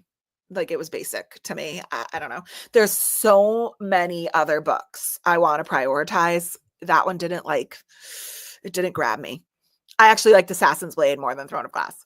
Yeah, because when I got my Kindle, I couldn't get Kindle Unlimited for free for some reason, but there was a deal to pay 99 cents to have Kindle Unlimited for free. Oh yeah, that's a good deal too. Yeah, I don't know if it was like a special. So I've had Kindle Unlimited for 10 years, right? Or however long. But when I bought my Paperwhite, I was able to do the 3 months Kindle Unlimited. So I just won't be billed for 3 months. I tried listening to ACOTAR, but I DNF'd it with like 7 hours left of the audiobook because I was bored and I hated the narrator. Did you do graphic audio? I've never listened to the audiobook. I read them. Would you recommend to try it again, but read it physically? I wouldn't be able to tell you because I haven't heard the audiobook. But yeah, try it. I read it physically. Try it physically. And see if maybe it was just an audiobook issue. I haven't listened. I own the graphic audiobook. And I think whenever I do decide to do my ACOTAR reread, I probably will do the audio and try it out. Was it the graphic audiobook or the regular audiobook? If you don't know the difference, the regular audiobook is just like a narrator reads it and she does the voices, different voices for the different characters, but it's like the same person. And sometimes that even irritates me at other audiobooks because they'll be doing like, if it's a female narrator, she'll do like a fake deep voice for male characters. Or if it's like a male narrator, he'll do like a fake high pitched voice for female characters. And that throws me sometimes. Like, I don't love that.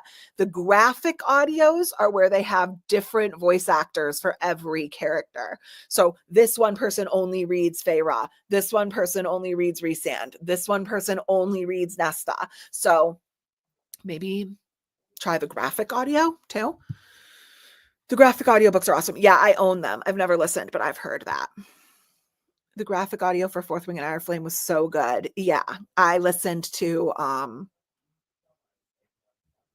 think I listened to part of Iron Flame graphic audio. It wasn't the graphic audio, it was regular. That could be the problem. So try it physically. I read most books physically. Try it physically. But if not, maybe spring for the graphic audio. I actually watch Audible's like sales because they'll do like buy one get one free or buy one get one 50% off, or they'll just randomly put, similar to like the Kindle book deals, they'll randomly put books, audiobooks for sale for like $1.99. I just watched, and one day graphic audio, I think it is ACOTAR. There was one of them that was like split into two, and it was like graphic audio part 1 went on sale for $1.99. And then like a week later, graphic audio part 2 went on sale for $1.99. So just like watch. I did the regular audiobook and I read physically at the same time. And that's an immersive read. I love doing that and really enjoyed it. Never tried the graphic audio. Yeah. I had the graphic. It didn't change my experience. Yeah. ACOTAR's iffy. I mean, I'm obsessed with the series, but I'm saying the first book is iffy. I would try to encourage you to fight your way, not like fight your way, that's dramatic, but like try to get through book 1. Try not to take it super seriously. Try to read it just for the background information to like move on so that you have the basic info. Yeah. Okay. The storm is intense and I think it's fudging with my internet. So let's go ahead and try to get one more sprint in. I don't know if my internet is going to keep up. I'm going to go peek to see how bad the storm is. And I'm actually going to try to go and grab some of my Harry Potter mugs. I don't want to forget that. So let's go ahead and try to do another sprint. And it's actually, guess what? It deleted let me set this up really quick, guys. It deleted my focus there you go. Did that work? Okay, it did. Yeah, let's go ahead and try to get one more sprint in at least. I'm hoping for a couple more, but one more. Okay, guys, I will see you in 1 hour. Bye, guys.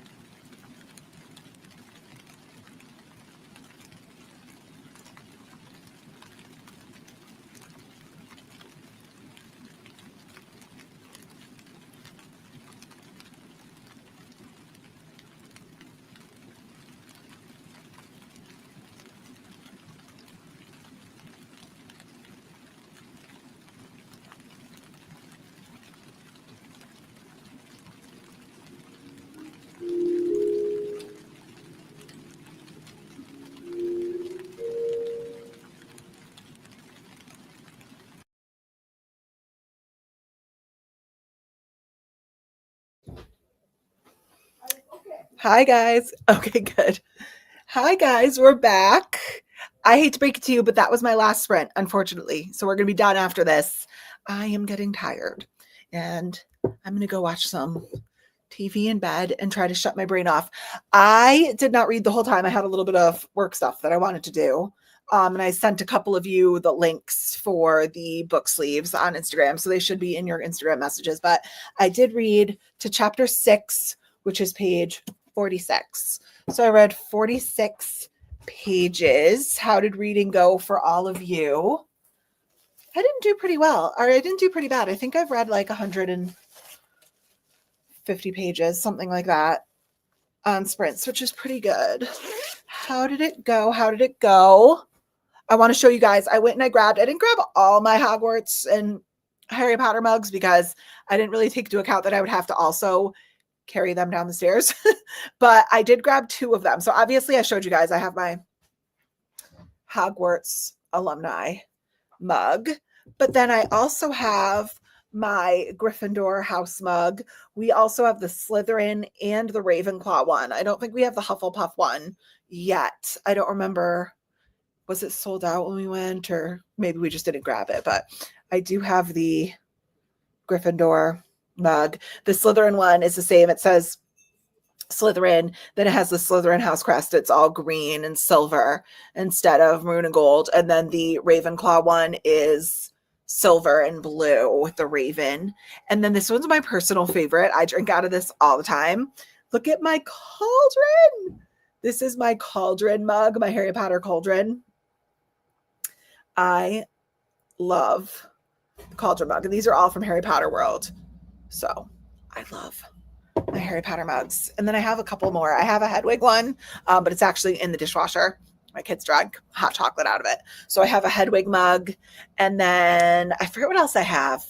I think I have like a Quidditch one. I'm pretty sure. But all right, let's see where we're at here. Where were we? We were talking about the ACOTAR. Okay.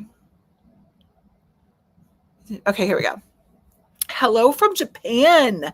Oh my gosh, that's amazing. Hi, Josie. What time is it? If you're still here, what time is it in Japan? I can tell it's getting late because like 20 people have jumped off, which is fantastic. I'm about to jump off too. What time is it in Japan? That's amazing. Potter Wars says I too am Ravenclaw. I feel like a lot of readers will be Ravenclaw. That is awesome. Caw.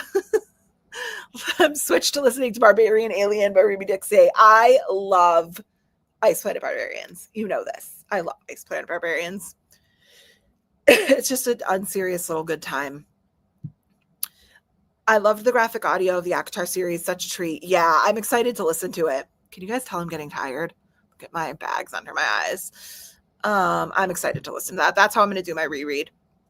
I'm switching books. I'm going to start my reread of His Tesoro by Amelia Rossi. I've heard of Amelia Rossi before. I'm thinking of starting to annotate on my iPad while listening to the audiobook. I love that.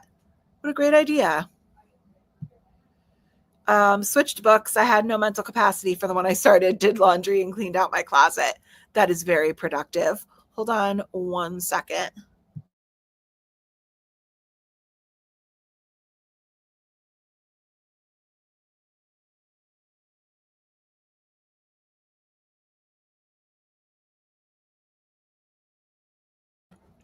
Sorry, my son just got out of the shower and he was about to run through the back of my camera in a towel. Nobody needs that. Okay, so I forget what book you were on. No mental capacity. Did laundry and cleaned out my closet. That's productive. I finished my book and got my reading journal updated. Nicely done. I am not a journaler. I want to be. I want to be aesthetic like that. First of all, I'm not artistic. I am horribly uncreative. Horribly. So bad. I have no talent. So like whenever I see other people do these gorgeous journals, mine wouldn't turn out that way. I don't know where it is. It's actually down here. I like write down some stats, but are you like an aesthetic journaler? During the sprint, I showered and got my comfy PJs and I read a bit more. Nicely done. I'm about to jump in the shower and then go get into bed. Read a little bit, but now I'm going to bed. Good night, everyone. Good night. I'm assuming you're already gone, but good night. I'm exhausted now. See, that's what I'm saying. Like when I hit the wall, I hit the wall and I've officially hit the wall. I started Practice Makes Perfect by Sarah Adams. She does such cute books. Very cute. I read the cheat sheet, didn't love it, but they're cute. I finished Nora Goes Off Script and I'm conflicted on my rating. Ooh, tell me more. I message me on Instagram if you follow me on Instagram, because I'm intrigued to hear if you had the same problem I had with that book. There was like a very glaring issue that was like a mom issue for me. I am on the last 2 pages of Saving Six. Oh my goodness. I hope you loved it. I got from page 50 to page 66, beginning of chapter 14. Nicely done. Nicely done. Mom, Yeah. give me your knife.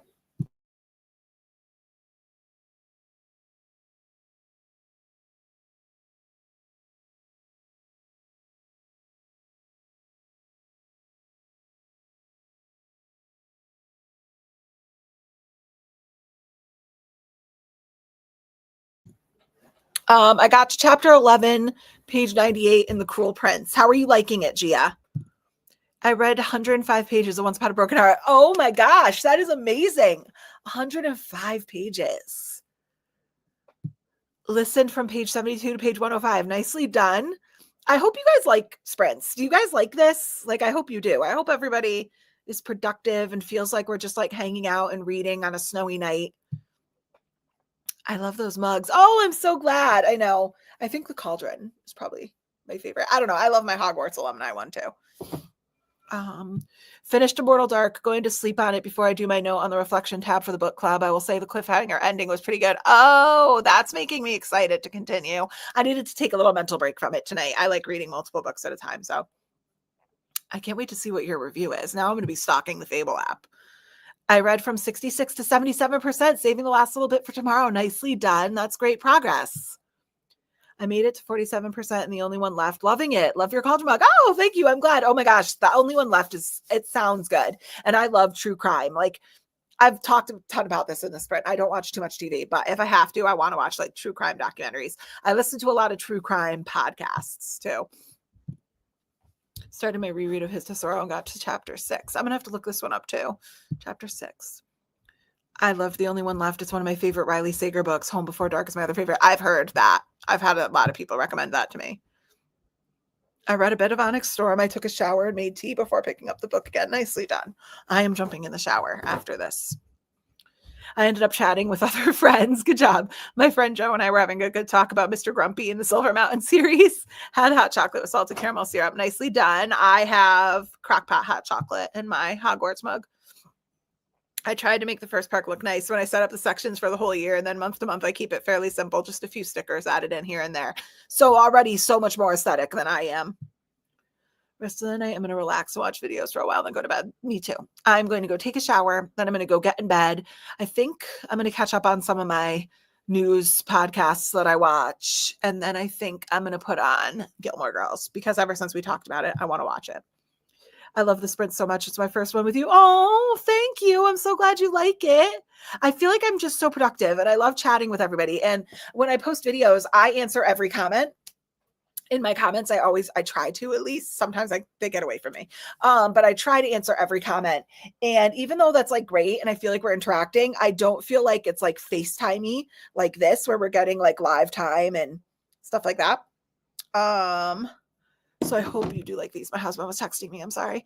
I love these sprints. I might watch it tomorrow to motivate me to read more. Oh my God, that's amazing. I do the same thing. I rewatch sprints and I just like try to sprint with everybody else. So I do the same thing. Yes, it makes me motivated to read more. I love sprints. Oh, okay. Maybe we're going to have to, if that's the sentiment, then we're going to have to like maybe figure out a sprinting schedule. I think I'm going to be, Kaylani is doing sprints tomorrow. I think she's doing a 24-hour sprint. And I'm going to be jumping on at some point tomorrow morning. I probably will take the earlier shift. She has a 5 a.m. to like 1 p.m. shift. I promise you I will not be on at 5 a.m. I am not a huge morning person, but maybe I'll jump on before the kids wake up. I'm not sure. I have the link. So it's like very casual. Just like jump on when you can. I did very good. I love doing these sprints. Oh, I'm so glad. We're going to have to come up with a schedule. I think that Cruel Prince is okay so far. It's just slow. And I don't like how mean Carden is and his friends are too Jude and her sister. Yeah. Yeah. Yeah. It's very slow. And like, remember what I said before about like Grumpy Sunshine is difficult for me because sometimes they go like too far. Like you're not grumpy, you're just an asshole. Carden is one of those. I listen to everything true crime. My name is on here is because I absolutely love cooking and everything true crime, culinary crime. That's right. Yep, that makes sense. I love true crime. Do you listen to Crime Junkie? I like their podcast, and then I listen to True Crime and I watch him on YouTube. Isn't there one that's called like Coffee and Crime or something like that? I listen to that too. We should do these more often. Okay, that's it. I'm gonna have to come up with a sprinting schedule. Okay, sounds good. Do you like? Okay, so I love sprints. I'm glad. Do you like longer sprints like this? Or did you like what I did before where I did like 30-minute sprints and we were only on for like 2 hours? I think I only did like a 2-hour one last time, like less talking, more sprinting. Like, tell me what you guys like. I love sprints. Yes, more sprints, please. Okay. I love the sprints. This is my first one too. Hi, Tia. I'm so glad. I'm so glad you liked it. They really motivate me. I like them. And I also feel like I'm doing it like with friends. It's like a little like bookish sleepover. And for people particularly that don't have friends that necessarily like to read or who share their hobby, I think it's kind of a little community feel, you know? I came in late, but I've been enjoying these sprints. I have one other YouTuber so far that I usually try to join on sprints with. I do with a couple others too. And then I'm on with Dana, Karina, Kaylani. I'm so tired as well. So I do a couple of sprints with people. I love them. Thanks for the sprints. I got some reading done. I'm so glad, Hadley. I'm so awesome. That's awesome. I'm so glad to hear that. I got a lot. I think I read like 150 pages. Yes, please. I just got here and saw you were live earlier, but I couldn't join. Oh, no, I'm sorry. So in fairness, this is later than I usually do. I'm usually on, I think we did, guys, what time do we do? I think we did like 12 p.m. Eastern last time. This was very impromptu because I missed sprints with Kaylani earlier. Longer sprints. Okay, so you like this style? Okay, sounds good. This was my first time participating in a sprint. I had so much fun. Oh my gosh, I love that. Thank you. I'm so glad you were here. I love this. I love it. It's so productive. Okay, I'm hoping to do a spa day, hair dyed royal brew. Oh my goodness. I know because you're in your picture. It's red. It's so cool. And books, etc. Hopefully on my birthday. So my birthday is April 30th. I don't usually really do anything exciting on my birthday, but I go book shopping every year. I let myself do a book haul. And I've been doing like my year. So I'll do like, I did like 34 books on my 34th birthday, 35 books on my 35th birthday. I might, maybe I'll do 37 for 37. We'll see. That's a lot of books. We'll see. Loved the sprints and glad I could participate. Oh, I'm so glad you came, Kayla. I'm so glad you had fun. I had fun too. I like longer sprints. Okay, good. So is this format okay then? Like, did I do all right? Is this okay? Also, I watched your most recent Harry Potter Picture Reads, and every time I watch one of those videos, it makes me more and more want to make my own. You should, Megan. You should. It's fun. It's really fun. And the way that I looked at my YouTube, I've been a reader for years and years, and obviously, like, my channel isn't very old. And I kind of was inspired by my kids who were like, Mom, you should totally do videos. But the way I look at it is I'm basically just filming what I would be doing anyways. Right. And now I just get to be a part of a community of people that have like similar interests that I have. And it just makes it more fun. I cannot get over how tired I look right now. Yes, I also love True Crime Garage too. Oh, I'm gonna have to check that one out. I haven't heard of that one. I just can't handle the really popular podcast with the two moms. They too much banter and chatting and like no crime stuff.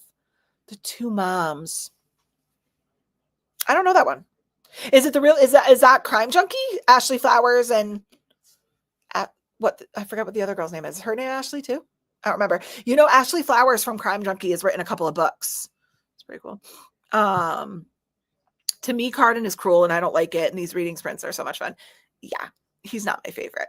I'm not a huge fan of Carden. And I've mentioned his tail. He has a weird tail with a fluffy tip. And I just don't understand how people find that attractive. The tail freaks me out. Freaks me out. I'm glad you like the sprints. I'm used to 30-ish minute sprints, but I'm open to an hour-long ones like we did tonight. Yeah, I did. My first one, I was only on for like 2 hours. It was my only other sprint. And we did like 30 minutes at a time and chatted in between. The only problem is sometimes with 30-minute sprints, I feel like if you have to do anything else, like the people who jumped off and like made dinner for their kids or took a shower or stuff like that, like you almost don't have enough time to read by the time you get back. Maybe we could try to find like a happy medium and do like 45 minutes or like something like that. But I think the hour works long for people. Like when I'm on for like over 6 hours and people are doing other things and like living their life. I'm excited for our buddy read. I'm excited too, Cheyenne. I can't wait. Cheyenne messaged me during sprints, and I think we are going to try to find a time in the next recent future. We both have a couple of books we're in the middle of and we have to read for different reasons, but we're going to try to read Anathema by Carrie Lake, which I'm very excited about.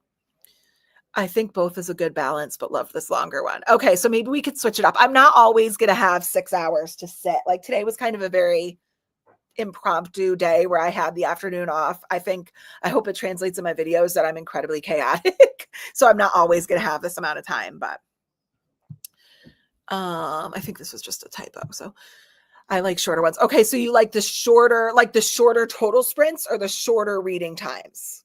So like, are you talking about you don't like the 6-hour total sprints or you want like 30-minute sprints instead of hour? That one's sent again. I've enjoyed this sprint. I like either time sprints, short or long. Okay, so a little flexibility there. I'm glad you liked them.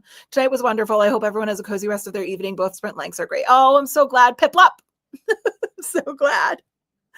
I was trying to read The Goblin's Bride today, but my brain was like, oh, yeah. Wait, I think I have this one. The Goblin's Bride. I think I can envision this title. Yeah. No, that's not what I was thinking. Wait, hold on. I can't even type right now. The Goblin's Bride. Yes. I think I do. Lysandra Glass, I think. Yeah. I think I do know that one. That one's KU as well. So I switched with 2 in the Gold Weaver series. You said you were liking that. My headbutt made me want to read it again. You hyped yourself. I like that. My birthday is February 24th and all I asked for was books. Yeah, same. I want to get my nails done, which like, don't look right now. I haven't got my nails done since Christmas. I want to get my nails done. I think I want to get a haircut, but I'm going to do that before my birthday. I just want to go shopping. That's all. And like go out for a nice dinner. That's all. That's all I want to do. I'm simple. I'm back. What did I miss? Nothing much. Nothing. We just read and we're about to get off sprints because I'm exhausted now. That last hour made me tired. Nice, Jacqueline. No, it wasn't that one. For your birthday, Lindsay, maybe between birthday gifts and your purchases equal 37 books if you don't want to buy 37 yourself. So what I did last year when I did 36, I also just don't like want to add 36 books to my shelves, right? Like I'm trying to like make some room. For anyone who watches my videos, I have this shelf, the one below it, and then my guest room has like 5 shelves in it. So what I did was I grabbed the books that I wanted to prioritize having like physically, but then the rest of them I grabbed Kindle books. So I might do that. That might include audiobooks this year too. So I think I'm going to do that. My favorite murder podcast. I like Crime Junkies. Oh, okay. I'm going to have to look into the other one. Yeah. Crime Junkies is good. True crime. Yeah. We were talking about how I also enjoy true crime podcasts. Or a true crime documentary. I think I might go see, if I don't watch Gilmore Girls, I'll go see if there's a documentary I missed to go to bed. My husband thinks I'm crazy. He's like, I'll come home because he comes home and I'm usually asleep when he gets home from work. Depends on the night. I'm usually asleep and he'll come in and he'll be like, what you watch to go to sleep is like disturbing. I'm like, yeah, it is kind of. I usually buy reading journals that are pre-set up already. The way I have to do is put in the books I read. Yeah, I've seen those reading journals too. Actually, Clever Fox sent me some products and gave me a code that was in my videos for a while. Did you guys hear DNA was discovered that could be the identity? Yes, I did hear this. The identity of the infamous Jack the Ripper. Yeah. Some guy claims to have been able to pull a DNA profile off of, was it like a shawl or something from one of the Jack the Ripper cases? And they think they might have identified him. I don't know if that's been confirmed, but I did read that the other day. That is pretty insane if that's the truth. And it's funny because I don't remember his exact name off the top of my head, but I think the person that they're saying they found a DNA profile of is somebody that has been floated as a suspect before. I think like he's been looked at. I don't think it's just some random person. So I think that he's been on their radar for a while. Yes, I like the hour ones. Even the hour-long sprints felt like they went by fast. Yeah, right? Like, especially if you stand up and walk away for 15 minutes or something like that. It like, sometimes I feel like 30 minutes isn't long enough to like get into a book too. So like, if you have a book that has like 15-minute chapters, you haven't even really read, you've read like 2 chapters. I personally like shorter reading times, but long lives. Okay, so like more chatting and shorter sprints. I enjoy reading journals because it's only my time to draw when my kids go to bed. Yeah, I've actually I don't know why, but for some reason on my Instagram recently, it's been like suggesting coloring videos to me. And at first I was like, why is it recommending me this stuff? Like I'm so not artistic. Why? But now because I've seen so many, I feel like I've totally bought into the hype. And now I kind of am fighting the urge to purchase like a ridiculous amount of alcohol markers and coloring books and see if I can't color. But I know what's going to happen. This is always what happens with creative things. I spend a bunch of money and I buy all of the stuff. And because I'm me, I have to be excessive. I can't just buy like 20 markers. I have to buy like the 150 marker set and 17 coloring books. Same thing with like diamond painting. I bought like 20 diamond painting sets and it was fun for the first like 15 minutes. And then I was bad at it and I felt inadequate and I never did it again. And I know that's what's going to happen with coloring. I know it. I'm just not creative. Love sprints, all kinds of sprints and chatting. Oh, I'm glad. I love these longer reading sprints. I like the longer ones too. And even when I'm participating in other people's or when I'm like watching other people's, I always gravitate to the longer sprints. How is your shelf under the stairs coming along? It's like a version of done.